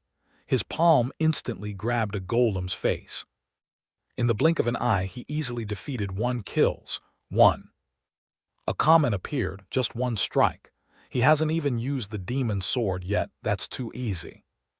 Hawkeye's eyes widened in surprise. He couldn't believe he was witnessing lightning in real time. Subaru's strong, solid hand quickly gripped the sword hilt. In a single motion, he easily knocked down countless golems. System time announced, 0239. A comment appeared. This guy is so fast. At this rate he'd theoretically hit 70 kills, but it'll get harder. Countless golems stared with sharp eyes. They began to frenzy forward with intense ferocity. Subaru's foot quickly kicked straight into a golem's face. The system still displayed the time, 0203. His body was now suspended in midair. A comment popped up. Oh my, they're recreating the legendary scene. What is this, a circus? Aerial combat is OG Subaru's specialty. The golems all turned their gaze upward. Subaru's palm swiftly spun the sword hilt with practiced skill. Finally, he gripped the hilt tightly and raised it high. In the blink of an eye, Subaru drove it down straight into the ground. His strong innate power created crackling electricity that radiated outward. 122 kills, 26. The blade tip was wrapped in electricity. A comment read, amazing. Everyone nearby was watching the battle intently. A comment appeared. He's definitely taking second place. He might actually pull it off. Condolences to everyone who set tasks for him. Hawkeye's eyes suddenly froze at the sight before him. The timeline kept shrinking on the bright screen. Subaru continued to fight with uncontrollable ferocity. In an instant, a golem's body split in two, 122 kills, 42. Subaru struggled to stand, panting heavily 0005. He finally returned to his original state with sharp eyes 0003. Before him appeared countless golems wielding weapons in their hands. Subaru took a running start and sprinted forward 0002. The double-edged blade instantly pierced through a golem's neck 0001. The time on the bright screen was steadily counting down. The final number shrank back to the starting position. System announcement: the challenge has ended. Total kills 43. The record has been updated. The system displayed in large letters: first place Narukami Subaru. A comment appeared, 43, an insane result. No way, I didn't expect it. He was only short by one. Oh my, this is a historic moment. Hawkeye rushed over. 43, he's tied with Narukami Subaru. It's a tie so close, what do you all think? A comment read, that gave me goosebumps. I thought only luck could reach second place. I thought second was already hard. I thought it was a random bunch. Rumbling gifted you 100 reputation points. I'm so scared I peed my pants. I subscribed. Hawkeye laughed and said, thanks for the 100 reputation points. Feet Wiper Hawkeye's gifted 200 points. I praise you for that reason, Hawkeye replied. It's you again, Feet Wiper Hawkeye's, hundreds of times. Please change your username. Anyway, thanks for the reputation points. A comment appeared. Mushroom Village has gifted you 1,000 reputation points. Hawkeye scratched his head. You're asking if this is Subaru Narukami's livestream? No, it's not. A comment read, Reinhardt has gifted you 10,000 reputation points. Suddenly Hawkeye's eyes froze at the name that appeared, Reinhardt. Comments appeared, are you serious? Is that Reinhardt? Probably fake. The 1/swordsman is here. What if it's real? It is real. A big name entered the chat. At most mid-tier, doesn't matter. Hawkeye scratched his head shyly. Reinhardt, thanks for the 10,000 reputation points. I can't believe such a high ranker is watching this stream. Subaru thought to himself, the 1/swordsman. Suddenly, an image of Dale flashed through his mind. A comment read, Reinhardt has gifted you 1,000 reputation points. I always watch your streams. Subaru Narukami's run inspired me. Good heavens, Hawkeye actually did it. Hawkeye smiled, really, I'm so honored. Subaru glanced sideways thinking, why is he watching this stream? Could he know what I did to Isaac? A comment appeared. Reinhardt has gifted you 100 points. I always watch your streams, Subaru Narukami. Will you collaborate with me? Suddenly, his gaze was fixed on the screen. A comment read, this new guy is really rising. I knew he'd be famous. Subaru didn't say a word, only scratching his head in embarrassment. John and Hatsuka signaled their approval to him at the same time.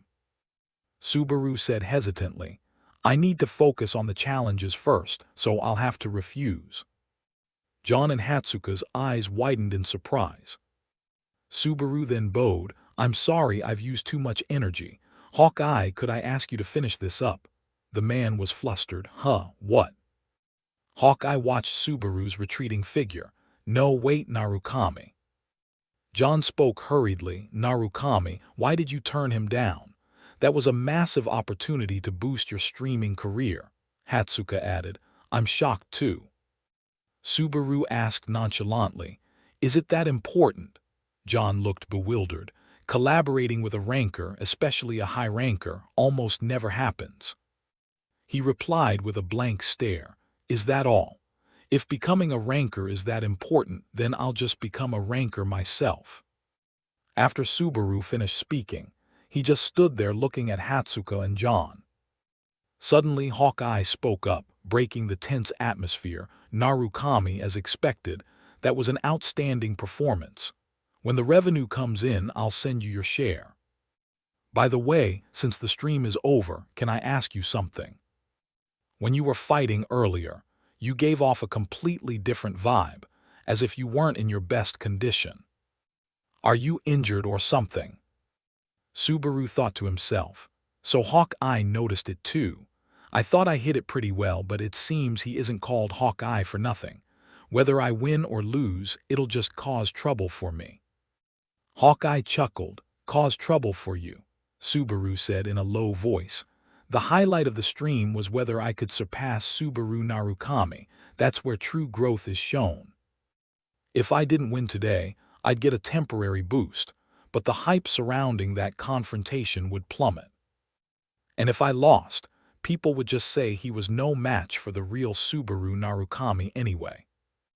Therefore, in this test, I needed a result where both characters were on equal footing. That's why it had to be a tie. It was the only optimal solution. Hawkeye hesitated, so that means if he wanted to, he could have surpassed him already. Subaru shifted his foot to the side. Who knows? Now we can't change the outcome. Everything depends on how people interpret it. Elsewhere, a hand filled with rage hurled a fist down. A flag bearing a lion's emblem began to appear. A man had smashed the table in two with a punch. That figure was none other than rank 121, Golden Mage Guildmaster Reinhardt. He spat in bitterness. You insolent brat. The dropped phone also showed a notification. Viewers have left the live stream. At that moment, Kang He outside heard the noise and hurried into the room. Lord Reinhardt. He forced a smile. Is something the matter? Hearing that, Reinhardt grew even more furious. He ground his teeth. It's the Subaru Narukami you mentioned. Kang He asked again. The streamer, right? Reinhardt replied. Yes, Subaru Narukami, that brat rejected my offer. Kang He nervously flattered. How reckless of him to refuse your offer, sir. Before he could finish, Reinhardt continued. I planned to crush him in front of everyone and put an end to those annoying rumors, but now everything's ruined. I don't care about the reputation points spent. What endears me is that an unknown rookie dared wound my pride. Kang He didn't answer. He quietly picked up the phone from the floor. Then respectfully presented it to Reinhardt. Your phone, sir. Reinhardt snatched the phone back and asked, What about the matter I asked you to handle? He scratched his head and evasively replied, If you mean Isaac, we're still searching as best we can. But someone his age disappearing for a few days isn't unheard of. Before he could finish, Kang He's neck was gripped by an invisible hand. He was hoisted into the air, his face purple with pain. Reinhardt coldly demanded, Were you trying to insult me? Kang He struggled to reply. Then he couldn't continue as the air was being drained. Tears and snot ran down his face. Then Reinhardt waved his hand, and Kang He's body followed. He was flung to the side and slammed into the wall, cracking it open. Dazed and still reeling, Kang He hadn't time to collect himself before Reinhardt stepped forward and said, Since when did you start prying into my orders like this? Seeing the murderous intent, Kang He clasped his hands, knelt and pleaded, Forgive me, I will continue the search immediately. Cut 2, a phone is ringing with a call from the boss. Hatsuka looked blank and bored, unwilling to answer. But when she picked up, she brightened. Yes, hello, good evening, director. John's voice came through the line full of reproach. Is my call that upsetting to you? Where did your energy go? What's with that tired tone? At least speak to me like I'm Subaru Narukami, she thought. Not again. John continued. We've built trust over many years, even if now it's just work. Back then we used to be. Hatsuka suddenly cut in. Isn't this the call about proposing a collaboration with Reinhardt? John answered. Yeah, damn right, we can't miss an opportunity like this. Hatsuka sadly, but what can we do? John reassured her. I know, but he's still a streamer. He knows this is a big opportunity. Why don't you try persuading him again as his manager? Hearing that, she spoke seriously. Subaru Narukami, cares more about climbing the tower than collaborations. To be honest, a player thinking that is understandable. John scolded, half annoyed. You only seem excited when you argue with me. After a moment, Hatsuka announced, I'm hanging up now. John only managed to call after her, hey, wait. But she went ahead and hung up immediately. Hatsuka pondered, even though I said that so boldly, it really would be a huge opportunity for him. So she mustered her courage and knocked on Subaru Narukami's door, mentally encouraging herself that maybe she'd try one more time. Suddenly the door swung open and startled her. Subaru Narukami called out, Hatsuka. Seeing he still wore his mask, she asked, Do you always wear the mask? Subaru Narukami replied, For now, yes, it makes me more comfortable. Then he asked, Are you curious about my real face too? Caught off guard, Hatsuka stammered, well, no. She backpedaled. Well, the mask does make viewers think of Subaru Narukami. I mean, of course you're Subaru Narukami, but maybe one day you'll have to reveal your face. Suddenly he asked, Why is everyone so obsessed with Subaru Narukami? Hatsuka thought seriously and explained, I can think of a few reasons. For example, he's an earthling with poor stats, or just surviving makes him seem cool. But most importantly, Subaru Narukami is our hope. He still looked puzzled and asked again, What do you mean? Hatsuka recalled old memories and began to tell him, You might not know this, but the first time I went to the tower, there was almost nothing there. Monsters were everywhere, there was nothing to eat, no way to earn money, stability was an illusion. There was only one way to survive, climb. If you climbed, you earned reputation points. With reputation points, you could settle down, and little by little people began to believe this world could really be ours. Back then the greatest players left hope for us, that the tower could be conquered, that we could make a home in this world. And the one above them all was Subaru Narukami. His achievements weren't just about tower climbing. He was the first to prove it was possible. Back in the present, Subaru Narukami, skeptical, asked, You think so too? Hatsuka playfully leaned closer to him and replied coyly, That's a secret like the face behind your mask. Maybe one day I'll tell you. He dodged the topic, opened the door wider, and politely invited Hatsuka in. You came here about something, right? Sorry for bombarding you with questions. Please come in and let's talk. Hatsuka blushed, hastily waved her hand. It's nothing major. I'll be on my way, good night. With that she turned and left, and Subaru Narukami stood watching her walk away. Hatsuka sighed in relief on the other side, thinking, After all that babbling, I didn't even want to persuade him anymore. Why does he keep trying to invite me in? It makes my heart race. Subaru Narukami remained at the door, murmuring to himself and repeating, Hope, huh? Cut to a white room, the system chimes. Welcome back, Subaru Narukami love. Thank you for 1,000 reputation points. You reply, Today I hope we win too, mission villain. The system displays a message that the Golden Mage gave you 500 reputation points. Are you really not going to cooperate with Lord Reinhardt? Yggdrasil 3 gives you 5,000 reputation points. Nice to meet you. I'm Mondo from the Yggdrasil Guild. I have something important to tell you. Are you free? On the livestream screen, Subaru Narukami sighs. Viewers keep commenting, asking about your upcoming decision. Which faction will you join on the 3rd floor, or will you keep soloing? He thinks to himself that the collaboration is insane. Viewers and donations are pouring in. At this rate, I want to give them what they want, and they're gifting me reputation points. While he ponders, the system appears, announcing the 3rd floor challenge is initializing. A board shows 2 choices for Subaru Narukami to select: the Ottoman Kingdom or the Conard Kingdom. Faction shifts are almost everything in this floor's challenge. They hate each other, so Subaru Narukami's objectives will change depending on which faction he joins. Finally, the system displays Subaru Narukami's choice. You have chosen the Conard Kingdom. Only about 3% of players choose Conard, and there's a reason. The Conard third floor is the mercenaries' rest area. As soon as he entered, a man took notice. The Vulture channel buzzed excited. Newbie, perfect timing, I'm bored stiff. He stepped closer, clearly with ill intent. As the two brushed past each other, Vulture shoved Subaru Narukami hard in the shoulder. Unexpectedly, he didn't fall, he shoved back, making Vulture pivot to steady himself on the floor. Afterwards, Subaru Narukami slipped by like a breeze, ignoring Vulture's stunned look.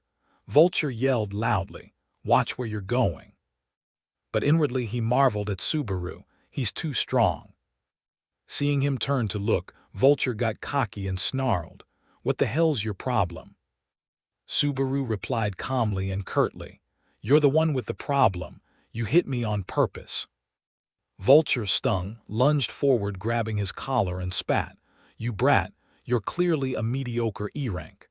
How dare you talk back to a B rank?" People around turned to watch and gossip. Are they fighting? Who's the newbie? Ken's bullying an E rank again. Subaru Narukami said nonchalantly, "B rank, great, let me try something." Vulture, puzzled, "Try what?"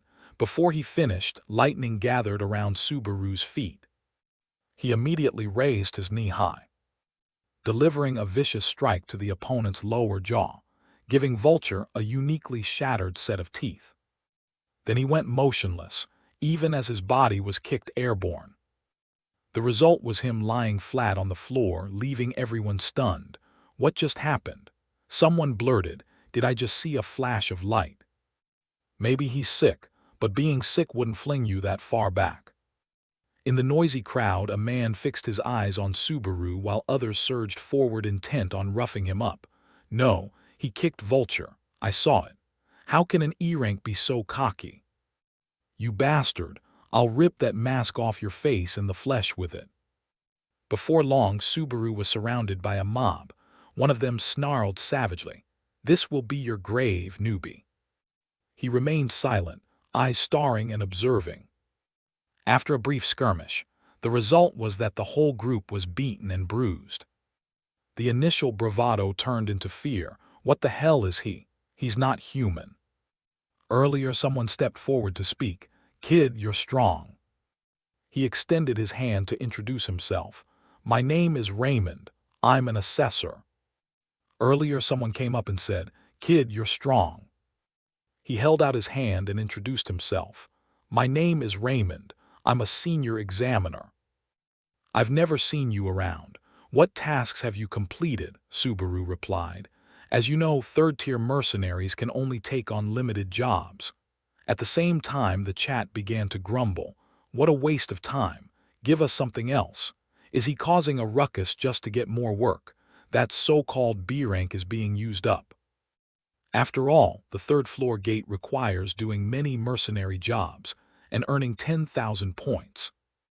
The total reward for E-rank mercenaries is at most 50 points.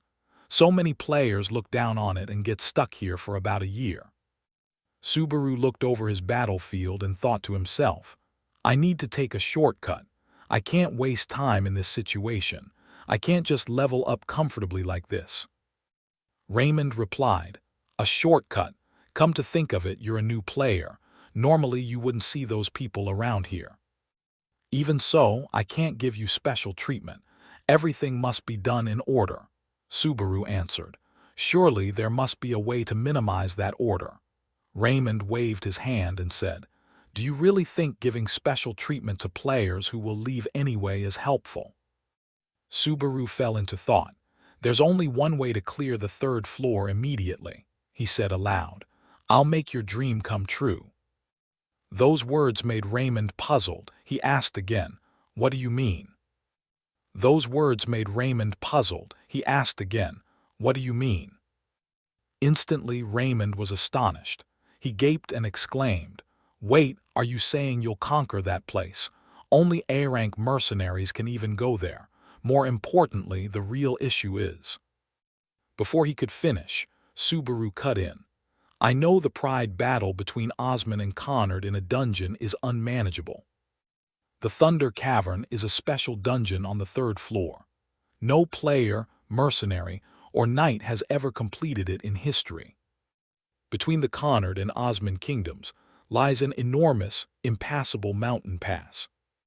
What both nations have fought over is that conquering the Thunder Cavern would allow easy passage through the mountains. It has long been their mutual ambition to prevent invasions and gain military advantage. Subaru continued, if you give me an A-rank authorization certificate, I'll complete it. I promise I won't abuse it. Raymond appeared thoughtful at that point.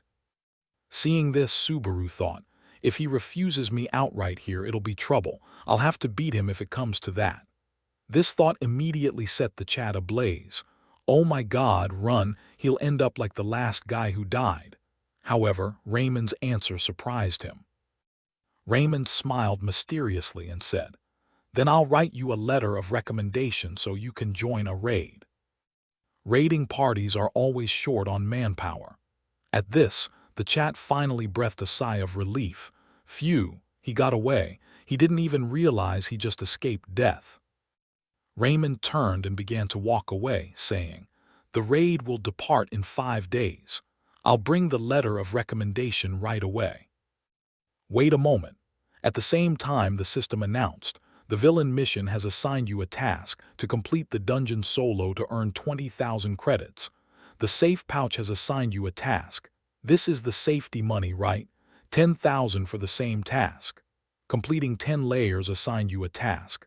5,000 for the same thing. Don't get cocky. At this, Subaru thought to himself. 5 days from now is exactly when the 3rd floor gate closes. Did the Lamb District plan this? By then Raymond had returned. He spoke up.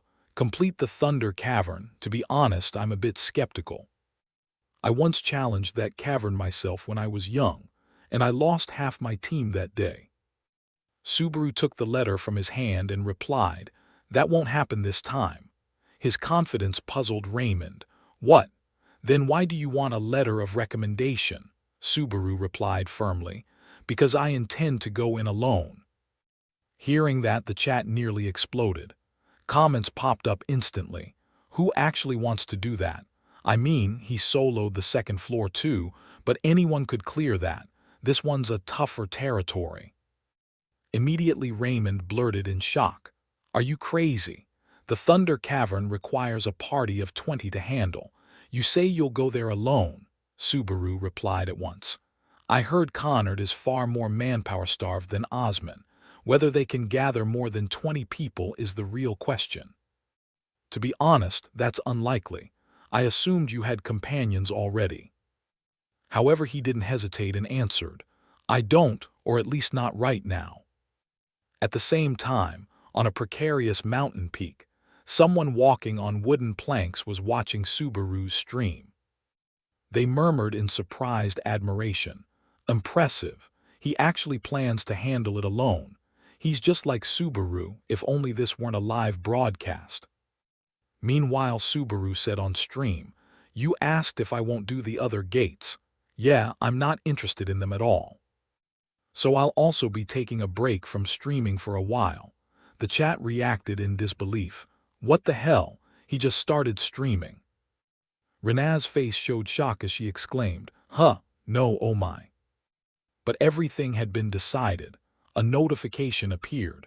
Narukami Subaru has ended his live stream. She felt a little deflated and said, I thought this would help pass the time on the 3rd floor. However, her expression soon brightened as she said, he really reminds me of him. He always walks his own path, no matter what anyone says. It's as if Subaru is actually streaming. Okay, he's joining the match too, right? I might follow him and talk to him. But I hope he doesn't win. Back to Subaru. He's now wandering with the rookie Hatsuka, she exclaimed, just as expected. That's exactly how Narukami would behave. You're really like the original, Subaru replied, but the viewers don't like me. Hatsuka explained, If you only come here to take ordinary jobs, your stream won't stand out. Don't you think so? Subaru was surprised by this explanation and asked, You really think so? Thanks for the advice. Then Hatsuka asked, So what do you plan to do next? Subaru answered, I'll keep hunting until the tournament. I don't know what kind of opponents will appear, so I think I should level up a bit. He thought to himself, I also need to know how many lightning strikes I can endure in my current condition. I want to test the power of Thunderheart. I will never hand Soya's relic over to anyone. Elsewhere, Jinzaki Naoto, a Lamb District player, was walking with an extremely sour face. He kept grumbling, Don't mess with me, damn it. Normally, when Lamb District calls, you tail between your legs and run over immediately. How dare he send for me this far? I don't care if he's Thunder or whatever. Why should I obey some nameless third-floor nobody? As he entered, he barked out, Hello, I'm here. Nearby, a hand waved and called, Over here. It turned out to be old John. After sitting down, John finally spoke, So you're Jinzaki from Lamb District. I heard you have an issue to discuss regarding one of our live streams. Naoto replied with an annoyed expression. That's right, but where's the guy involved in that? John said. He's not here right now, he's busy. Naoto, acting superior, complained. A newcomer acting that arrogant, busy, what's more important than this? John gave an embarrassed smile and replied, That's a private matter, so we can't answer that. Then he turned the question back to Naoto. More importantly, we've already expressed our own wishes, haven't we? That's why he's not here. Naoto answered, We intended to speak to him directly about it. However, John glossed over it. Unfortunate, it's going to be difficult for people to meet him. Hearing this, Naoto immediately bristled and asked through gritted teeth, Is it because you don't want us to meet him? He cursed inwardly. Damn it, if I go back and say I couldn't meet Narukami Subaru, I'll be the one punished. He slammed the table and shouted, I know your game. You intend to keep your golden goose forever, don't you? Think about it. Shouldn't Narukami Subaru join a major guild instead of constantly live streaming? Don't you agree? John remained calm and replied, Who would have thought famous streamers now earn almost as much as players? He leaned back in his chair and continued, There are always players who resent streaming as a profession. I've met that type before. Naoto shot back, Hey, the way you talk makes it sound like you want to turn Lamb District into your enemy. John cut in, Please hear me out to the end. We prioritize the streamer's wishes above other concerns. Since Narukami's decision is final, our company will fully support it. Hearing that, Naoto sneered. For a middle-aged man like you, Mr. Clay doesn't understand how the world works, does he? Do you really think Lamb District will let this slide? Immediately, John replied, You're the one who doesn't understand. Some people in this world cannot be swayed by threats. So if that's all, you should leave. At that moment, John's entire body exuded a terrifying aura. It was so frightening that even Naoto went pale with fear. He immediately stood up and shouted, Hey! Yet inwardly he couldn't stop wondering, what the hell was that? What was that overwhelming mana just now? He continued, Leave, who do you think you're talking to? But John only waved his hand to signal him to go. As Naoto left, he turned back and pointed threateningly, I swear you'll pay for this. Loud words though they were, he still couldn't shake his fear. Fate, what was that? Was I imagining it? In response to the threat, John only sighed and said, How frightening. 3 days later, in the third-floor dungeon, the nest of the Celestial Serpent. A celestial serpent. A giant serpent coiled and lunged towards Subaru, its fanged maw wide open. Subaru calmly waited for it to arrive. His eyes flashed as he took a combat stance, swinging his arm to raise the sword high. Then he brought the blade down in a standard strike straight at the serpent's throat. Its mouth filled with fresh blood spilling out, and with its screams crimson spray splattered everywhere. The serpent writhed violently, its massive body trying to flee as it let out a hoarse, agonized roar. Subaru stood aside nonchalantly, the sword resting on his shoulder still streaked with blood. He coldly muttered, "All right, that's enough of a run." He immediately pushed off, leaving the explosion behind him. And lightning fast, he dashed toward the serpent, murmuring to himself that he should probably finish it here. Dust and smoke billowed everywhere along the path he sliced through. Subaru leapt up mightily, raising his sword high as he surged toward the blood-flecked, gaping maw of the serpent. Subaru leapt up mightily, raising his sword high as he surged toward the blood-flecked, gaping maw of the serpent. Subaru sat casually on the serpent's body, hearing a string of notifications in his ear. You defeated the boss, serpent. You leveled up. Your strength increased by 1, stamina increased by 1, focus increased by 1. Yet he stared at the treasure he'd just obtained, pondering it. He muttered calculations to himself. A serpent fang. This should sell for about 10,000 credits, or at least that was the price 20 years ago. Suddenly the system screen displayed a series of info before his eyes. Name, Hasu Subaru. Origin, Earth. Level 35, Strength 36, Speed 33, Stamina 34 plus 2, Focus 30, Magic 36. Seeing the stats, he reminded himself, level 35 already. I gained 9 levels in just 3 days, that's good enough, don't be greedy. Having said that, he suddenly looked into the distance and in a voice like a breeze said, Tashiya is waiting. Hatsuka saw them arrive and smiled, waving to signal them over. Receiving her signal, Subaru briskly approached, pulled out the chair opposite, sat down, and didn't forget to ask her a few polite questions. Anything fun?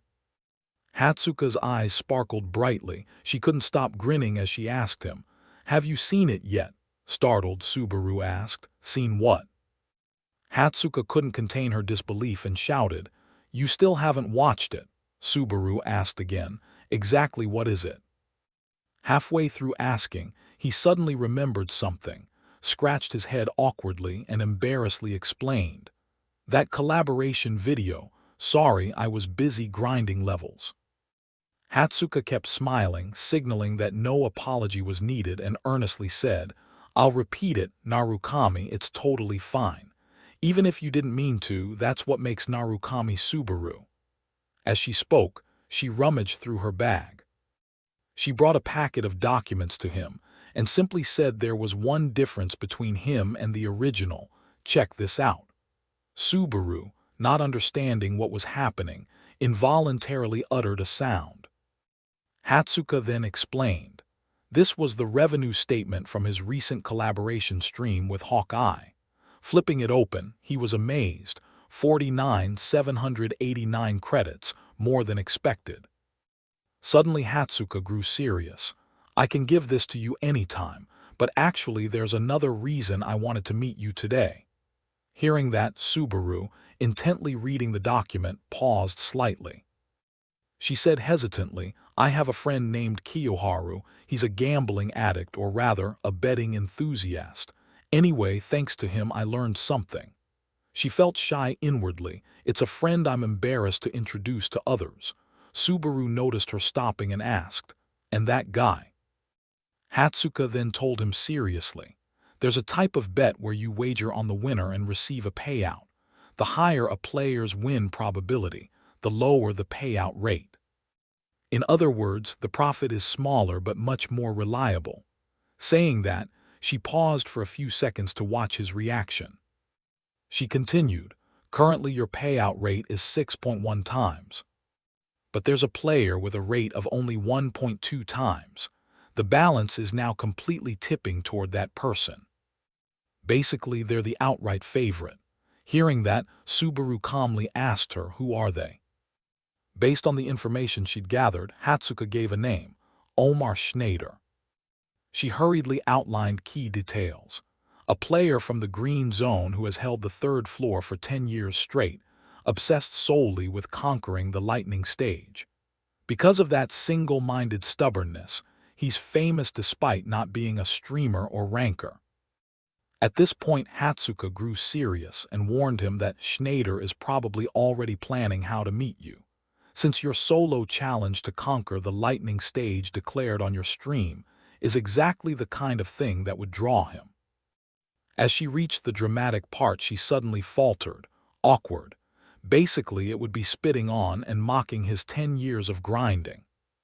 Subaru then chided her, putting that aside, "You're sitting too close." Flustered by the enthusiastic conversation, Hatsuka had even climbed up onto the table. Realizing the embarrassing situation, she immediately forced a confident smile based on her usual routine. She sat back down and, blushing, looked away in embarrassment, but didn't forget her duty to inform him. Between the lightning stage challenge, this tournament, and upcoming trials, you're likely to run into him, so I'm just warning you, please be careful. On the third floor, Ortnarl, night had fallen, and the houses stood close together with lights on. And a creaking carriage rattled down the quiet street. A few passers-by couldn't help but stare curiously at the carriage. Inside, two people were whispering to each other. "Finally, tomorrow has come. We're about to meet that arrogant bastard who boasted he'd solo the lightning stage." In the carriage, each chimed in to flatter the other. One muttered to himself, "What the hell am I doing? He only spouts nonsense because he doesn't know what the lightning stage is really like, so don't pay it any mind." Captain Schneider said nothing, staring distantly out the window while fiddling with a coin. After a few seconds, he spoke with contempt. "I don't care, he has the reputation to boast about." Still, he admitted one thing. Though the man's career is short, he's a new master of lightning, the thing we've longed for. He paused, playing with the coin, and said no more. The shaven-headed man, seeing him fall silent, asked if that might be true, but wasn't the man overly arrogant? The red-headed one agreed, saying precisely, "Just because he controls lightning, he thinks he's the real Narukami Subaru or something." Before he could finish, Schneider barked, "Enough." He, with empathy and judgment, reminded them this wasn't the time for jealousy or envy, and that belittling or disparaging the man's achievements was utterly unacceptable. The annoyed bald man, not understanding, asked if Schneider wanted them to respect the guy. Schneider stopped fidgeting with the coin, clenched it in his palm, and dryly said in one short sentence, "If necessary." Then his tone turned cold. "I can do that." From his sleeve he revealed a string of small gold-plated knives. At that, the other two were startled. They glanced at one another, thinking the same thing, talk is cheap, but honestly the captain's pride is seriously wounded. The bald man, seeing Schneider's grim expression, couldn't help but inwardly lament, "This is bad. That streamer talks recklessly. How does he expect to take responsibility when facing a monster like this?" The carriage fell silent again. Schneider remained sullen, chin propped on his hand, staring into the distance. Back with Subaru, his familiar mask and sword, always by his side, were neatly laid out on the table. Only now did he read carefully the document Hatsuka had given him, inwardly scolding. This guy's got problems. He only rose to prominence 5 years ago, and he entered the green zone around the same time too. Thinking that, he resumed reading the next part of the document seriously. The file recorded Schneider's exploits, a late-blooming player who dominated the lightning stage. Omar Schneider of the Green Zone had reached the very limit of the lightning stage, only one step away. Reading this, he murmured the name, Omar Schneider of the Green Zone. Then he made a few comments, thinking the man seemed very confident to host such a tournament. But if they already have a home contender for the championship, things become clear. Suddenly Subaru cracked a strange, mocking smile and said, "Anyway, sorry Kyojo, but I'm back in the game. Let's see if things really go the way you want." The moonlight outside lit the whole sky, and the mask and sword on the table were oddly illuminated. The next morning at the central market of Ortnarl, crowds bustled about. At one stall, the shopkeeper examined a hide on the table, and told the young man seriously that no matter how good the material, in this condition there's not much he could do. The hunting was too sloppy, the skins all scratched up. Then he offered a figure, 1,500 credits.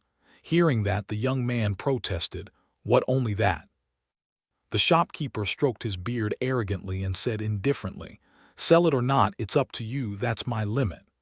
The young man, embarrassed, accepted and said, "No, I'll sell, I'll sell." After the disappointed youth left, the shopkeeper rolled up the hide and thought smugly that he'd gotten lucky. Red troll hide can self-regenerate, making it valuable. Too many people still don't know that. At that moment, Subaru brought the serpent fang to the stall. Seeing the treasure on the table, he gasped, "This is a serpent fang." Subaru cut straight to the point. "How much will you pay for this?" The shopkeeper pressed his eye close to the fang, trying to find a flaw but couldn't. Somewhat annoyed, he thought there was nothing to criticize. This is S+ grade with almost no damage. Still, he was a crafty old fox, confidently thinking inwardly that the buyer had chosen the wrong negotiation target, whether they're a pro or not. Acting on that, he feigned regret and said the condition was very good. He'd rate it high B or A. He praised the hunter's skill and added that without the small scratch he'd have called it S rank. "But unfortunately you've come at the wrong time. Recently the supply of serpent fangs spiked, so demand's plummeting," he said as he took out his calculator to compute. He presented a number and put on a magnanimous act. "However, I'm in a good mood today, so I'll give you a little discount, 8,000. Staring at the offered price, Subaru pondered. Considering it's been 20 years, this might not be bad, when a voice cut in. "In that condition, it's easily worth at least 15,000 credits. Hearing the man's voice, both he and the shopkeeper turned around. Schneider had slowly approached behind Subaru and reminded the shopkeeper that serpent fangs are hard to find, so sellers can basically ask any price.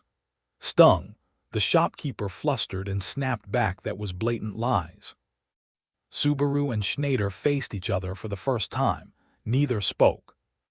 Finally Schneider spoke and asked, "You're Narukami Subaru, right?" Seeing that the man knew him, Subaru likewise addressed him straight away. "Schneider." At the Maid Cafe, the lavish dacre was adorned with fashionable items popular among women. Subaru folded his arms and asked why they didn't cut to the chase. Nearby a few girls whispered, "Is that Schneider?" Irritated, Subaru said they weren't close enough to be meeting so leisurely. He thought wearily, anyway. He looked at the sweet ice cream topped with pink cookie pieces, then glanced at Schneider and wondered whether a parfait suited his image. At that moment the uncle spoke up. "You once declared you'd conquer the lightning stage." Subaru challenged him, "So what?" The uncle immediately replied, "You're an insolent vagabond." Schneider frowned and continued, "At first I thought the same. A guy who just climbed to the 3rd floor suddenly steps out and proclaims he'll conquer the lightning stage." Subaru asked the uncle, "So you've changed your mind?" Schneider set his spoon down and answered 50-50. The uncle said, "But I admit at least half of you, because you have talent, abundant talent." Schneider sighed. "It's still hard to believe you're being compared to Narukami Subaru." Subaru observed the uncle and silently judged.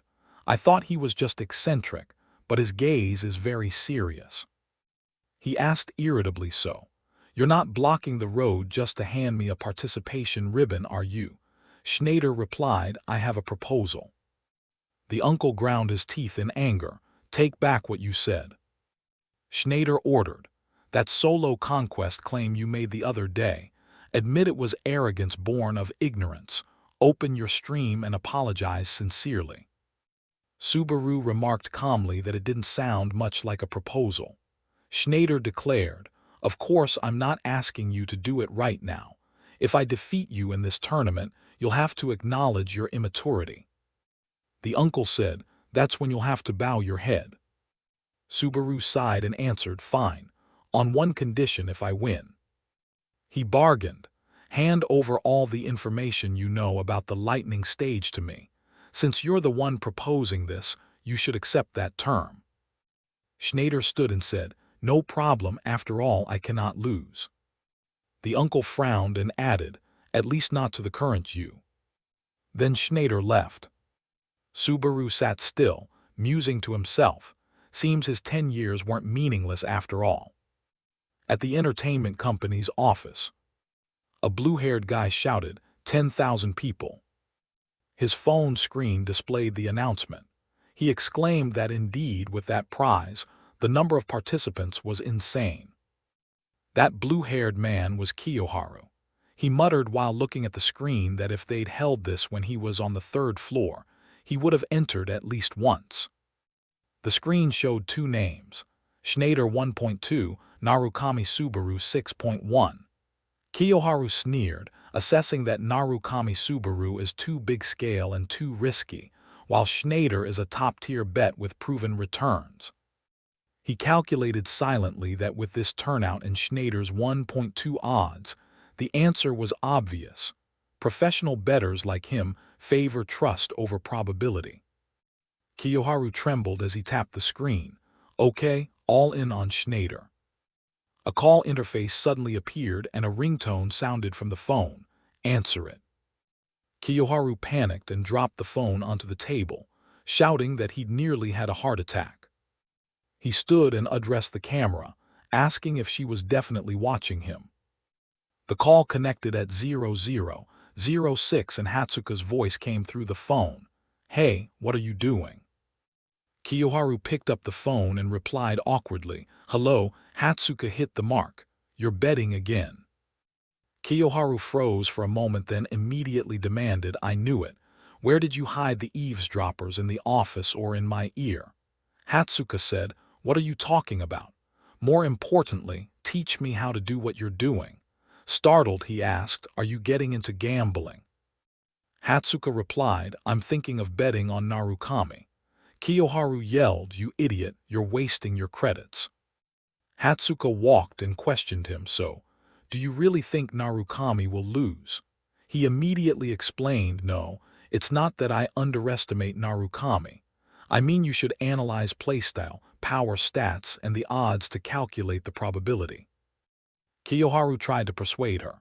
Schneider isn't someone who should still be on the 3rd floor. People say what he did on floor 3 surpasses the real Narukami. So a streamer who just climbed up claiming he'll beat Schneider, who honed his skills for 10 years, is just a pipe dream. Hatsuka put the phone away from her ear, irritated, thinking it's too noisy. Hatsuka immediately proposed, then, bet like we always do, an entire month's salary. Kiyoharu locked the bet in. Fine, let's play. A man in a black cloak suddenly walked past her.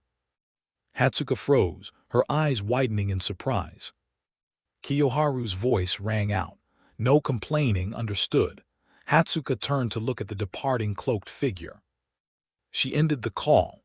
Kiyoharu grumbled angrily, that girl, don't hang up on me like that. He frowned and said, but why did she suddenly bring up betting? Did something happen? Elsewhere, Schneider was walking with a man. The man asked, how is he? Schneider commented, not a novice. The bald man exclaimed in shock, impossible, could the captain actually lose? Schneider immediately glared at him. The uncle ground his teeth and said, seeing him in person made it clear.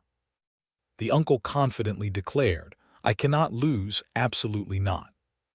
On a high rooftop, someone was watching Schneider. They muttered, so that's him, the championship candidate Schneider. She smiled coldly and assessed that he possessed a decent amount of mana. It seemed she didn't need to worry about any comeback. A few days later, blue flags bearing dragon emblems were raised. On the day of the tournament at the Altanar Arena, citizens and adventurers filled the area. Subaru walked down a long corridor bathed in sunlight. He moved toward the sealed door of the arena.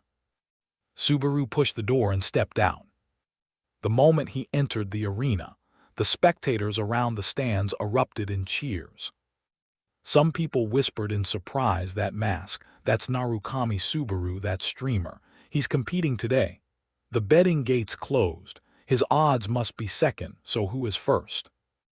The opposite door opened, and a figure gradually stepped out. Schneider entered the arena carrying his polearm. The uncle stared intently at Subaru. The audience immediately shouted encouragement, "Schneider, Schneider." The stands were filled with cries of the uncle's name, "Schneider, Schneider, Schneider." Fireworks burst into the sky, signaling the match was about to begin. A figure appeared from above. "Thank you all for waiting." The blonde girl quickly introduced herself. "I'm Mizuha, a member of the Blue Zone and your MC for this tournament. Pleased to meet you all. The tournament will be divided into qualifiers and the finals." Subaru stood with the other contestants and looked up to listen to Mizuha. "Now, let's take a look at the prize. The reward will go to the sole winner of the finals. Let's behold the champion's prize." She raised her hand as a bright red light shone. Mizuha announced loudly, "The shoes once worn by the god Hermes." The red light grew ever more dazzling as the MC continued. "The pride of our Blue Zone, the legacy of the legend Hatsuka Soya of the Azure Seal." A pair of shoes appeared in midair. Mizuha shouted, "Talaria shoes, and those very shoes are right here." Subaru looked up and stared at the shoes, thinking, "Wait, Soya." Subaru clenched his fist and whispered, "Your shoes. I will definitely get them back." In the stands, Hatsuka was watching him. She smiled, thinking Subaru is probably about to start his stream, when the person beside her muttered, "Those bastards, how dare they?" Hatsuka tilted her head to look at the person beside her, and realized who it was. She looked at the figure in the black cloak and mask. Hatsuka recalled the person she had met earlier. A system notification popped up while Subaru watched the non-stop flood of comments. "Narukami Subaru has started a live stream. Nice, he's on. Hello, aiming for the championship. Long time no see." Subaru skimmed each comment. "Long time no see, everyone. The channel owner was the one who went missing. I'm still here. Legit. Is this the real lightning stream channel? What's a lightning stream? Sounds like slang for fresh clips flooding from highlight videos. New clips from Jericho. I'm sitting in the stands watching. How are they streaming from inside the arena?" Subaru frowned at the exploding chat. His brain couldn't load it fast enough. The hype was insane, just reading the chat was exhausting. The system suddenly showed a new notification and the familiar name shifted the vibe. "Narukami Sister Love registered a wager. She'll back you with 30,000 credits if you win." Seeing the reward, Subaru instantly switched to battle mode, hand on the sword hilt behind him, replying excitedly, 30,000 credits, thank you so much. Amazing, I'll win decisively. Well, maybe I'll lose decisively in second place. I'm here just to watch him lose." Then MC Mizuha appeared in midair, announcing. She waved her hand high as fireworks lit up the sky, drawing everyone's attention and shouting, "The tournament begins." The stands immediately erupted. Cheers thundered as if about to blow the place apart. Everyone kept exclaiming how cool it was. The scale was truly on another level. Subaru looked up at the entire arena, inwardly amazed at how lavish the contest was. No wonder it was the Blue Zone. This scale wasn't something prepared overnight. The arena space shifted to green, and the players were simultaneously teleported into the forest. They began the first round. The qualifiers had started. From afar, the whole arena was sealed by a mysterious green spherical barrier. The system began announcing the rules. A cold, mechanical voice rang out. "The qualifiers begin. Death means elimination. Everyone is an enemy except yourself. The round ends when only 1,000 survivors remain." Subaru stood in the forest with a calm expression, eyes scanning around as if calculating his moves. Fight and survive until then, survivors. 10,259. It's a free-for-all brawl. He pondered tactics. maintaining an extraordinarily chill attitude despite the tense atmosphere. No one would target him in the qualifiers, so he could conserve his energy. The system reappeared, announcing a flurry of viewer donations. Clumsy Mouse signed up a mission, a deathmatch can't resist. 100 CR per kill. Pepperoni Pizza signed up, she only values a deathmatch, I'll add 100 CR per person. Mission Villain signed up 1,000 CR for downing Doncho, 10,000 CR for taking out Oma Schneider. Subaru tilted slightly. He sensed danger behind him. Alertness spiked to max. He immediately turned around. Another player shot past like the wind, gritting his teeth and sprinting headlong without glancing back. Hey, targeting Narukami's kid right from the start is harsh. Seeing that, Subaru quickly drew his sword. In an instant, his gaze darkened and a dangerous smile curved his lips. 200 credits are on the move. The system appeared, updating the figures. The fighting atmosphere grew more oppressive. Survivors, 8,544. Powerful footsteps advanced. Each step heavy and decisive, carrying an invisible pressure. Schneider appeared, walking with a blade in hand, exuding an overwhelming presence. Schneider glared straight ahead. He dismissed the small fry. He had only one target. He let no one into his sights, except one man he was determined to take down, Subaru Narukami. Schneider suddenly sensed danger. His pupils contracted, reflexes terrifyingly fast. He quickly leaned aside and narrowly dodged the arrow by a hair. After evading the attack, Schneider turned to face his attacker, his expression showing clear interest. The archer hiding behind the bush emerged, his face a mix of annoyance and regret. He really regretted it. Other players quickly appeared and gathered to talk. The blonde among them tried to step forward with a mocking tone, but was immediately blocked by a red-haired man wearing a cap. Those who bet on this hit, spit out 100 credits now, don't move. You lot are the red team. A big, bald guy, cowardly, voiced concerns but was sneered at by the blonde and the brown-haired one, who confidently asserted that greater numbers mean auto-win. This won't work otherwise. If we don't finish him with that move, we won't win. Exactly, he's just some bum stuck on floor 3 for 10 years. It's fine, we have the numbers. Seeing this, Schneider couldn't help frowning, his gaze chilled. The plan wasn't bad, but they'd chosen the wrong opponent. Hearing that remark, another swordsman not only wasn't scared but sneered contemptuously and stepped forward confidently. Who's there talking? Just loud because you're about to die. Before he could gloat, a flash of light sparked in an instant, and in a blink his head was severed. He collapsed, taken down so cleanly that no one had time to see the strike clearly. At that sight, the cluster of players around them froze solid, their brains unable to process it in time. Immediately after, terrified screams rang out everywhere. What just happened? That wasn't the reach of a spear. Schneider paid it no mind. He spun his blade, a strong gust erupting as his presence pressed so tightly it was suffocating. He said sternly, "I've faced countless people like you." With that, Schneider charged straight ahead, swinging his blade without hesitation. Power erupted like a shockwave, lunging toward the group of opposing players. Those nearby were cleaved in two. Formations collapsed in an instant, and the other players trembled before Schneider's terrifying strength, instinctively backing away as the tension peaked. Schneider kept spinning the blade, stepping closer. "Listen up, shortcuts don't work in this tower."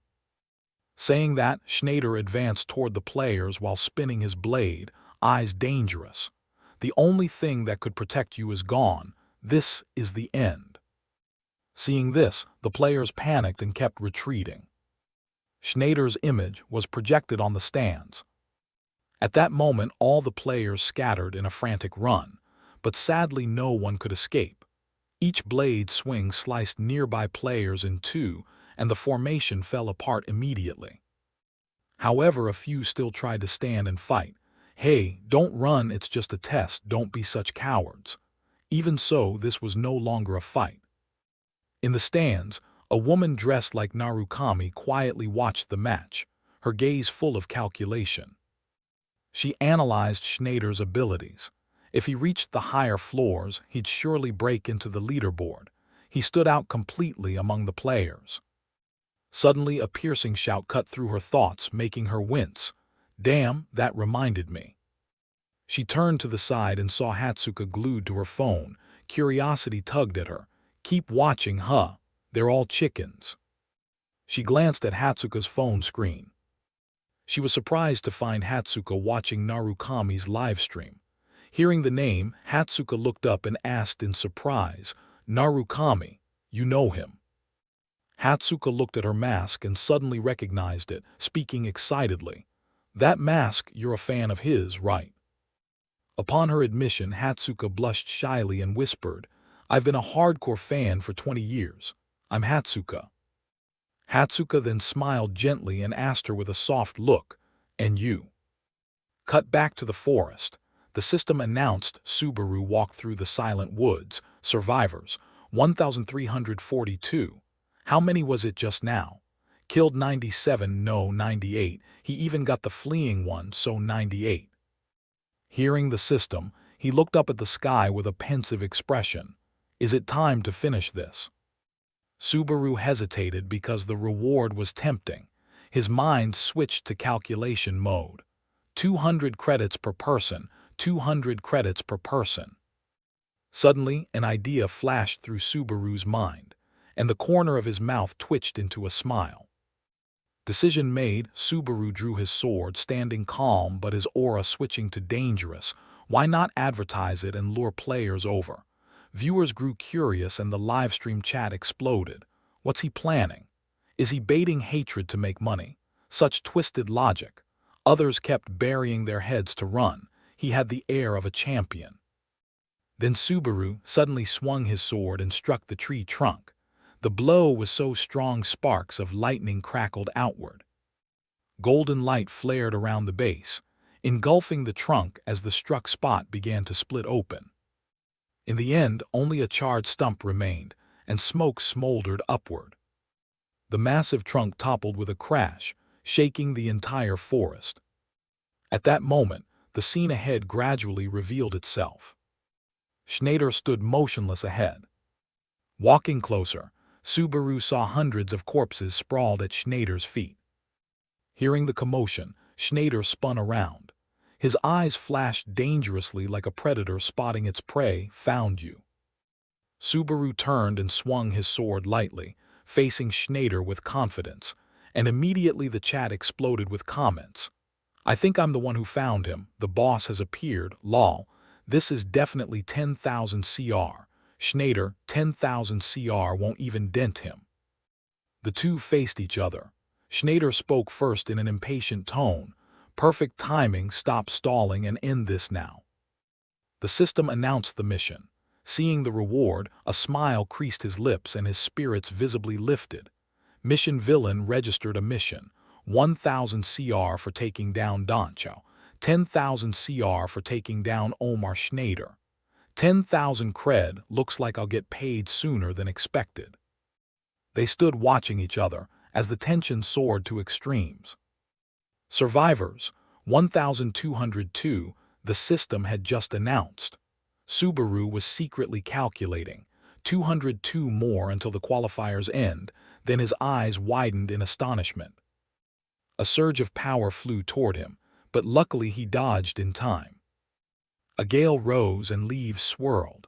Subaru silently braced himself and watched the opponent.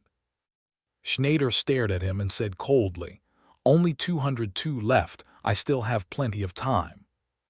Subaru lifted his sword into a fighting stance while secretly assessing.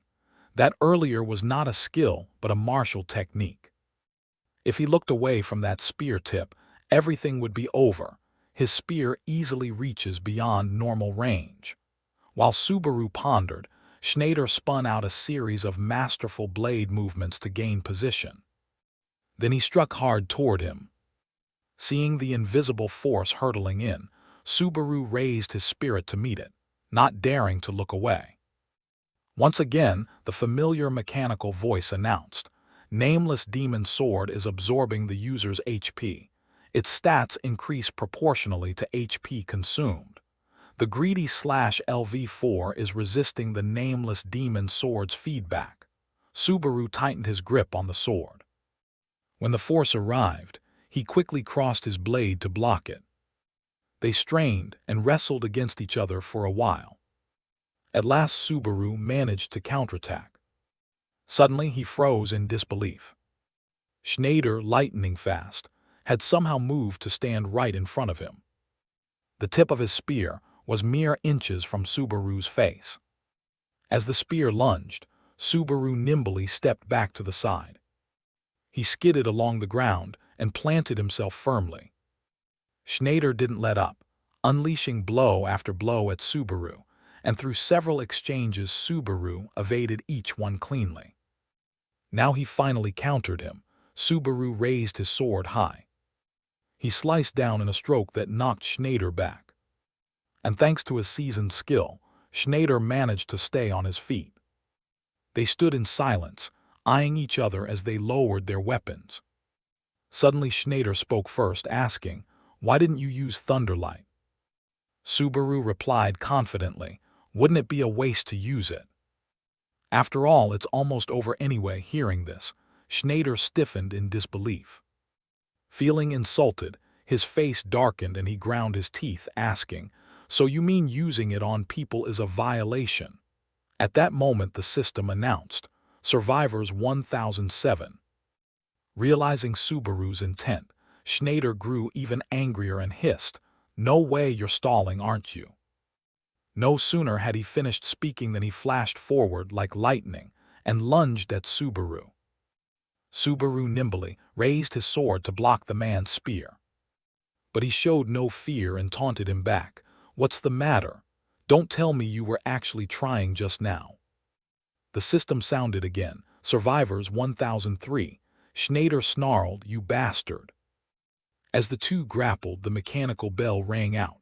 "Survivors 1000, the qualifying round has ended." Before exiting the game, Schneider sneered at him, "Next time we meet, you'd better be well prepared." Subaru replied casually, "All right, see you. I'll hold on to those 10,000 credits for now." After loading finished, the system signaled again, moving to the waiting room. A virtual screen appeared informing Subaru that he had been transferred to the waiting room and had 30 minutes of rest. Once he calmed down, he looked at his trembling hand and couldn't help but marvel that he had nearly been pushed back in the final moments.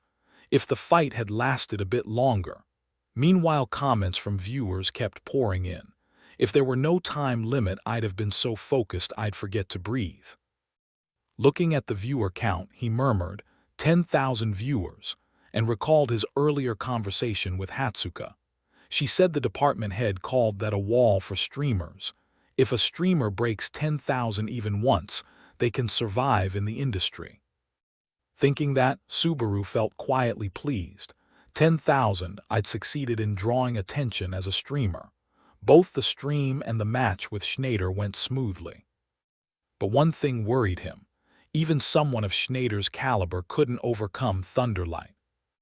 Outside, the sky was clear and fresh, above a simple wooden house. Staring at the glaring sunlight, the man sighed in exasperation. Muttering to himself in boredom, "I'm not playing a spot-the-difference game. What the hell am I doing every day? Schneider still has the advantage. Why was someone like him on floor 3 from the start?" he said, yawning and stretching. The device in his hand replied mechanically, "The deeper you go, the harder it is to close level gaps. If Narukami has any edge over Schneider, it's Thunderlight. Of course, if he truly has comparable talent, there could be a dramatic upset." The system hesitated as the man stared at his device. The system continued, "But based on this, it doesn't seem to be the case." Back with Subaru, the cold system announcements kept coming. "Mission complete. You have received 9,800 credits from digging 2 graves. Mission complete. My Vongole contributed 9,800 credits." Meanwhile, viewers' comments rolled in admiringly. Lol, cashing out quick, making money at this hour unstoppable. He's just greedy. Subaru read a few comments and replied, if it's something I can take, I have to take it. Thanks so much, everyone. A notification bell rang and a virtual screen reported. 80,000 credits spent. Greedy Wedge skill level 4 increased. Remaining credits 16,029C. Greedy Wedge rank B skill LV5 will suppress side effects of user skills and items and can be upgraded. Credit requirement 160,000C. Looking at the dense lines, he calculated inwardly. Rank B. Then maybe using that would be fine, Subaru pondered for a long moment. Viewers, seeing no movement, chatted. Why so quiet? He's holding a strategy meeting in his head for the main tournament, greedy, but still so cool lol. Night had fallen, and a full moon hung high over a mystery. Ms. Yuha stood dazed, staring at a pair of shoes suspended in midair, wrapped in a barrier. She whispered in doubt, really, so a thief will appear after this. And his true identity is. She trailed off uncertainly, absent-mindedly gazing out the window. Suddenly a voice called her name, Ms. Yuha. She turned to look. The man immediately bowed and reported, reinforcements from the guild headquarters have arrived. Ms. Yuha asked cautiously, again, who's leading them? Before he could answer, a man stepped in and said in a low voice, it's me. Recognizing who stood before her, Ms. Yuha was so surprised her words tumbled out sloppily. Why are you personally coming down to floor 3? Lord Kurakawa. Kurakawa replied curtly, the guildmaster isn't in a good mood. As he approached, Ms. Yuha asked again, is it because of Narukami Subaru? Kurakawa put his hands in his pockets, looked out toward the glass and said slowly, both Narukami Subaru and Schneider, yes. But another issue has arisen, he added, casting his eyes downward. The people on the other side of the glass were still laughing and chatting merrily. He happened to notice someone wearing a mask and thought to himself, such a person must possess an unusually large amount of mana. As he thought that, he glanced at Hatsuka standing beside them. HIS Chinese letter Chinese letter Chinese letter note. Original had repetition. Chinese letter Chinese letter Chinese letter inwardly more puzzled. Why are they in a place like this? The person suddenly raised a hand to their mask and hesitating said to the companion, I. Removing the mask, the girl introduced herself somewhat bashfully. I'm Tammy. Calling me One-san makes me a little embarrassed. Hatsuka smiled brightly to dispel the awkwardness and praised her sincerely. Wow, you have an aura that's clearly not ordinary. I can tell you've trained for a long time. Then she asked warmly, also, that face of yours, Tammy, are you using glamour magic? Tammy gave a sly little smile. Hearing Hatsuka, Tammy was a bit skeptical and thought inwardly, what's up with this kid? I'll test how far she can see. Is she an assassin sent by Kyoyu? But her behavior is bold for an assassin. While Tammy assessed her silently, Hatsuka kept gushing praise. She must have her reasons. The stronger people are, the more they hide themselves. Tammy finally spoke, saying slowly, however. Before she could finish, Hatsuka cut in, no longer pretending to probe. She spun around coldly and asked outright, I'll make this clear first, you're not here to interfere in the tournament, are you? Sensing that Hatsuka had seen through her intention, Tammy did not hide it and bluntly admitted, and if I am? Hatsuka radiated killing intent, her dangerous gaze fixed on Tammy as she declared firmly, I'll stop you by any means necessary. A sudden shaft of light flashed from behind, making Subaru startle slightly. The virtual partition gradually vanished and an announcement sounded. The break is over, the finals begin. When the barrier disappeared, the other players were thrown into utter confusion. What the hell, we've been right next to each other all this time. I didn't hear a thing. The screen displayed the rules. The finals will be a territory occupation format, seize the enemy's territory. Then the guide suddenly appeared to explain the rules. So what is occupying territory? When the match starts, each player will be assigned a territory. Each territory allows a maximum of 2 people to enter, defend, attack, and hold, while you take over other players' territories. If you defeat a player, you can take over their territory. Each territory allows up to 2 occupants. If you defeat the opponent, that territory becomes yours. When time runs out, the player controlling the most territories wins. Who will become the new master of Tyralia? We'll know in 2 hours. The official test begins. Immediately, the areas each person stood on changed into different colors. Subaru silently scanned around. As expected, no one moved. He squinted and calculated. If he fought now, he'd at most gain 1 territory, but later, defeating someone could yield many territories. The basic play is to wait a bit before acting. However, Subaru didn't wait and immediately surged forward to fight, beheading someone in the blink of an eye. He landed and let out a light sigh. That would have been the plan, but I'm being paid 300 credits per head. Elsewhere, another player was under a fierce attack, and the attacker was none other than Schneider. His purple territory quickly expanded. Schneider immediately glanced toward the next target. The man went pale in panic. Wait, I haven't done anything yet. He paid no mind and stabbed the man, sending him on his way. His eyes darted everywhere. Where is Narukami Subaru? A straight line of bodies lay soaked in red blood, all victims of Schneider's blade. He suddenly turned his head, cold eyes sweeping the area.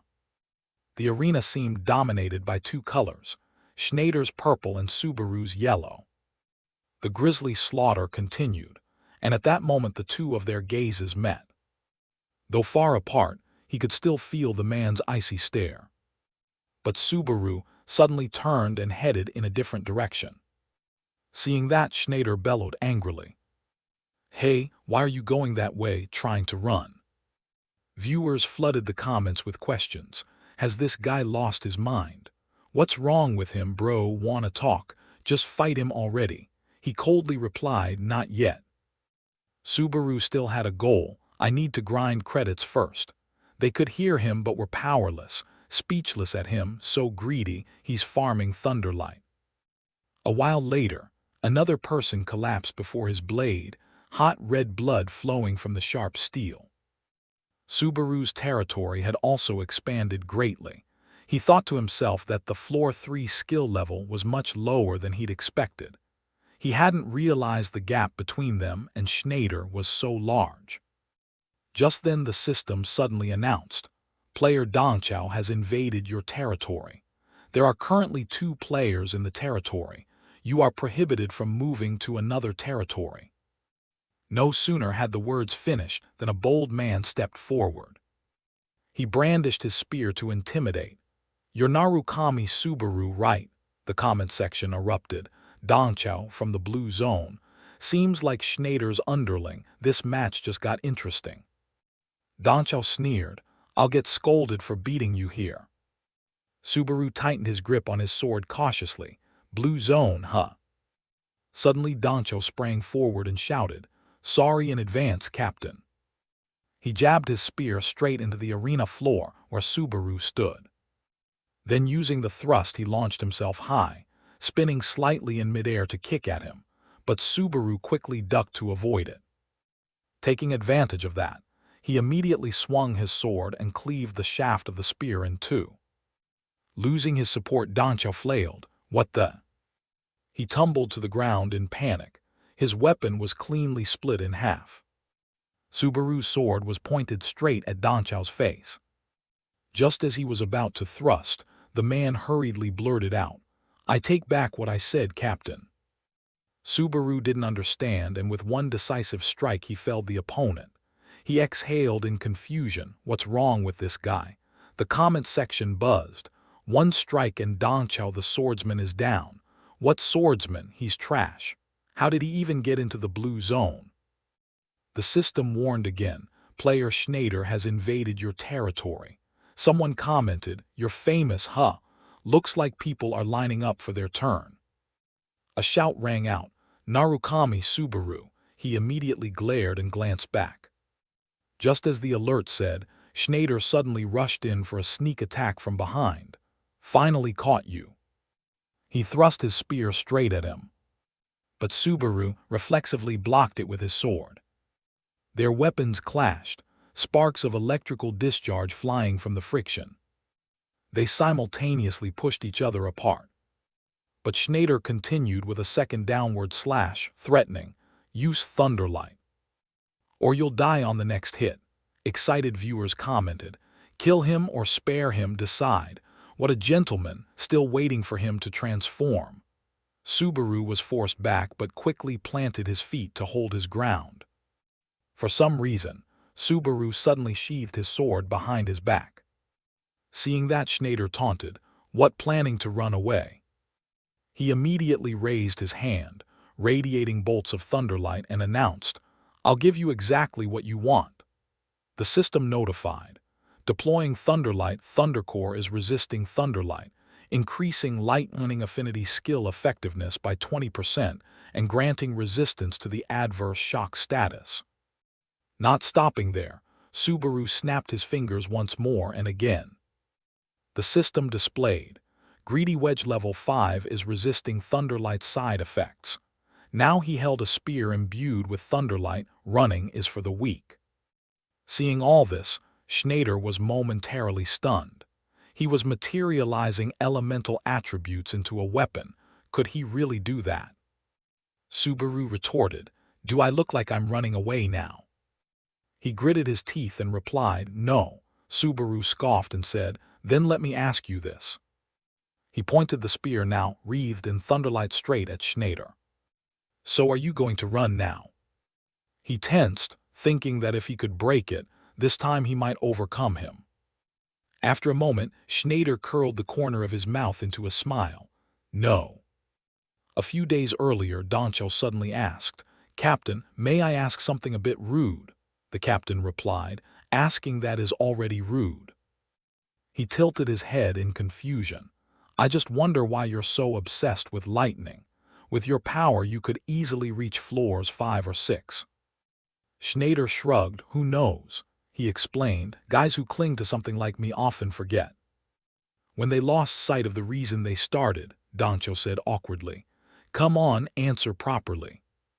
Schneider said, "Call it faith if it sounds noble, call it obsession if it sounds foolish, but there's one thing I'm certain of." He affirmed, "Whether I succeed or not, it will change my entire life. That's why I never give up." After saying this, Schneider slightly curled his lips. Back in the present, he slowly raised his spear, wrists rotating continuously as its tip traced cold, sharp arcs. The spin grew ever stronger. Schneider fixed his gaze on his opponent and said in a low voice, "And you, I feel you'll become my second obsession." After spinning the spear to gather power, he finally tightened his grip on the haft and lunged forward. His steps were rapid, neat, and resolute, carrying a will without hesitation. Opposite him, Subaru planted his foot hard on the floor, eyes sharpening. "To honor 10 years of my training, I won't hold back." With that, he leapt, his body cutting through the air. The distance between them quickly closed. Their spear tips finally collided in a flash. They both roared, pouring all their strength into the clash, neither yielding an inch. The force of the impact spread violently, the ground beneath them cracking in a web of fissures. Dust rolled up, shrouding the space. Under that tremendous pressure, the entire area exploded. In the stands, Subaru and Tammy stared at each other. She remained silent, waiting for her to speak first. Finally, Hatsuka spoke up because she revealed, "I'm Narukami Subaru's manager." To Tammy's bewildered look, Hatsuka awkwardly explained, "I mean, if the tournament is ruined, it would seriously affect his stream. I can't just let that happen." Her eyes brimmed with admiration. "You really are his manager? No way, I can't believe it." She teared up, complaining, "It's true, getting into this position was a nightmare, you know. I had to get past all those blind, stubborn people who opposed me and everything idiots. You call me that. Tammy grew more excited. Amazing. I've been following his streams like crazy since the Wolf Warrior match. Hatsuka was equally enthusiastic. Are you an OG superfan? Wait, you were always a fan of Narukami Subaru with the blue eyes too. Suddenly, a loud explosion cut their conversation short. On the screen, an image of a blast was playing. She hurriedly grabbed her phone to check the situation. Hatsuka cried out in horror, "Impossible!" The battlefield had become a heap of rubble. Through the smoke, silhouettes of two men facing each other appeared. Blood dripped from the corner of Schneider's mouth. A large portion of his body had been pierced. Unable to keep fighting, Schneider collapsed. Subaru quietly looked at the man's corpse for a long moment. In his heart he murmured, "See you again soon, Schneider." At the match's end the system announced, "You have captured a total of 283 territories. The winner is none other than Narukami Subaru, with 283 territories." Cheers and victory celebrations followed. She was so happy that tears fell. Contrasting that atmosphere, she fell silent and pensive. Tammy felt deeply unsettled, unable to believe it. She couldn't accept that, after all, the one to receive the grand prize would be. At that moment Mizuha appeared. "Now let me announce it once more." She repeated, "The glorious winner of this tournament is." Then she called out the name, Narukami Subaru. Mizuha also signaled, "Next." She announced the prize. The long-awaited reward would now be presented to the winner. At that moment Tammy stood up and left. Hatsuka watched her retreating back in confusion. On the stage, the prize shoes had found their rightful owner. Now they rested entirely in Subaru's hands. He wondered to himself, has it been 20 years already? Subaru's expression briefly clouded. Recalling the past, there was a commotion come on. Back then Tashiya questioned everyone in turn. "I told you not to touch my shoes, who took them? Confess now." Someone spoke up to stop him. "What's wrong, Tashiya? Are you having a fit again?" The guy in the green shirt grumbled, "Man, you're being annoying enough, I'm full." Beneath the green shirt were shoes stretched to the limit. Tashiya's face flushed red. "My shoes." Tashiya rushed forward regardless. "I've warned you 1,000,000 times not to wear them." Tashiya was furious because they'd lose their shape. Remembering that moment was genuinely fun. Back in the present, many comments speculated that Narukami Subaru, now broke, was turning to selling gear. Maybe he'd sell the shoes out of greed. They'd fetch an astronomical resale price. He immediately crushed that speculation. "I won't sell them." The audience kept saying he'd get a high price if he auctioned them. Mizuha guessed a figure, maybe a few hundred, perhaps up to 1,000,000 credits, but Subaru still refused. "No matter the value, I have no intention of selling." The crowd grew excited, bidding, "Sell them to me, name your price, we'll pay anything. If you want items, I have better stuff in my stash." They offered astonishing amounts, 2,000,000 credits, 2.1 million. "I'll pay 2.5 plus items, 3 million, no, 4 million. Impatient, Subaru snapped, "Get out of my sight." Then a massive bolt of electricity appeared. A lightning strike formed and hit the center of the stage. He warned everyone sternly, "Let me be clear, I will never sell them, even for 10 million credits." She trembled, trying to salvage the situation. "That's the answer, ladies and gentlemen." Mizuha inwardly cried, "Why am I dragged into this?" With Subaru's withdrawal handled, she said, "All right, I'm off." Saying that, he grabbed the shoes and quickly left the arena. One night in a bustling district. In a hidden corner, two figures stood. Kurikawa sincerely praised him. "He really did win. This was completely unexpected by me." Hanamaki Hiyori in the green area wasn't entirely convinced. "Wasn't he great? He even faced Schneider. What do you think? Could he become a legit Narukami Subaru? He wasn't sure either. Who knows? Lately, she revealed, people say things like, if the original Subaru can do it, the new Subaru should be able to too. This piqued Kurikawa's curiosity. Original new, what does that mean? Hiyori explained. That's how people refer to the two of them. Narukami Subaru with blue eyes is the original and the streamer is the new one.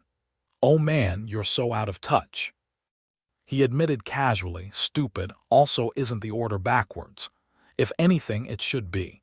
If the new Subaru can do it, then the original can too.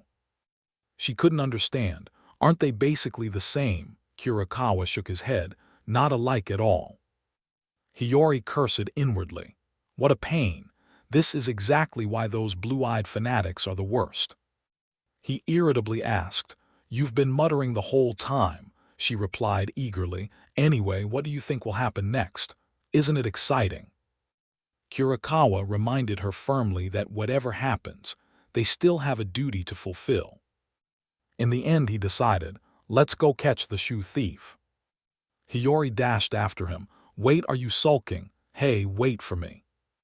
No sooner had they turned away than a group of people appeared behind them, looking menacing. Meanwhile, the chat kept obsessing over the shoes. Aren't they kind of old-fashioned? They look nice, though not my taste. Those famous shoes, huh? Bet they'll sell for a sky-high price. That's a touchy subject, brother. Subaru silently hoped. Tashiya, I'm really glad to see you again, even in this situation. He also earnestly thanked them for the quests. Thanks to you, my heart hurts less. The chat erupted. Not your heart, your wallet. You look so calm, didn't expect you'd be so nonchalant. Don't underestimate us credit-hungry monsters. At the same time, a notification popped up. Subaru told the audience, all right, let's see. Teleria unique rank required level 30 plus, movement speed plus 25%, jump boost plus 15%. The shoes of the Rogue Hermes grant the ability to double step twice per day. Remaining uses, 2 resets daily. People found it hard to believe. That's it. How is high jumping useful and only twice a day? Some even sneered outright. Chat, don't you think they're kind of lame? You guys don't get it. Speed boost gear is rare. If you were rankers, you'd descend into hell to get it. Subaru received a new message. Narukami-san, are you still streaming? I just saw someone suspicious. I have a bad feeling about her. He silently wondered, what's going on? Hatsuka kept repeating, please be careful, she might be after the prize. That night, the streets outside were still bustling with festivities. In Tammy's purple-haired head, what the hell am I doing, standing right in front of Tashia's shoes? Her steps faltered as she thought, at this point I have no other choice. So Tammy made a bold decision. To avoid being recognized, I'll have to chop off his ankle. Her figure gradually blended into the crowd. The luxurious building lay in darkness under the full moon. Subaru entered just as Yuika turned and called his name. Yuika was sitting at the bar, waving him over to her seat. She smiled brightly and offered her congratulations on his resounding victory. Seeing Subaru look tired, she had already ordered a non-alcoholic drink. He sat down and immediately asked about the strange message. It was Yuika's warning message about a suspicious person targeting his prize. Yuika sipped her drink and said she had run into someone very odd in the stands. A figure in a black cloak, wearing a mask identical to Subaru's, sat quietly among the cheering crowd. Subaru froze. Yuika confirmed it was a female hunter, hiding her identity with that mask. At first she thought the woman was hostile, but after talking, she discovered the woman was also a die-hard Narukami fan. However, the moment Subaru won, the girl's expression suddenly changed. Instead of joy, she looked as if she just lost something important, then vanished immediately. Yuika tried to chase her but couldn't catch up. Her stealth skills were truly top-notch. Subaru was deep in thought. Someone who could slip past even Yuika was certainly not to be underestimated. Yuika added one detail. She had asked whether the woman was a fan of the legendary Narukami Subaru. Subaru looked quite surprised. The girl's reaction was very strange. Not exactly denial, but not an admission either. Yuika stirred her cocktail lightly, trying to convey the atmosphere of that moment to Subaru. The girl's gaze was full of nostalgia, as if she saw an old figure reflected in Subaru. Subaru's eyes suddenly lit up. He seemed to have recognized her identity. The screech of a chair moving cut through the air as Subaru snapped to his feet. He rushed out of the bar like the wind, leaving a bewildered Yuika behind. The drink remained untouched on the table, Yuika's call echoing through the air. The city at night glittered with lights, but it was also full of hidden secrets. On a high rocky outcrop overlooking the city, a girl sat silently. It was Riene. Riene looked up, her face weary and melancholy.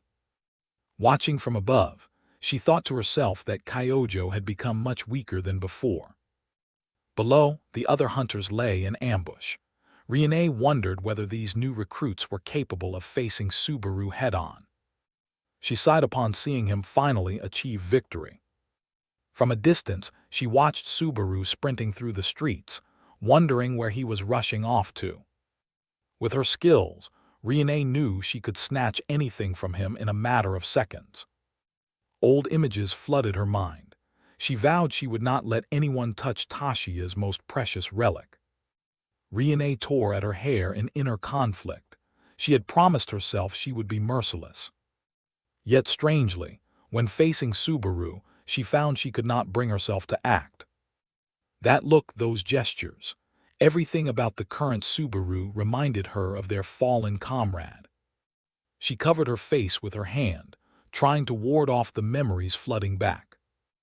Riene growled in fury, declaring that if he dared set foot in the blue zone, she would show no mercy. Next time they met, her target would not be his legs but his head. She turned and walked away, her small figure swallowed by the darkness. Yet deep down she still longed to speak to him, even if only once. Riene looked back one last time, wondering if meeting him in person would feel like seeing the real Subaru again. A flash of light, and the mysterious girl vanished into the night without a trace. Down on the street, Subaru stood frozen, breath ragged. A shocking possibility flashed through his mind. Perhaps they were all still alive. Using the Talaria shoes as bait had indeed been a risky but calculated move. If Riene truly showed up to reclaim Tashia's relic, then it explained why she deliberately concealed her presence so thoroughly. He suddenly recalled Shiu's mana flow, and then today's appearance of someone resembling Riene. A staggering thought drilled into his mind. Could it be? All four of his old teammates were still alive. Subaru forced himself to stay calm, reminding himself not to jump to conclusions without solid evidence. Given Riene's nature, she certainly wouldn't sit idly by if Tashia's item was right in front of her. He stood motionless in the street, his gaze distant and contemplative. "Hey Narukami, are you okay?" Yuika's voice cut through his thoughts. She panted, complaining that he had suddenly dashed out of the bar and left her winded trying to catch up. Subaru replied that he thought he'd seen someone he knew, but it was probably just a mistake. Yuika lowered her head, hesitating as if about to say something sensitive. He watched curiously at the unusual expression on the manager's face. She added a bold remark. "Besides, you don't really have any friends, do you?" The cutting comment stunned Subaru into silence. He had no comeback. Yuika went on, "Especially no girlfriends," then urged him to go home. Seeing him silent, she worried she'd said something to make him sad and asked if she'd overstepped. The city lay quiet in the dark, only the faint lights from buildings remaining. In another street corner, beneath the full, ringed moon, the Archer girl stretched, and complained that she was hungry and sore after waiting for so long. She asked the spear-wielding senpai whether they were really going to let the target slip away that easily. The spear wielder replied coldly and tersely that the plan had been cancelled. The girl looked puzzled, not understanding why their superior had made that decision. He held up his device and showed her the command message Itsuki had just sent. She jumped up in frustration. After lying in wait here all that time, it had ended in nothing. The spear wielder explained that if those people had really come, they'd never let someone else snatch the prize. The two began to withdraw. The spear wielder privately thought their boss had been overly paranoid to set this trap. Their footsteps echoed steadily along the deserted late-night road. He believed that even knowing it was a trap, those people would surely reveal themselves. The archer curiously asked about the true identity of the person they were trying to hunt. Looking up at the moon, the spear wielder hoped what he'd heard was just a rumor. But if Itsuki had to be this cautious, the rumor was likely true. It was a cruel rumor. The legend Narukami Subaru had died, betrayed by Blue Eyes himself. Subaru stood silent, his face heavy with sorrow under the moon as if bearing an immense injustice. In the still night, Subaru stood on the rooftop, gazing down at the city ablaze with lights. He stared at the tablet in his hand, wondering if this was the reason everyone chose to disappear. On the screen were old news articles about the guild's dissolution and rumors about Subaru's supposed death years ago. 20 years had passed. To him, Kyojo now seemed like a ghost in some distant place he couldn't reach. Subaru realized that for a newcomer like him to catch up to Kyojo, he would need something far more special. Something like the Thunder Spear he had showcased in the recent tournament. Even though he'd recreated the legendary Thunder Spear to take down the monster on the second floor, and had once been confident, he understood everything about the power of lightning. Reality, however, doused him with cold water. To truly master it, the road ahead was still very long. It was a colossal power that even gods and giants coveted. A power humanity risked everything to seize so they could stand against fate. Subaru suddenly realized he had never been using lightning correctly at all. All the secrets lay there, the Thunder Cave. He believed that if he conquered that dungeon, he would find the answers to everything, including the nature of lightning itself and the method to become even stronger. Meanwhile, in a luxurious place, a table laden with pastries and afternoon tea had been set. Yuika sat there bored, propping her chin and staring at the comms screen. Feigning deafness, she ignored the nagging voice on the other end. The man on the screen was on his knees, apologizing for his arrogance. Yuika didn't bother. She replied coldly that the voice of a bankrupt loser would never reach her ears. He went insane, screaming that he had paid the full amount. He began to grovel, calling Yuika boss and whining that he had no money left to pay the electric bill. He even barked woof woof like a dog as a joke, but Yuika was disgusted and told him to stop immediately. Yuika mulled it over for a moment, then came up with another idea. She asked him if he'd like to do her a favor to make amends. At a shabby tavern, the doorbell jingled as a customer entered. Itsuki sat alone at the bar looking as gloomy as ever. Subaru, still wearing his familiar mask, quietly approached. Subaru moved up to the bar, sat beside Itsuki, and ordered the same drink as him. The bartender immediately served the new customer's request. Taking a sip, Subaru clicked his tongue and complained the beer was cheap. He hadn't expected a renowned guild member like Itsuki to be stingy. Itsuki only gave a bitter smile, saying that when the guild was full, he often ended up broke from buying drinks for everyone. He said he'd grown accustomed to this cheap beer now, otherwise he didn't know how he'd face them. Itsuki's eyes sank as he recalled how they had all joined him in that selfish decision to conquer the Thunder Cave. He remembered the days when everyone was poor, with no guild support. Hunting to level up was the only way. They clinked glasses, a silent moment amid painful memories. Back then, even the entry fee was a big issue. If you failed midway, you'd lose everything and fall into a worse state. On that fateful day, the group went hunting together to earn money for the entry fee, or at least to raise their levels a bit. A day Itsuki would never forget. He recounted it in a choked voice. They had encountered a giant sky serpent. 7 inexperienced players stood no chance of surviving that monster. Chaos unfolded as his teammates fled in desperate panic. Subaru looked into the ashes of memory. Itsuki bitterly asked if he could guess the ending of that day. 4 of them were left behind forever. His teammates, no, his closest friends, never returned. The bloodied face of a friend appeared in Itsuki's memory, eyes blazing with pain. Itsuki choked up in his mind. They were the dearest friends he had ever had. Returning to the present, Subaru listened quietly and then softly asked if they resented Itsuki for that. Itsuki sighed, admitting that such hatred was natural, since he was the only one who survived unharmed. He bowed his head in fatigue. The accusations from years ago still echoed relentlessly in his mind. Subaru silently watched the miserable man who had lived with that torment for 20 years.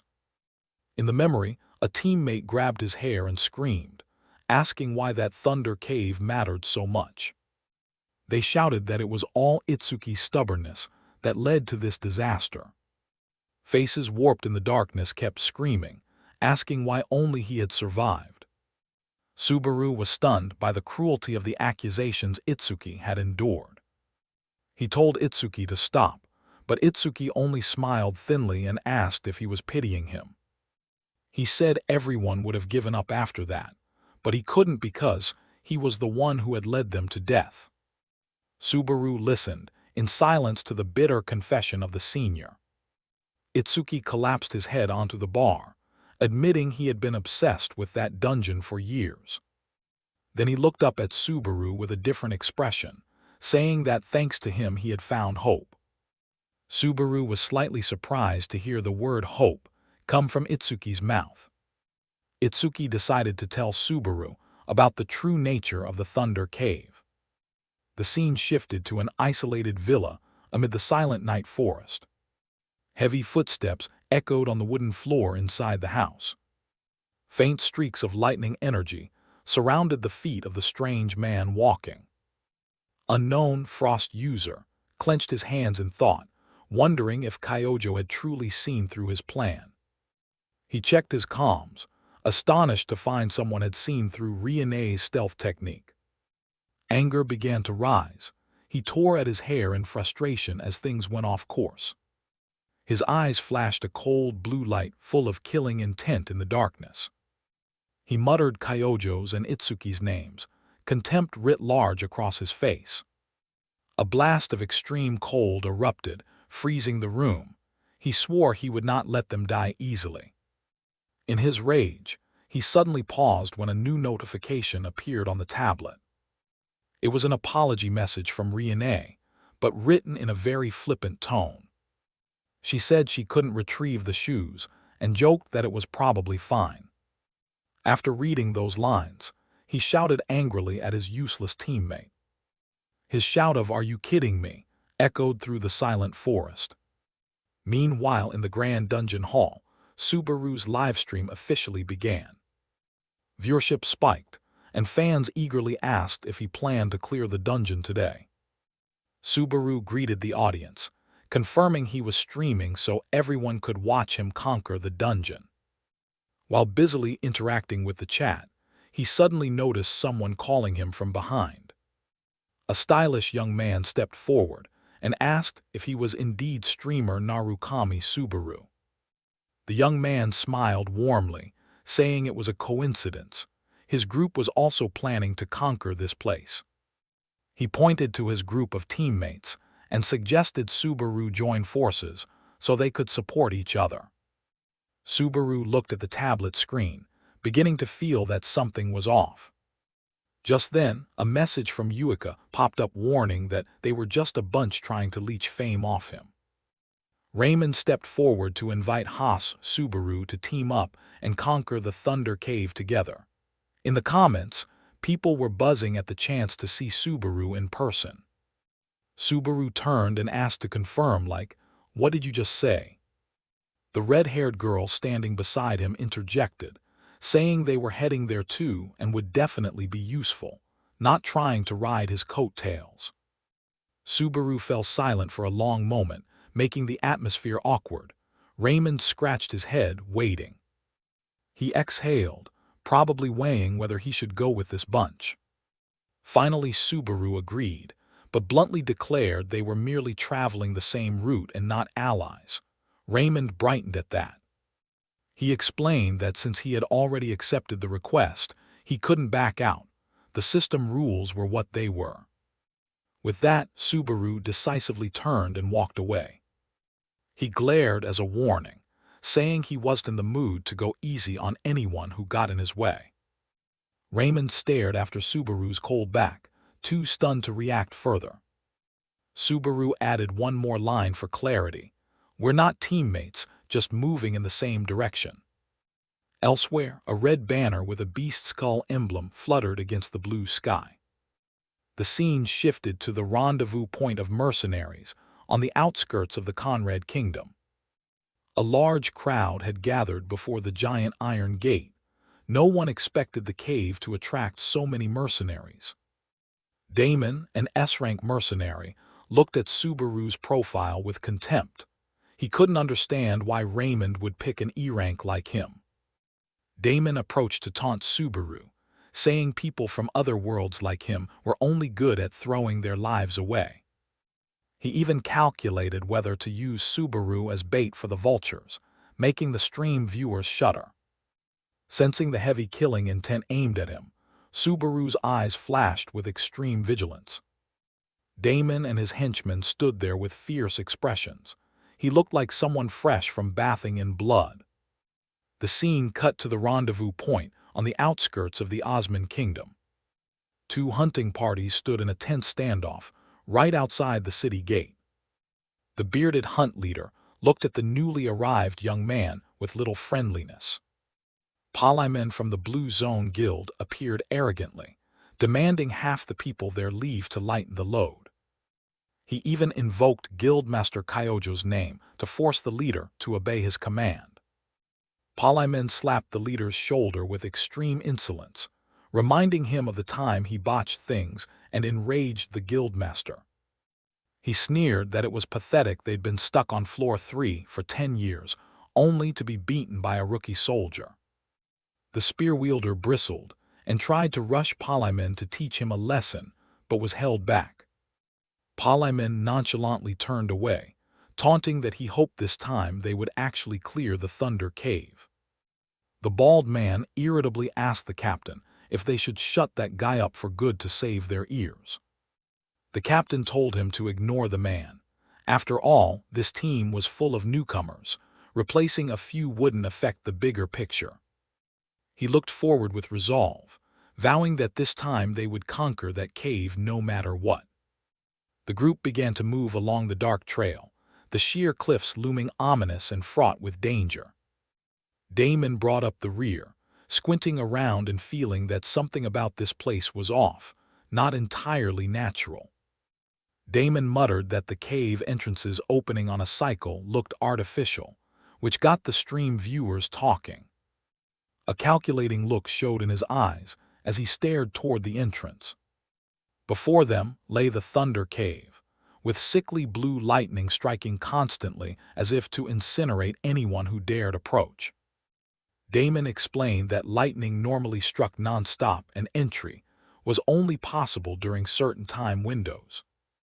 When Raymond asked how many times he'd tried, Damon casually said this was his 3rd time, and that he was one of the few to come back alive. Subaru found it strange and asked if he'd almost died, yet still wanted to try again. Damon said he didn't have extra lives to waste like the idiots. Raymond wondered why he was tagging along. Damon said he was after only one precious thing. Damon's eyes were bloodshot with craving. He lusted after what was called the trace of thunder to change his life. He declared that if he obtained it, he'd retire immediately, not risk his life diving deep like Subaru's group. Damon glared and warned Haas, Subaru, and E-Rank not to do anything stupid, even cruelly saying if he intended to die he should just get it over with. Before them, the cave entrance was lashed by continuous bolts, forming an impenetrable wall of electricity. Damon said it would be about an hour before the lightning stopped and the gate opened. He had a small squirrel in hand as an experiment. The poor squirrel chirped and trembled in the mercenary's coarse hand. Without a shred of mercy, Damon hurled the animal into the lightning focal zone in front of the whole team. Instantly, a massive bolt struck, vaporizing the squirrel in a flash, leaving only a blinding flare. Damon turned back and told them that if they didn't want the same fate, they'd better sit tight and rest. But Subaru paid no heed to the warning. He quietly stepped straight toward the death zone. Seeing the E-Rank kid take the risk, Damon panicked and shouted, asking if he was deaf. Subaru calmly thought to himself that this felt no different from the Millennium Mountain trial on Floor 2 he'd experienced. Those behind gaped in shock, thinking Subaru must be tired of living to throw himself into death. The moment he touched it, the system announced the skill heart of thunder was resisting the thunder gate, rendering him completely immune to electric shock. Lightning struck violently, yet Subaru stood unmoved like a stone. The thunder gate began the process of verifying his eligibility. The entire area trembled as the thunder energy reacted violently to Subaru's presence. Electricity enveloping Subaru grew stronger. The system's skill verification interacted directly with the gate. The wall of lightning suddenly dissipated, revealing a highly rare item long concealed, the trace of thunder. Subaru reached out his hand as the last sparks faded, preparing to touch the reward. To everyone's astonishment, the precious item slowly materialized before the cave entrance. It was a shimmering fragment of spirit essence, radiating pure thunder energy. Damon and the hunters gaped when they saw the legendary item appear right before their eyes. The bodyguard stammered in disbelief, unable to understand how an E-Rank like him could accomplish the impossible. Subaru picked up the item, wondering if it had been waiting for a worthy person to appear for a very long time. But no sooner had he grabbed the rare item than a brutal attack struck him from behind. Subaru's gaze hardened as he felt the sudden betrayal from his very teammates. The powerful blow sent Subaru flying. The system immediately notified him that he'd been ambushed by a team member. Damon stood there with greed plain on his face. The system announced that because he was attacked first, Subaru would not be penalized for counterattacking. He sneered, saying Subaru was just lucky, then ordered him to hand the item over if he wanted to keep his life. The bearded man Damon stepped closer, growling that what Subaru had was just luck, and now he should smartly hand it over. Subaru refused to kowtow, retorting why he should obey. These hunters claimed to be locals, so anything found here automatically belonged to them. Damon scoffed, saying that even if Subaru came from another world, the rules here remained the same. He hoisted a gigantic axe onto his shoulder, taunting to see if Subaru was trembling with fear of death. Subaru kept a calm expression behind his mask. Though death in the trial wasn't real, the pain it caused was unbearably real. A horrifying prospect emerged. The loser would suffer excruciating pain and possibly severe psychological trauma. Damon leaned in and muttered about how everyone became pathetic when faced with death. Raymond and the others turned pale as they realized the rumors that Conrad's mercenaries killed and robbed were true. Raymond tried to stay calm, calling Narukami's name to urge him to act rationally. He shouted for both sides to sit down and talk it out, to avoid bloodshed. But Subaru struck first. Blood spattered. He coldly declared he now had a justified reason to deal with them. Subaru's eyes flashed behind the black mask, a killing intent radiating icy cold. An unlucky hunter was finished by Subaru in an instant. He announced he'd turn the rest into true vultures. Damon's eyes widened in shock. He couldn't believe someone labeled E-rank could be so fast and strong. Without giving the others time to react, Subaru lunged at the leader at breakneck speed. A powerful kick slammed into Damon, making him scream miserably. Subaru taunted, asking if surviving that single blow was the last scrap of pride an S-rank hunter had left. Damon scrambled to his feet, furious and yelling that he'd been tricked, demanding to know what the hell Subaru was. Subaru's blade drew a bloody arc through the air, utterly overwhelming his opponent. Damon's arm was cleaved by a deep cut.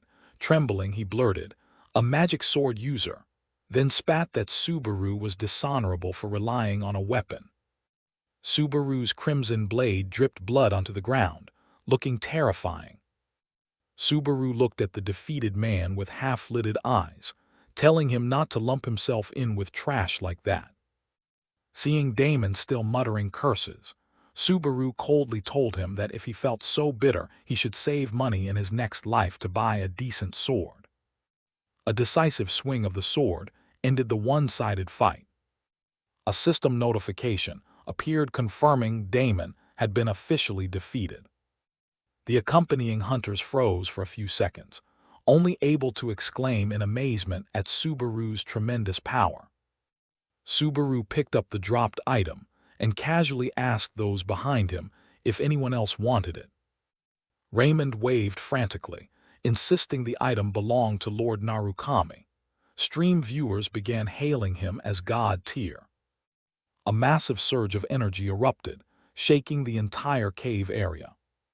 Subaru sheathed his sword and coldly ordered the team to keep moving. Purple bolts crackled along the blazing red cliffs, signaling dangers ahead. The group silently followed in single file, delving deeper into the Thunder Cave under Subaru's lead. Yuika looked worried and asked Raymond if it was safe to follow someone as abnormal as Subaru. Raymond reassured her that as long as they didn't do anything foolish like before, they'd be fine. As they walked, Raymond sneaked glances at his phone, smug that being a streamer meant flattering users like them. He chuckled inwardly, thinking that as long as past smear posts didn't leak, everything was under control. The cave's interior changed drastically, thunder electricity snapping and popping everywhere.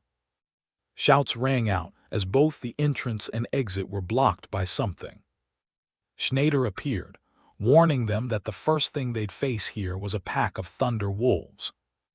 Large wolves with glowing eyes and fur crackling with electricity bared their fangs and charged. Subaru charged straight into the horde without hesitation. Schneider warned that picking them off one by one would soon exhaust them. Alone, Subaru weaved through the ferocious wolves, ignoring Raymond and the others behind who screamed in panic. Uncle Schneider explained that usually the biggest is the boss, but these thunder wolves played the opposite game. The leader was actually the smallest in the pack, a cunning little boss. Subaru threw himself into the wolves' midst with extremely agile movements. He activated the step-by-step cloud skill, allowing nimble aerial movement. For a brief 3 seconds, Subaru could ride the wind like a god. He soared high and landed a fatal strike on the snarling, clawing monsters. Standing amid the encirclement, Subaru suddenly thought of someone named Tashiya. This loneliness felt strangely familiar.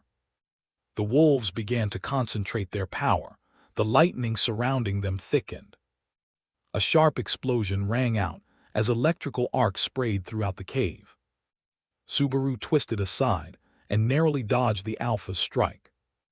A colossal thunder energy burst detonated, sweeping everything around.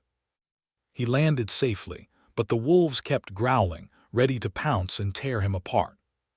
Subaru channeled thunder into his demon sword, preparing a decisive technique. He coldly declared he would use thunder to answer thunder, because that's how he played. A powerful downward slash cleaved the boss in two.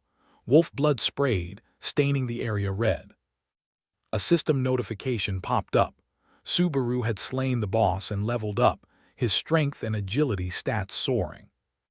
Meanwhile, Raymond's group still struggled. They despaired as the wolf pups swarmed like grasshoppers.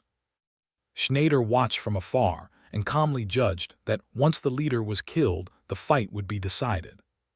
Facing the pack, Subaru uttered a single commanding word, "Sit." Immediately, the entire pack obediently sat like tame puppies. The system reported Subaru had successfully tamed them. He sheathed his sword. The wolves were now completely submissive at their new master's feet. Raymond gaped in astonishment, not understanding what the hell had just happened. Subaru tersely replied to keep going deeper. Subaru marched forward, ordering the team to move out. The fierce thunder wolves that had been hostile earlier now silently followed him, sending shivers through everyone. Raymond and the team could only watch Subaru's retreating back, full of doubts about his true identity. Subaru stood in the cave, silently surveying his surroundings as if calculating something. He stopped at a clearing, confirming this was the best spot to begin his plan. His eyes sharpened as he ordered the wolves to prepare to howl. The pack's howls echoed through every alcove, summoning flashes of lightning with formidable force. The freeloading hunters panicked, not understanding what Narukami intended to do to draw such attention. The wolves' howls attracted a host of giant insect monsters that crawled out from the darkness. The monsters began to surround the group, electricity crackling around their tough carapaces. The hunters started begging Subaru to stop, fearing the overwhelming number of monsters. They knew they couldn't hold out. Subaru coldly drew his black sword, declaring this was his way of working, clear everything out in one go. He casually told them not to worry about him. He had the wolf pack covering him. With a look of contempt, Subaru reminded them that from the start they were just uninvited tag-alongs. Saying that, he charged straight into the swarm of monsters, ignoring the hunters' desperate screams behind him. In the monitoring room, the hunter's blood-curdling screams on the screen made the assistant jump. She anxiously asked the director whether they should intervene, since Subaru's actions seemed too reckless. The assistant stared at the screen, feeling Subaru's treatment of his teammates was somewhat cruel. The stream still showed the bloody melee between the wolves and the monsters. The director smiled, produced a tablet, and affirmed this was a carefully calculated special case. It was the recruitment post for a tour of the Cave of Thunder with Narukami Subaru, a perfect trap for the greedy. The director judged it was nothing more than a free transit trip. No wonder the hunters rushed in frenzied. In truth, their abilities were far from sufficient to survive this harsh cave on their own. The assistant worried whether viewers would react negatively to Subaru, abandoning his companions like that. But the director understood that if those bloodsuckers kept tagging along, Subaru would never have a peaceful run. Subaru was using these people as an example, warning anyone who might freeload in the future. On screen, Subaru was still fighting extremely effectively, his flashing sword slashes cutting through the monsters. System notifications popped up continuously. Subaru had leveled up. His strength, stamina, and focus stats surged. He looked at the cleared pile of monsters casually, as if he'd just done a routine chore. Subaru turned back and asked the hunters if they still had any objections to him going solo now. The chat erupted into heated debate. He stood among the corpses of the monsters, directly warning anyone who intended to exploit his strength. Subaru's murderous gaze made even viewers watching the stream feel a heavy pressure. The sight of Subaru standing alone in the blazing cave was broadcast live to thousands of astonished viewers. In the monitoring room, the director laughed heartily at the young man's overly calculated moves. He realized that every action and word from Subaru had been scripted to maximize impact. Admittedly, this Narukami wasn't simple. He knew exactly what the audience wanted to see.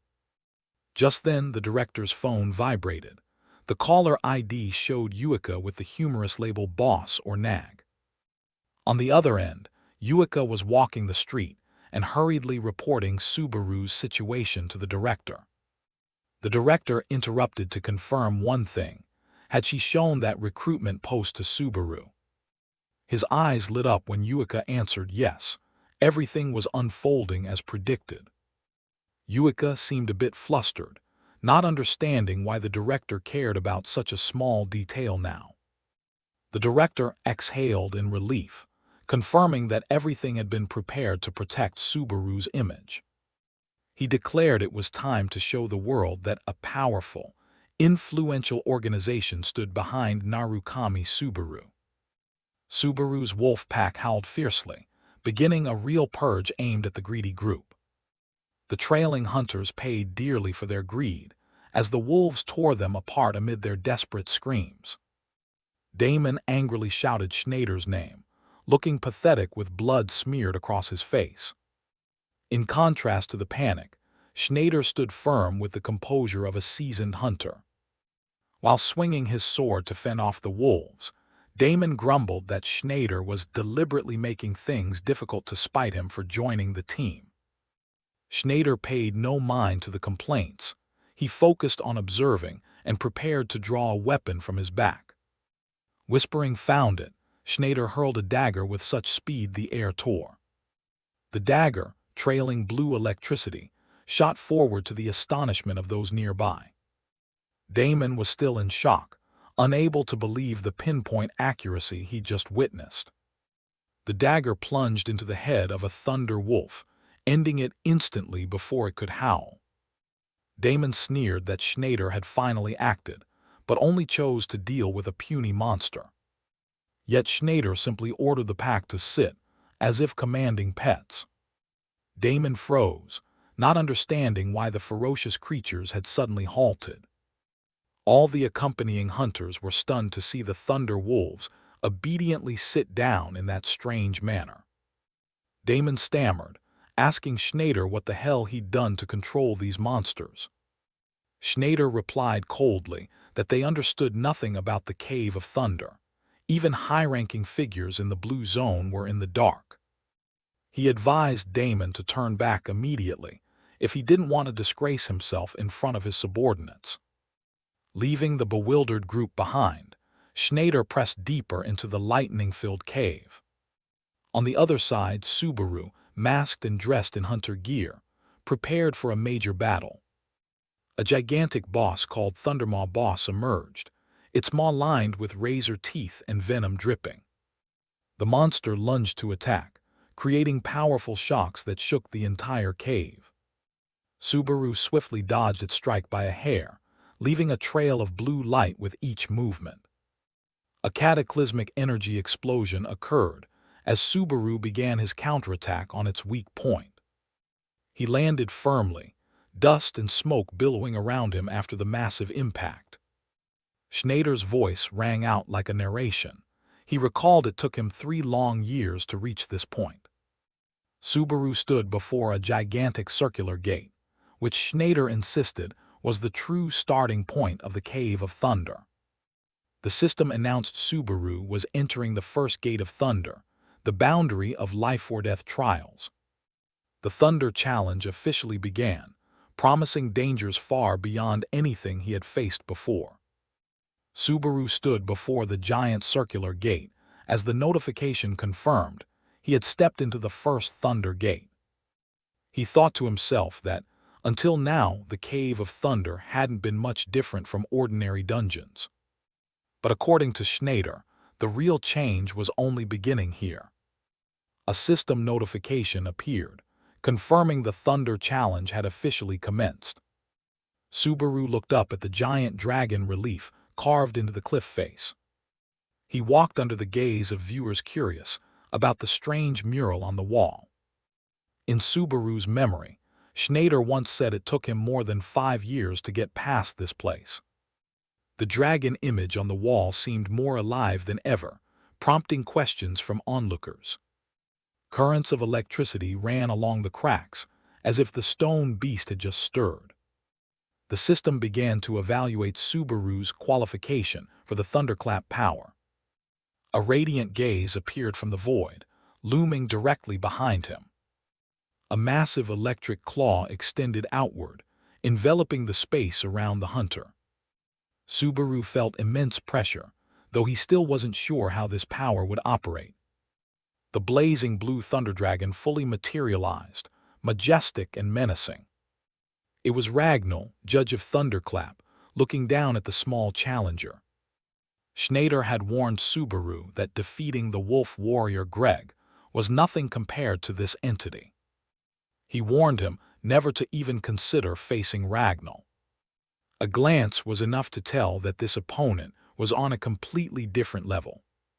Schneider explained that Ragnall's trials varied for each person, sometimes enduring millions of lightning strikes. Other times it meant being sealed inside a pentagon, plunged into utter darkness, or being forced to fight colossal monsters he summoned. Ragnall spoke, asking whether he was someone who sought to conquer this trial. Subaru answered calmly, surprising the stream viewers with his composure. The judge showed interest because Subaru had already proven countless qualifications before. He demanded that Subaru produce the thing hidden inside. Subaru reached into his pocket, realizing this detail Schneider had never mentioned. He pulled out a brilliantly glowing object under Ragnall's scrutinizing gaze. Ragnall recognized it as the trace of thunder and wondered if anyone else possessed it. Subaru's eyes hardened behind the mask as he faced the powerful entity. He thought to himself that since he was the only one with the thunder skill, this made sense. Ragnall declared he would begin imposing the trial on him. The demand was simple yet perilous: devour it. The item, called the Trace of Thunder, hovered in Subaru's hand, a priceless crystal containing thunderous energy. He hesitated briefly, wondering if he should actually follow the dragon's command. The crystal shimmered, carrying risks greater than any reward. Subaru thought using it now would be somewhat wasteful, but he had already prepared for the next trial. He decided not to back down, since that would tarnish his own honor. Subaru brought the stone to his mouth, determined not to be ashamed in front of anyone. He swallowed the Trace of Thunder, and the system immediately confirmed the action. Subaru's eyes widened as a message appeared. The trial would begin inside his body. Wild currents of electricity erupted from within, turning Subaru's body into an energy reactor. Elsewhere, the female supervisor shouted in frustration when she saw Subaru doing something reckless again. She scolded him angrily, wondering if he understood how valuable that stone was. She thought Narukami was truly obsessed with money. She looked at the call display with Kiyoharu, hoping he was okay. She told Kiyoharu she was nearly there. He sounded surprised that she was so close. She sighed in exasperation as she looked at the monitoring screen. When Kiyoharu asked what was wrong, she fell silent for a moment. Finally she spoke, offering a sincere apology. She reminded him not to forget his promise. Once decided, there's no turning back, and emphasized her own empty pockets. Then she wished Kiyoharu luck with the supervision. She ended the call, still wearing a worried expression. Meanwhile, in a lavish hall, a man with blue-purple hair was watching the situation. Kiyoharu couldn't help but be amazed at what he saw on the screen. He stood amid Floor 5 Buren incantation, thinking he never expected to return here. Back with Subaru, he closed his eyes to focus all his spirit. A system message appeared. The Thunder Challenge was beginning to erupt inside his body. A terrifying electrical explosion engulfed Subaru, blue lightning illuminating the space. His eyes flashed with electric light as the system reported the trace of thunder had stabilized within him, increasing his mana. However, the cost was high as his fatigue meter kept climbing. Subaru screamed in agony as jolts of electricity ran along his tiniest blood vessels. He realized this was completely different from before, as if something was blocking the flow of his magic. The trace of thunder began to seize control of his body, preventing Subaru from moving at will. He discovered the Heart of Thunder was fiercely countering the trace of thunder. The two forces clashed inside him. Fatigue hit 81, yet Subaru still forced himself up amid the continuous lightning strikes. He suddenly understood that, although the two seemed similar, their natures were entirely different. Subaru recalled the hint about devouring. Perhaps the true meaning wasn't limited to that crystal. He pulled out the Heart of Thunder, a unique item capable of massive growth. Subaru unhesitatingly put it in his mouth, deciding to bet everything on this action. The struggle between the two thunder energies grew more intense than ever. The power erupted, flinging everything around, the ground beginning to crack beneath his feet. Subaru's whole body was now engulfed in a frenzied black and gold current, his silhouette blurred amid the lightning. Above, the dragon spirit Ragnall manifested majestically amid a veil of deep blue electric clouds. Ragnall looked down at the challenger and smiled enigmatically. "Finally, you understand." Just by looking at that dragon-shaped current, you knew something was about to happen. Subaru stood within a towering pillar of light, lightning swirling around as if intent on devouring him.